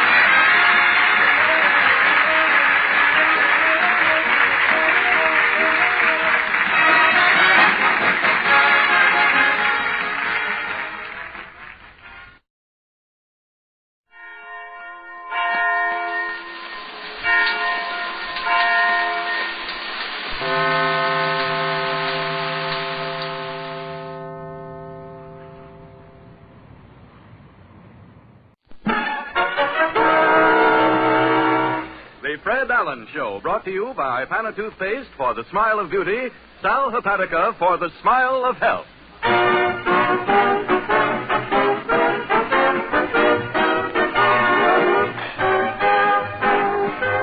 An hour of smiles with Fred Allen, folks. 3,600 seconds of fun and music. Fun with our star comedian, Fred Allen. La-di-da with our guest star, Bert Lauer, that cowardly fugitive from The Wizard of Oz. Music with Peter Van Steeden, with that all-American swing quartet, the Merrimacs.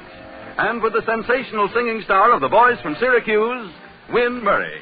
The time has come. It's the Fred Allen Show.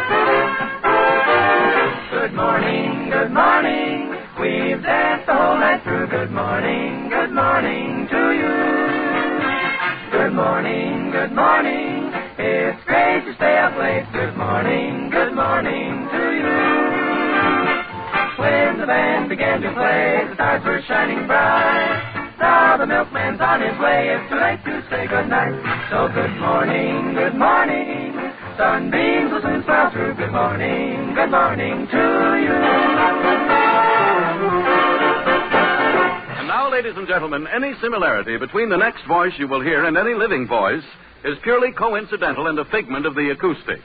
The unfortunate owner of this nasal impediment is Fred Allen in person.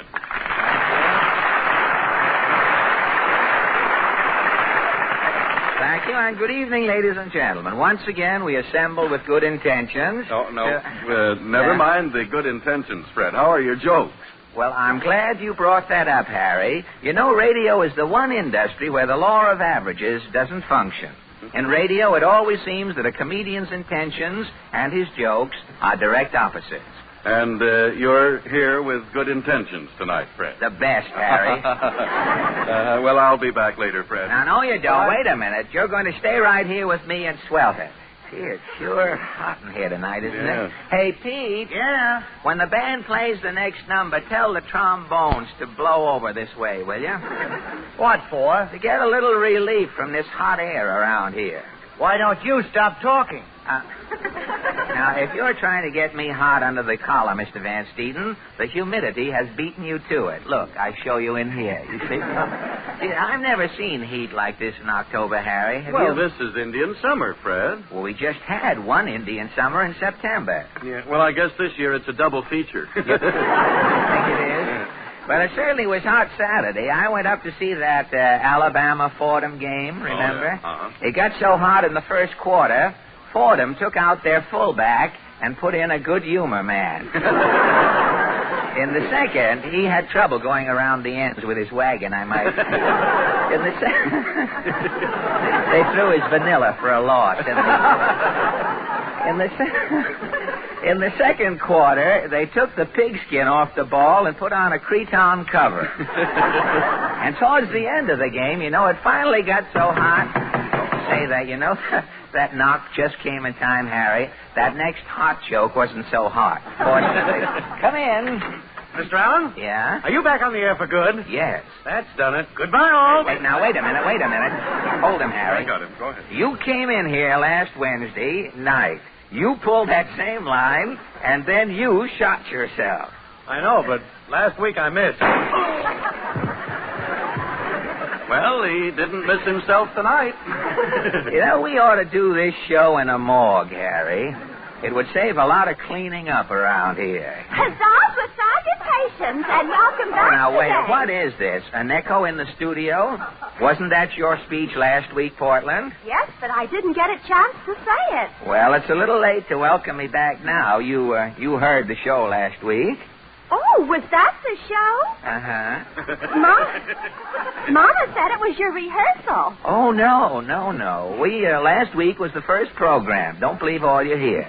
Didn't your mother hear it? Only part of it. What happened? In the middle of the program, Mama's portable radio got down off the table and went into the closet. The portable radio walked out on me. Well, that proves at least that this program is going places. Say, Harry, even if it's only in closets. Say, Harry, did you hear?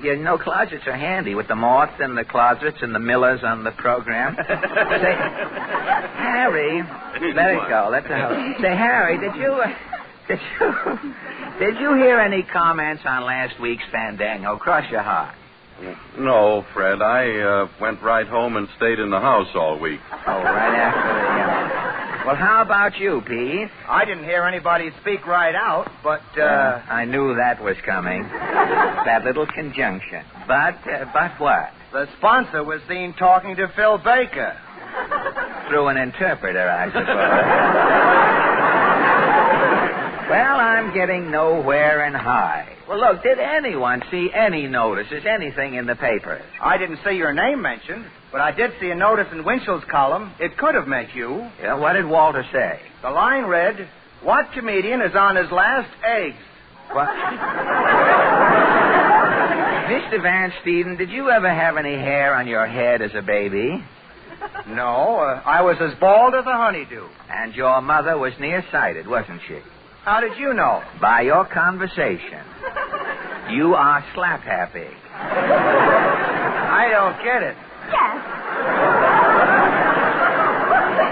How does Peter being bald as a baby and his mother being nearsighted make him slap happy? Well, she must have spanked him on the head. If that's wit, I'm an icky. Well, that's wit. Then I'm an icky.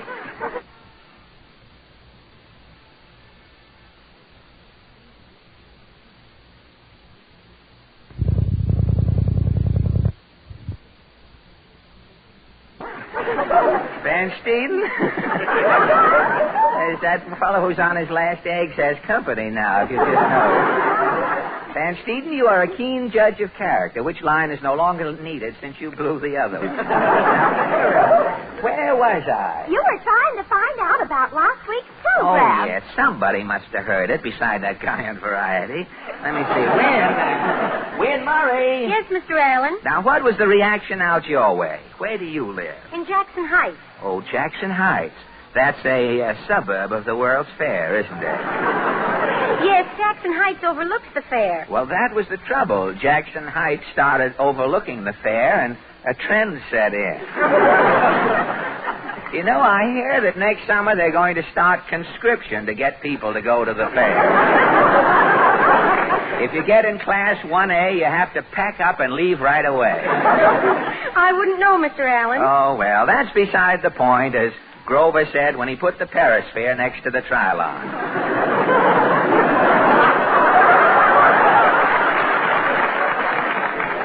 What I really want to to know, Win, is this. Did you hear anyone around Jackson Heights speaking about last week's program? Only my family. And what did your family allow? They said there wasn't enough of me on the program. There wasn't enough? Is there any more of you, Win, put on the program? No, this is all of me, thank heaven. Gosh, I'd hate to have you on my mind, Win. You'd sure have a load. Yes, I would. Oh, don't pay any attention to Mr. Allen, Win. Nobody else around here does, Win. Oh, I can take it. Oh, I'm only kidding, Winnie. I'm just trying to find out how I can improve the program. Well, I can recite. I can tear off the dive. Now, wait a minute, everybody. This may be trouble. Come in. You want an opinion? You heard the program? Yes. And? It's too slow. You mean? Speed it up. I should. That's it. Bang, bang, bang. Goodbye. He must be in a fast business. I make minute rub. So long. Minute rub. Gee, that was the sponsor. You heard what he said, Alan. Want speed. Okay, the sponsor wants speed. That's what he's going to get. Now, on your toes, everybody. We'll start the program over. Take it away, Pete.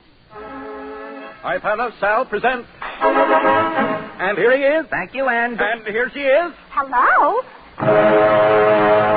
Well, you can't get it any faster than that. And now, ladies and gentlemen, Miss Win Murray sings for you from Yokel Boy that popular song, Come Love. Thank you, ladies and gentlemen. Thank you, and...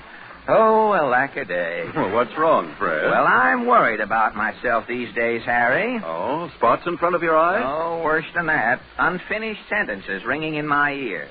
Say, that sounds pretty grim, but I don't quite get the idea. Well, Saturday I was riding on a bus. A woman in back of me said, so I stepped to the edge of the roof, closed my eyes, counted 10, and... And what, Fred? And the woman got off the bus. Oh. I lay awake all night, Harry, wondering what happened next. Yeah, I see. Last night, coming out of the theater, I heard a man say, look at that girl in red. Is she beautiful? My mistake. And, Harry, I can't figure that one out either. Well, now, wait, Fred. Let's see. Maybe the girl really was beautiful, and then she smiled. An unattractive smile that spoiled that whole first impression of loveliness. For you know, ladies and gentlemen, that a smile can make or mar your attractiveness. But it's even more important to know that the daily use of Ipana toothpaste can help you have a winning smile. You see, Ipana is especially designed not only to clean and brighten your teeth, but when used with massage, to help give your gums the stimulation they need for firmness and health. That's why so many dentists advise this easy, modern routine. Every time you brush your teeth with Ipana toothpaste, put a little extra Ipana on your brush or fingertip and massage it on your gums. Notice the remarkable difference the very first time you use Ipana this way. Notice the pleasant, tingling sensation as circulation speeds up and lazy gums start to waken. So make up your mind right now to stop at your drugstore tomorrow for an economical tube of Ipana toothpaste and help yourself to healthier gums and brighter teeth. The perfect combination for a winning smile. The Ipana smile.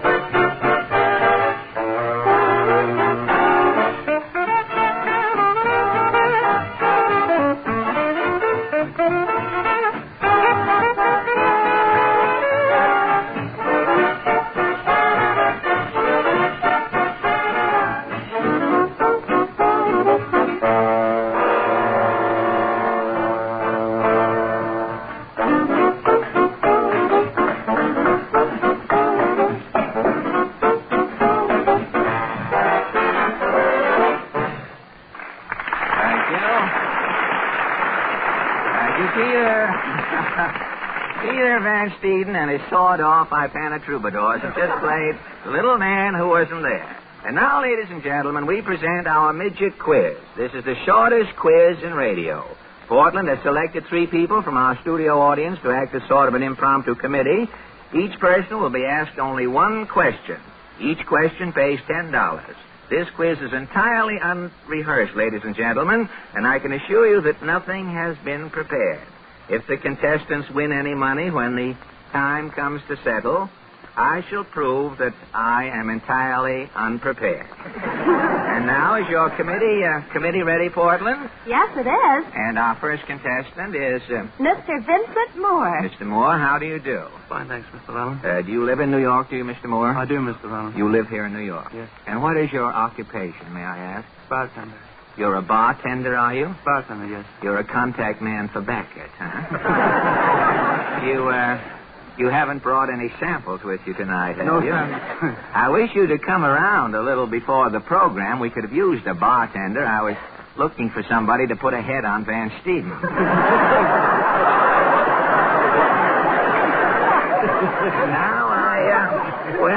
Yours is not a profession to be laughed at, Mr. Moore. There are a great many changes, I know, have come to the bartending profession lately, haven't they? That's right. Say, what became of those old guys, the old walrus mustache guys, and the other fellows who used to draw the soap pictures on the mirrors? What became of them? Oh, yes, sir, on the WPA now, Mr. Allen. But, they'll come back strong. Of course, you can't tell a tavern today. Most of them look like tea shops. And the old-fashioned bloated bartender, he's gone. The boys all look like clerks now. They tell me there's a tavern over on Park Avenue where it looks like a tea shop. They even have a fortune teller in there. A lady goes around and reads the olives in your martinis. And do you want to add a short resume to what's been going on here? No, I think I had enough, Mr. Allen. No, and I was just trying to give the folks an idea of our committee before we get started. Now, next, Portland. Miss Doris Riley. Miss Riley, how are you tonight? Oh, just fine. Do you live here in New York, do you? No, I'm from Boston. You live in Boston, do you? Yes. That's a peculiar thing. I, too, come from Boston, Mass. The only difference is I guess you came voluntarily and I came by request. May I ask your occupation, Miss Riley? Telephone operator. Telephone operator, are you? And where? Boston Consolidated Gas Company. In the Boston Consolidated Gas? Really? But it's not a laughing gas.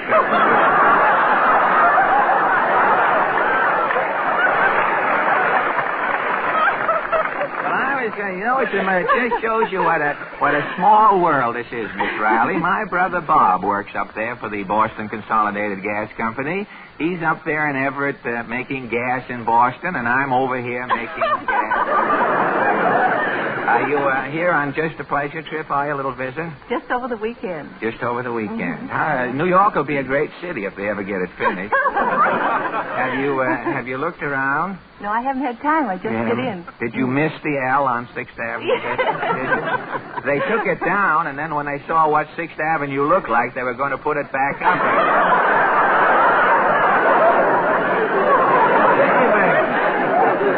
Well, I hope you have a very pleasant weekend here, Miss Riley, and give my regards to my brother when you go up home again. I surely will.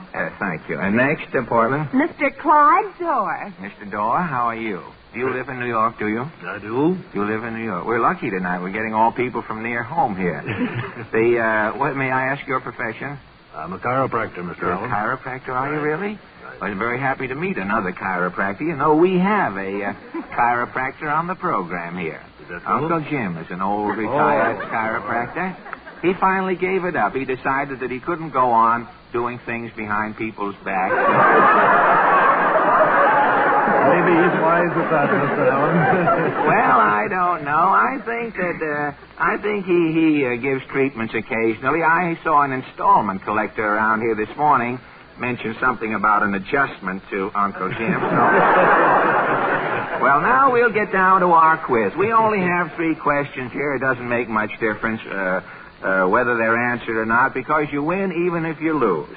First, Mr. Moore, I'm going to ask you, this question was filched from the world of books. Mr. John Steinbeck, the author of Mice and Men, recently wrote a new book which he called The Grapes of Wrath. Now, do you know from what the title of the book was taken? Was it a well-known book, play, or opera? The Grapes of Wrath? Let me think for a minute, Mr. Farmer. Yes, I will. I'll be very happy. I wish I could join you. If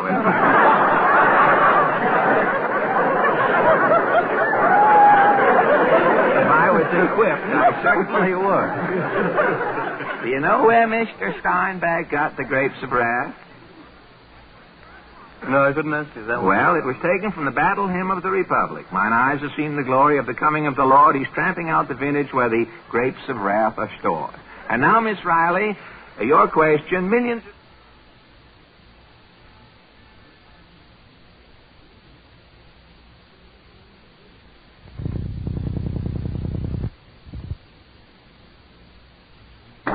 of dollars are spent in advertising each year to popularize slogans. Now, I'm going to ask you to complete these supposedly well-known slogans. Quick, Henry. The flip. Good to. Good to? Quiet.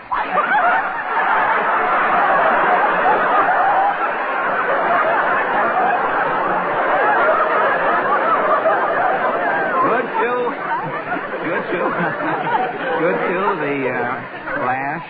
Oh, good to the last drop. Very good. Call for that man who's never answered. The little man who wasn't there. Call for Phil. Oh, Philip Morris. Philip Morris, right? I'd walk a mile for what? Walk a mile for a... Now, isn't it awful? It sounds... Well, it is if you own one, but... You walk a mile for... Hold down, I heard that. A member on our own... Miss Riley? A camel. He told you I'll have to take a little off of the camel. They what? They and they what? They, that slogan, the cigarette slogan, they what? They and they what?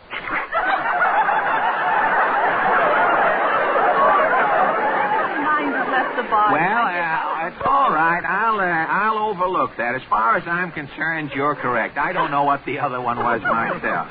And now, Mr. Dorr, this is a question of etiquette. If you are dining in a cafe and your napkin slips from your lap, is it considered good form to pick it up? I would say no. You are perfectly right. The waiter will give you a fresh napkin. If you're eating in a cafeteria, of course, you can either throw a moth under the table to eat the napkin up, or if it's a paper napkin, etiquette says, Miss Poe says that you can throw water on the paper napkin, stoop down, make a large spitball out of it. That's the next one here. Well, this really concludes our quiz. We have another feature we're going to start next week, ladies and gentlemen. It's called the Question of the Week. You know, on all these programs, the Round Table out in Chicago and the Forum and the Town Hall, all have experts talking on the vital topics of the day. Now, next week we're going to start a little series here, letting the little man discuss with me, if he can get a word in edgewise, the topics of the day. Now, I want to thank you all for being so kind to us and helping us out tonight, and I'm going to present you each with a gift box containing all of the Bristol-Myers products, including Ipanner and Salopatica. The meeting is now adjourned, and thank you very, very much.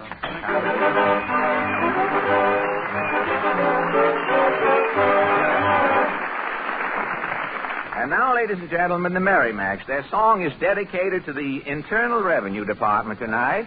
It's called Do You Ever Think of Me?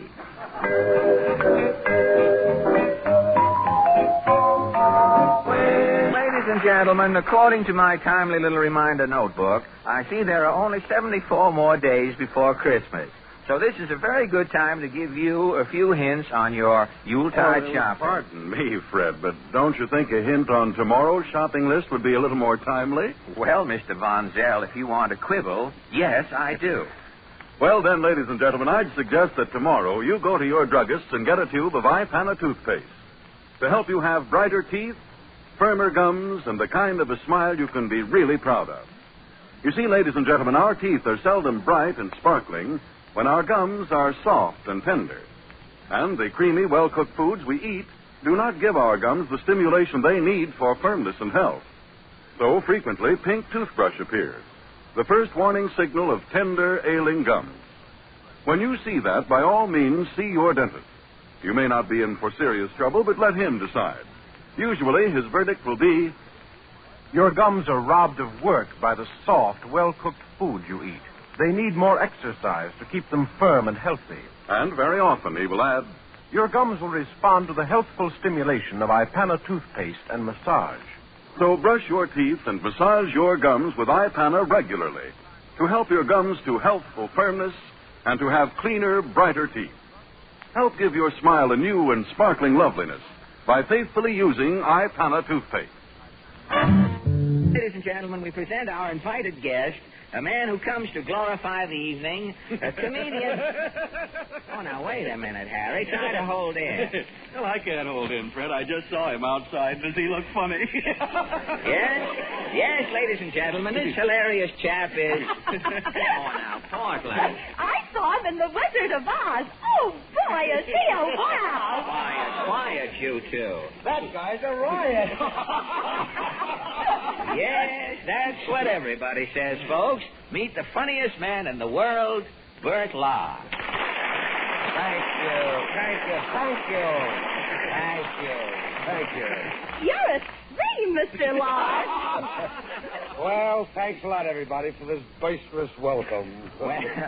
Well, Bert, you're the funniest man in the world, so I'm going to keep quiet now and just let you get funny. Well, Fred, let's go, Bertie, old boy. Well, this is embarrassing, Fred. I don't know how to tell you. Well, to tell me what, Bert? I don't feel funny. Oh, after that build-up, you don't feel funny? Yeah, it's just one of those things, I guess.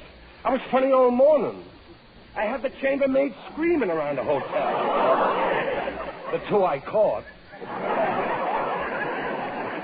Well, you were funny around the... I was funny all afternoon. You were? Over in Lindy's, a fly flew in my soup. Yeah? I called the waiter over and said, take this soup spoon and bring me a fly swatter. Did they laugh? Laugh? 20 diners dropped their racing forms. That's what I can't understand, Fred. All day long, you might say, I've been a pixie on the wing, a gay blade, a spontaneous pantaloon. But right now, I don't feel funny. I heard you on Bing Crosby's program, Mr. Lahr, and you were witty. I was brilliant, Portland. Remember that gag I told about the two patients meeting in Mayo's clinic? The first patient says, oh, this will kill you. The first patient says, I'm aching from neuritis. And the second patient says, I'm Mandelbaum from Chicago. Yeah, I was a rowdy that night. I was in the groove with Crosby. Well, you don't. I can't understand what's the matter with you tonight. You don't think it's something mental? Mental? With me? Quit kidding. Well, you know, it could be your libido, Bert. Yeah, maybe it's my subconscious. Maybe I ought to see a psychoanalyst or something. You know, with Crosby, I was another man. Oh, and could we use the other man right now? I can't understand why you can be funny with Crosby and with me, nothing. Well, I don't know, Fred. I think I like to work with Bing. He gives me something. Well, I'm giving you something. Yeah, but with Bing it was money. I see what you mean. You, in other words, are averse to barter. Look, I'm broad-minded, Fred, but after all, what can I do with 200 tubes of toothpaste? Yes, I get your point, Bert. After all, I'm a point killer. After all, if you don't feel funny, let's forget the comedy tonight. We'll just kibitz around and chew the fat. You know, the public can't always expect a comedian to be funny. That's what I say. People think if one comedian is funny, two comedians should be twice as funny. Oh, it's silly. Now, here we are, you and I. You're a comedian, and I'm a comedian. We're together. Are we twice as funny? To the contrary. To coin a phrase. corner phrase. Well, let's drop the whole thing. Say, how come you left Hollywood, Bert? You must have had a reason. Yes, Fred. Hollywood went too far. It was up to me. Well, what did you do? It was my turn to go too far. So I got on a train and came east. Oh, you mean out there you were getting in a rut artistically? Yeah, I was tired of being a great lover. You wanted to get away from it all? Well, most of it. There was a little blonde at Metro who might have intrigued me, but the silly little minx let me get away. Say, you must have taken it hard. I was momentarily frustrated.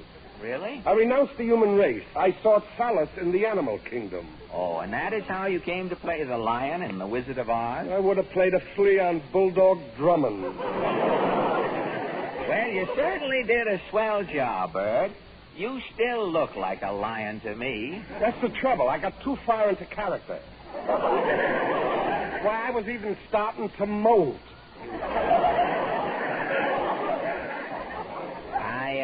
I can tell by the top of your head there. Well, are you continuing your animal characterization? Not me. I'm sick of making a living on all fours.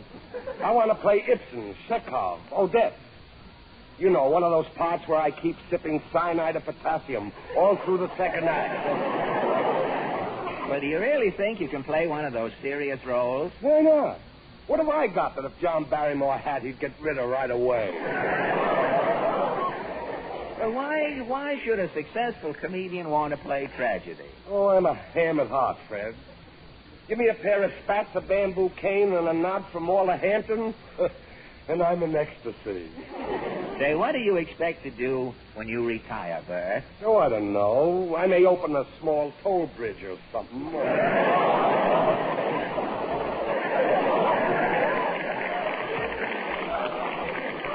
Well, now that we know your ambitions, what are you going to do here in the East besides fend off senility? I'm going into a new musical show, a sequel to Amphitryon 39. What's it called? Butterfield 4230. Does the show look like a hit? Oh, yes. It's a little gem. We're rehearsing in Tiffany's window. You're playing the lead, of course. No, it's just a bit. 92 sides. A bit. Yeah, I'm on the stage 2 hours before the play begins. I'm ever present but unimportant. Well, what sort of a show is it, Bert? Well, the best way I can describe it is, it's a 17th century Hellzapoppin'. It is. I thought Hellzapoppin' went farther back than that. Well, what character do you assume? Well, in the first act, I'm a subdued knave. A subdued knave. In the second act, I'm a tippet mender. Oh, you mend tippets, do you? Yes. And in the last act, I play Gaspard Levine, the muscle man, in a bistro. You run the artistic gamut, as it were. Yes. I range from the tentatively foul to the delightfully obnoxious. In other words, you ignore the audience's heartstrings to get right to their nostrils. To put it bluntly, yes. My big scene is in the second act. As the tippet mender, I am discovered in Madame Pompadour's hope chest. The king is bibbing in the anteroom. A Florentine enters. I suspect poltroonery. I chide Pompadour. When she is well chidden, I derate her. She eschews me. I gesundheit her. The Florentine Hoffers roll the dice for Pompadour's favor. The dice are cocked. I'm undone. Curtain. Just in time. It sounds like a great play, Bert. Yes. They just grabbed the author for observation. Are you singing in this show, Bert? Well, nothing to speak of. I cajole Madame Pompadour with a chansonnette. You do? Well, say, how about a little chanson now, before you go? I hoped you would ask me to sing tonight, Fred. I really did, yes. Oh. Why? I want to get even with a guy in St. Paul. And what form is your revenge taking, Bert? Well, I'll catch up with an old request. Roses of Picardy. Roses of Picardy.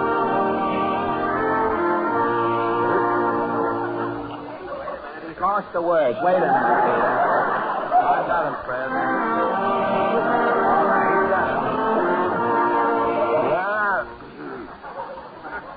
Roses are shining in a Picardy, in the hush of the silver dew. Roses are flowing in a Picardy, but there's never a rose like you. And the roses will die with the summertime, and our rose may be far farther apart. But there's one rose that dies not in a Picardy. Rose that I keep in my heart.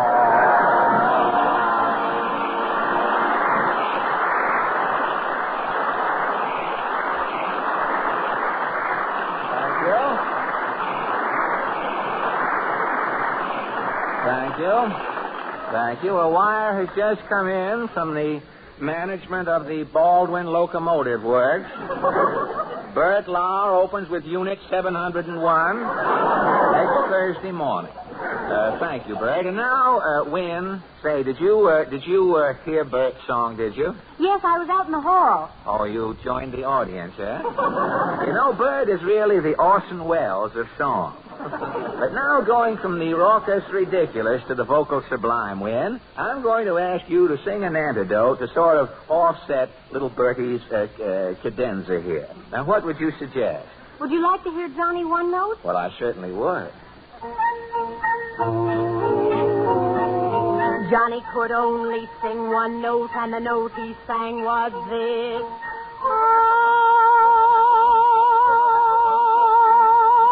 Poor Johnny One Note sang out with gusto, and just overloaded gets played. Poor Johnny One Note yelled willy-nilly until he was blue in the face. For holding one note was his aim. Couldn't hear the brass, couldn't hear the drum. He was in a class by himself by gum. Poor Johnny One Note got in Aida, indeed a great chance to be brave. He took his one note, howled like the north wind, brought forth wind that made for his grave. While Verdi turned round in his grave, couldn't hear the flute or the big trombone. Everyone was mute. Johnny stood alone. Cats and dogs stopped yapping, lions in the zoo all were jealous at Johnny's big thrill. Thunderclaps stopped clapping, traffic ceased its roar, and they tell us Niagara stood still. He stopped the train, whistled, boat whistled, steam whistled, top whistled, all whistled, bow to his skill. Oh, sing Johnny One Note, sing out with gusto, and just overwhelm all the crowd.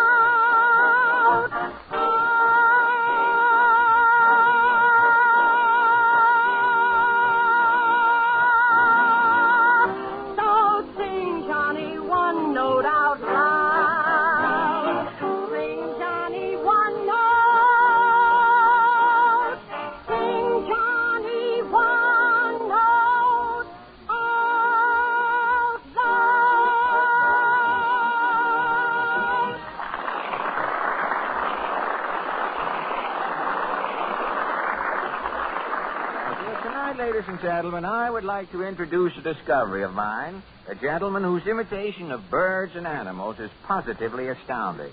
His repertoire includes wild turkeys, bull moose, mockingbirds, and even the trumpeting of elephants. Look, excuse me, Mr. Allen. Just sealed tonight. Just sealed? I'm sorry. Just sealed. Yes, but for an artist of your versatility... Yes, I know it's humiliating. But I'm getting a cold, and no matter what I imitate, it sounds like a seal barking anyhow. Oh, I am sorry. Me too. I hate letting you down like this, but there just isn't anything I could do about it. Oh, I think there is. Just you follow this very sensible suggestion of Harry Von Zell. Don't ever neglect a cold. At the very first warning sniffle or sneeze, take sparkling Sal Hepatica. For believe me, ladies and gentlemen, the sooner you do, the better. Because Sal Hepatica helps fast, and in these two very important ways. First, Sal Hepatica is a quick yet gentle-acting laxative, and speed is mighty necessary in fighting a cold. Second, Sal Hepatica also helps nature counteract the acidity that so often accompanies a cold. And because of this double help, Sal Hepatica is recommended by so many physicians. So do the wise thing. Get an economical bottle of Sal Hepatica at any drugstore as soon as you can. Then, whenever anyone in your family feels a cold coming on, show them this intelligent modern way to help fight that cold. With Sal Hepatica.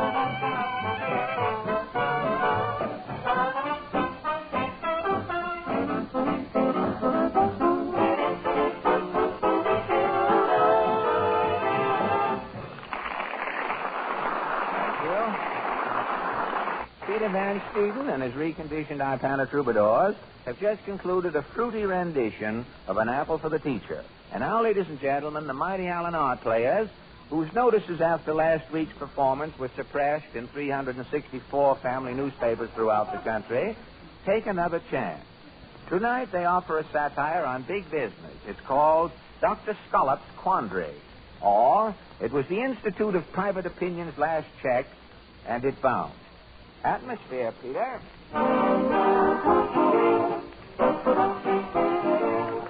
Hello. Hello.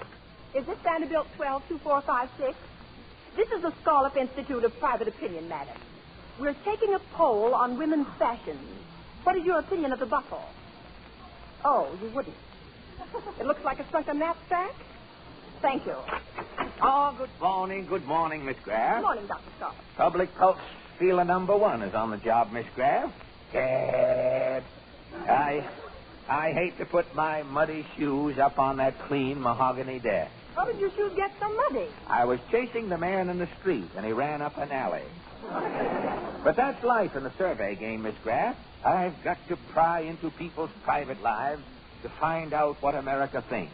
Get me a number. What number? Any number. Any. Yes, sir. I always call a preview number to warm up my questioning technique for the day's work. Here's your party. Hello? Scollop Institute of Private Opinion calling. Hello. Would you mind telling me how many lumps you found in your oatmeal at breakfast this morning? I never... How many people read your newspaper over your shoulder as you came downtown in the subway this morning? I never... Do you think a woman's place is in the home? And if so, what kind of a home? I never answer questions. No? No, I asked them. Who are you? Professor Quinn. Yes. I drew a statistical blank, Miss Graff. I'll try another number. This telephone survey business is some profession. Not profession, Miss Graff. It's a calling. And what they're calling it is nobody's business. And business is booming, Miss Graff. You know that I have just landed the Puma cigarette account? Their slogan is, don't forget your change, forget your cigarette. Puma cigarette? Yes, Puma Cigarettes have just started a new radio program starring that comedian, Bob O'Burl.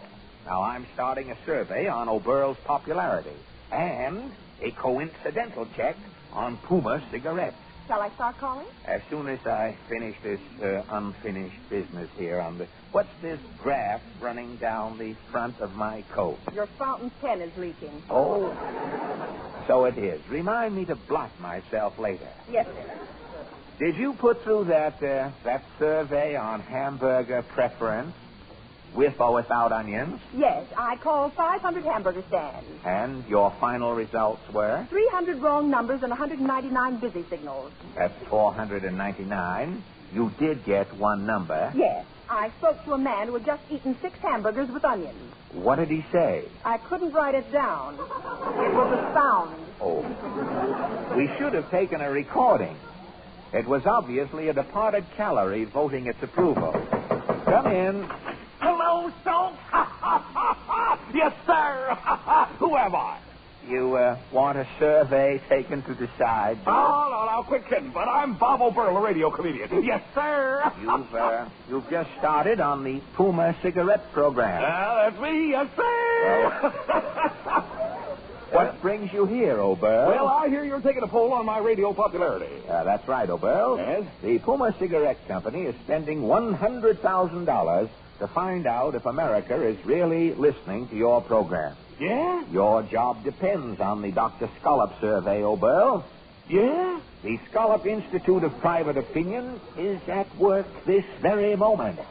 Yeah? Yeah. How am I doing, Doc? I'll check up for you. Clunk, Vice President in charge of radio, darn it, speaking. What are the figures on Bob O'Burl as of this very minute, Clunk? Total phone calls, 2,000, Chief. Tentative result? 1,998. Always listen to him. And the other two? One party was deaf, the other was his sponsor. Check, Clunk. Check, Chief. Well, how am I doing, Doc? Phenomenally, O'Burl. Yeah? You are compiling the best record my institute has ever polled. Thanks, Doc. Well, I'm off to see a guy who's got the measles. I'll be back in a flash with a rat. If America likes that guy, it's time the Indians took over again. The Scollop check is foolproof, Miss Graff. The nation is Burl-minded. Get me any number at random. Yes, sir. I'll prove the public likes Bob O'Burl. Here you are. Hello? Shirley Greenspan's residence. Mademoiselle Greenspan responding. So what's new? This is the Scollop Institute of Private Opinion, madam. You like Bob O'Burl? Oh, Schmoo, you are getting the wrong number, brother. Who is this? I'm not telling you who is this, and you aren't telling me who is that. This is the Scollop Institute. So nothing is wrong with my scallop. I got the full head here, thank you. No, madam. What do you think of Bob O'Burl? Again, Mr. Boyle, cutting out the double talk body. But, madam... Getting off the line, measure, or I'm complaining to Fiorella. Now, listen, My husband is calling me back in 5 minutes, darling.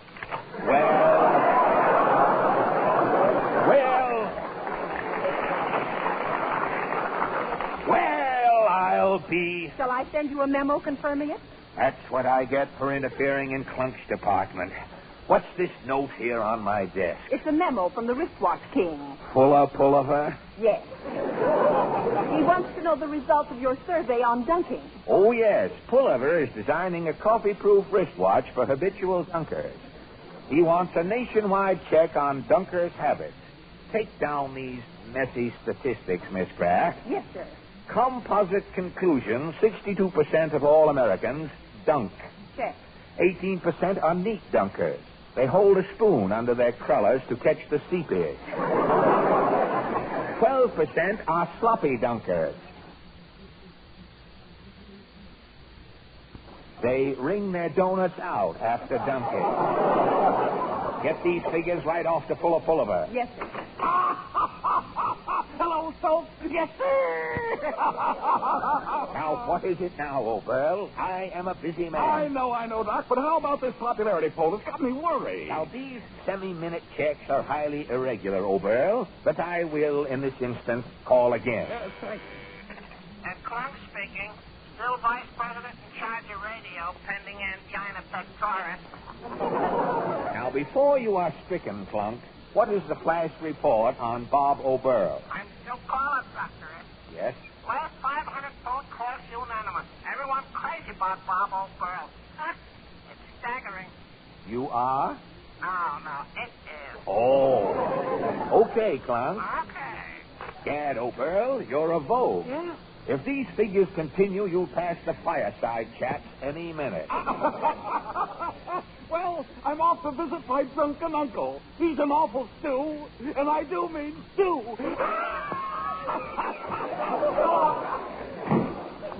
Well, he certainly kills him. He certainly kills him, and the sooner the better. Get me a number, Miss Graff. Yes, sir. I have got to check on the public's reaction to the Puma cigarette. Ready, sir. Hello? Yeah? The Scallop Institute calling, madam. Yeah? Have you tried the new Puma cigarette, madam? Yeah. What is your opinion? There's too many syllables in Puma. Take off the M.A. and what have you got? P.U. That's my opinion. Why, you of all these... This is what's in... Why, that wrong number. I'll find someone who likes Puma cigarettes if I have to start smoking them myself. Who is this? Where is Dr. Scallop? Faulkner Q. Pingree, the president of Puma Cigarettes. Yes, Faulkner Q. Pingree. We were just talking. I'm going to do the talking now, Scallop. Yes, Faulkner Q. What are these phony reports you've been sending me about my radio program? It's the biggest thing on the air. Your comedian is... He's putrid.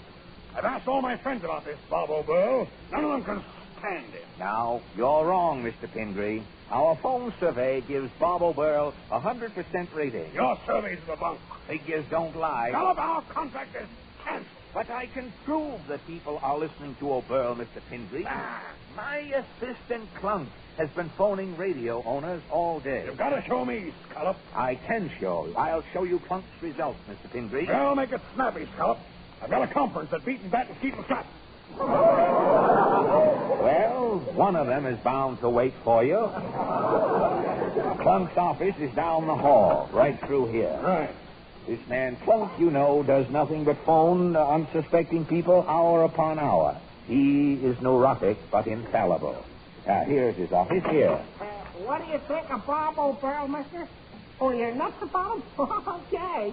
Well, Clunk, how goes your rendezvous with Decimal? Oh, hello, Chief. Gosh, this Bob O'Beryl poll is a landslide. I just got 50 more favorable reports. Now, there you are, Mr. Pingree. That proves something. Yes, it proves there's something screwy going on around here, Scallop. That adjective, Mr. Pingree, is repulsive. Wait a minute.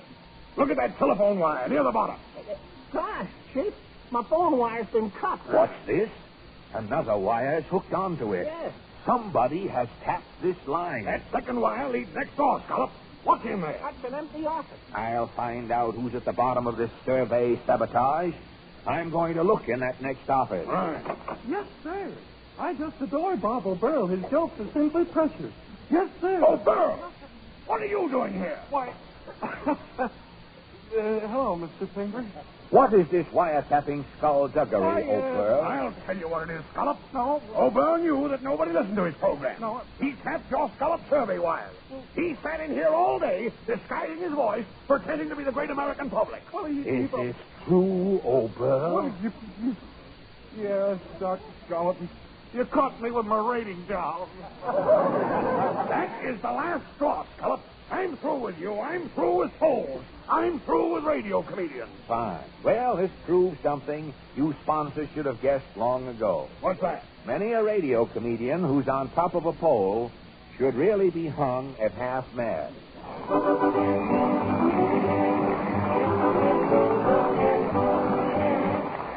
Thank you, ladies and gentlemen. Now, before we preview the highlights of next week's show, we'd like to pass along a very important thought, if you will, Harry. But don't ever forget, ladies and gentlemen, you can never look your best unless you feel your best. That's why we hope you'll always remember the advice of so many physicians. Whenever you feel sluggish and under the weather, or whenever you have a headache resulting from a stomach that's upset because of overindulgence in eating or drinking, Sparkling Sal Hepatica helps give you a faster comeback. You see, if you take something with a laxative action only, you do nothing to counteract excess gastric acidity. But Sal Hepatica does both. It not only brings you speedy yet gentle relief, it also counteracts excess gastric acidity, which chases that sickish feeling fast. So get an inexpensive bottle of Sal Hepatica at your drugstore tomorrow. Remember, the better you feel, the better you look, and the more you're admired. And you feel better faster when you take gentle, quick-acting Sal Hepatica.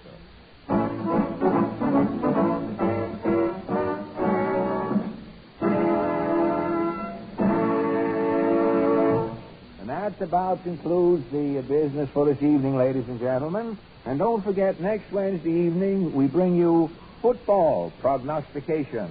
The score of the Cornell-Princeton game next Saturday will be Cornell Sweeper Final, Princeton Vertical.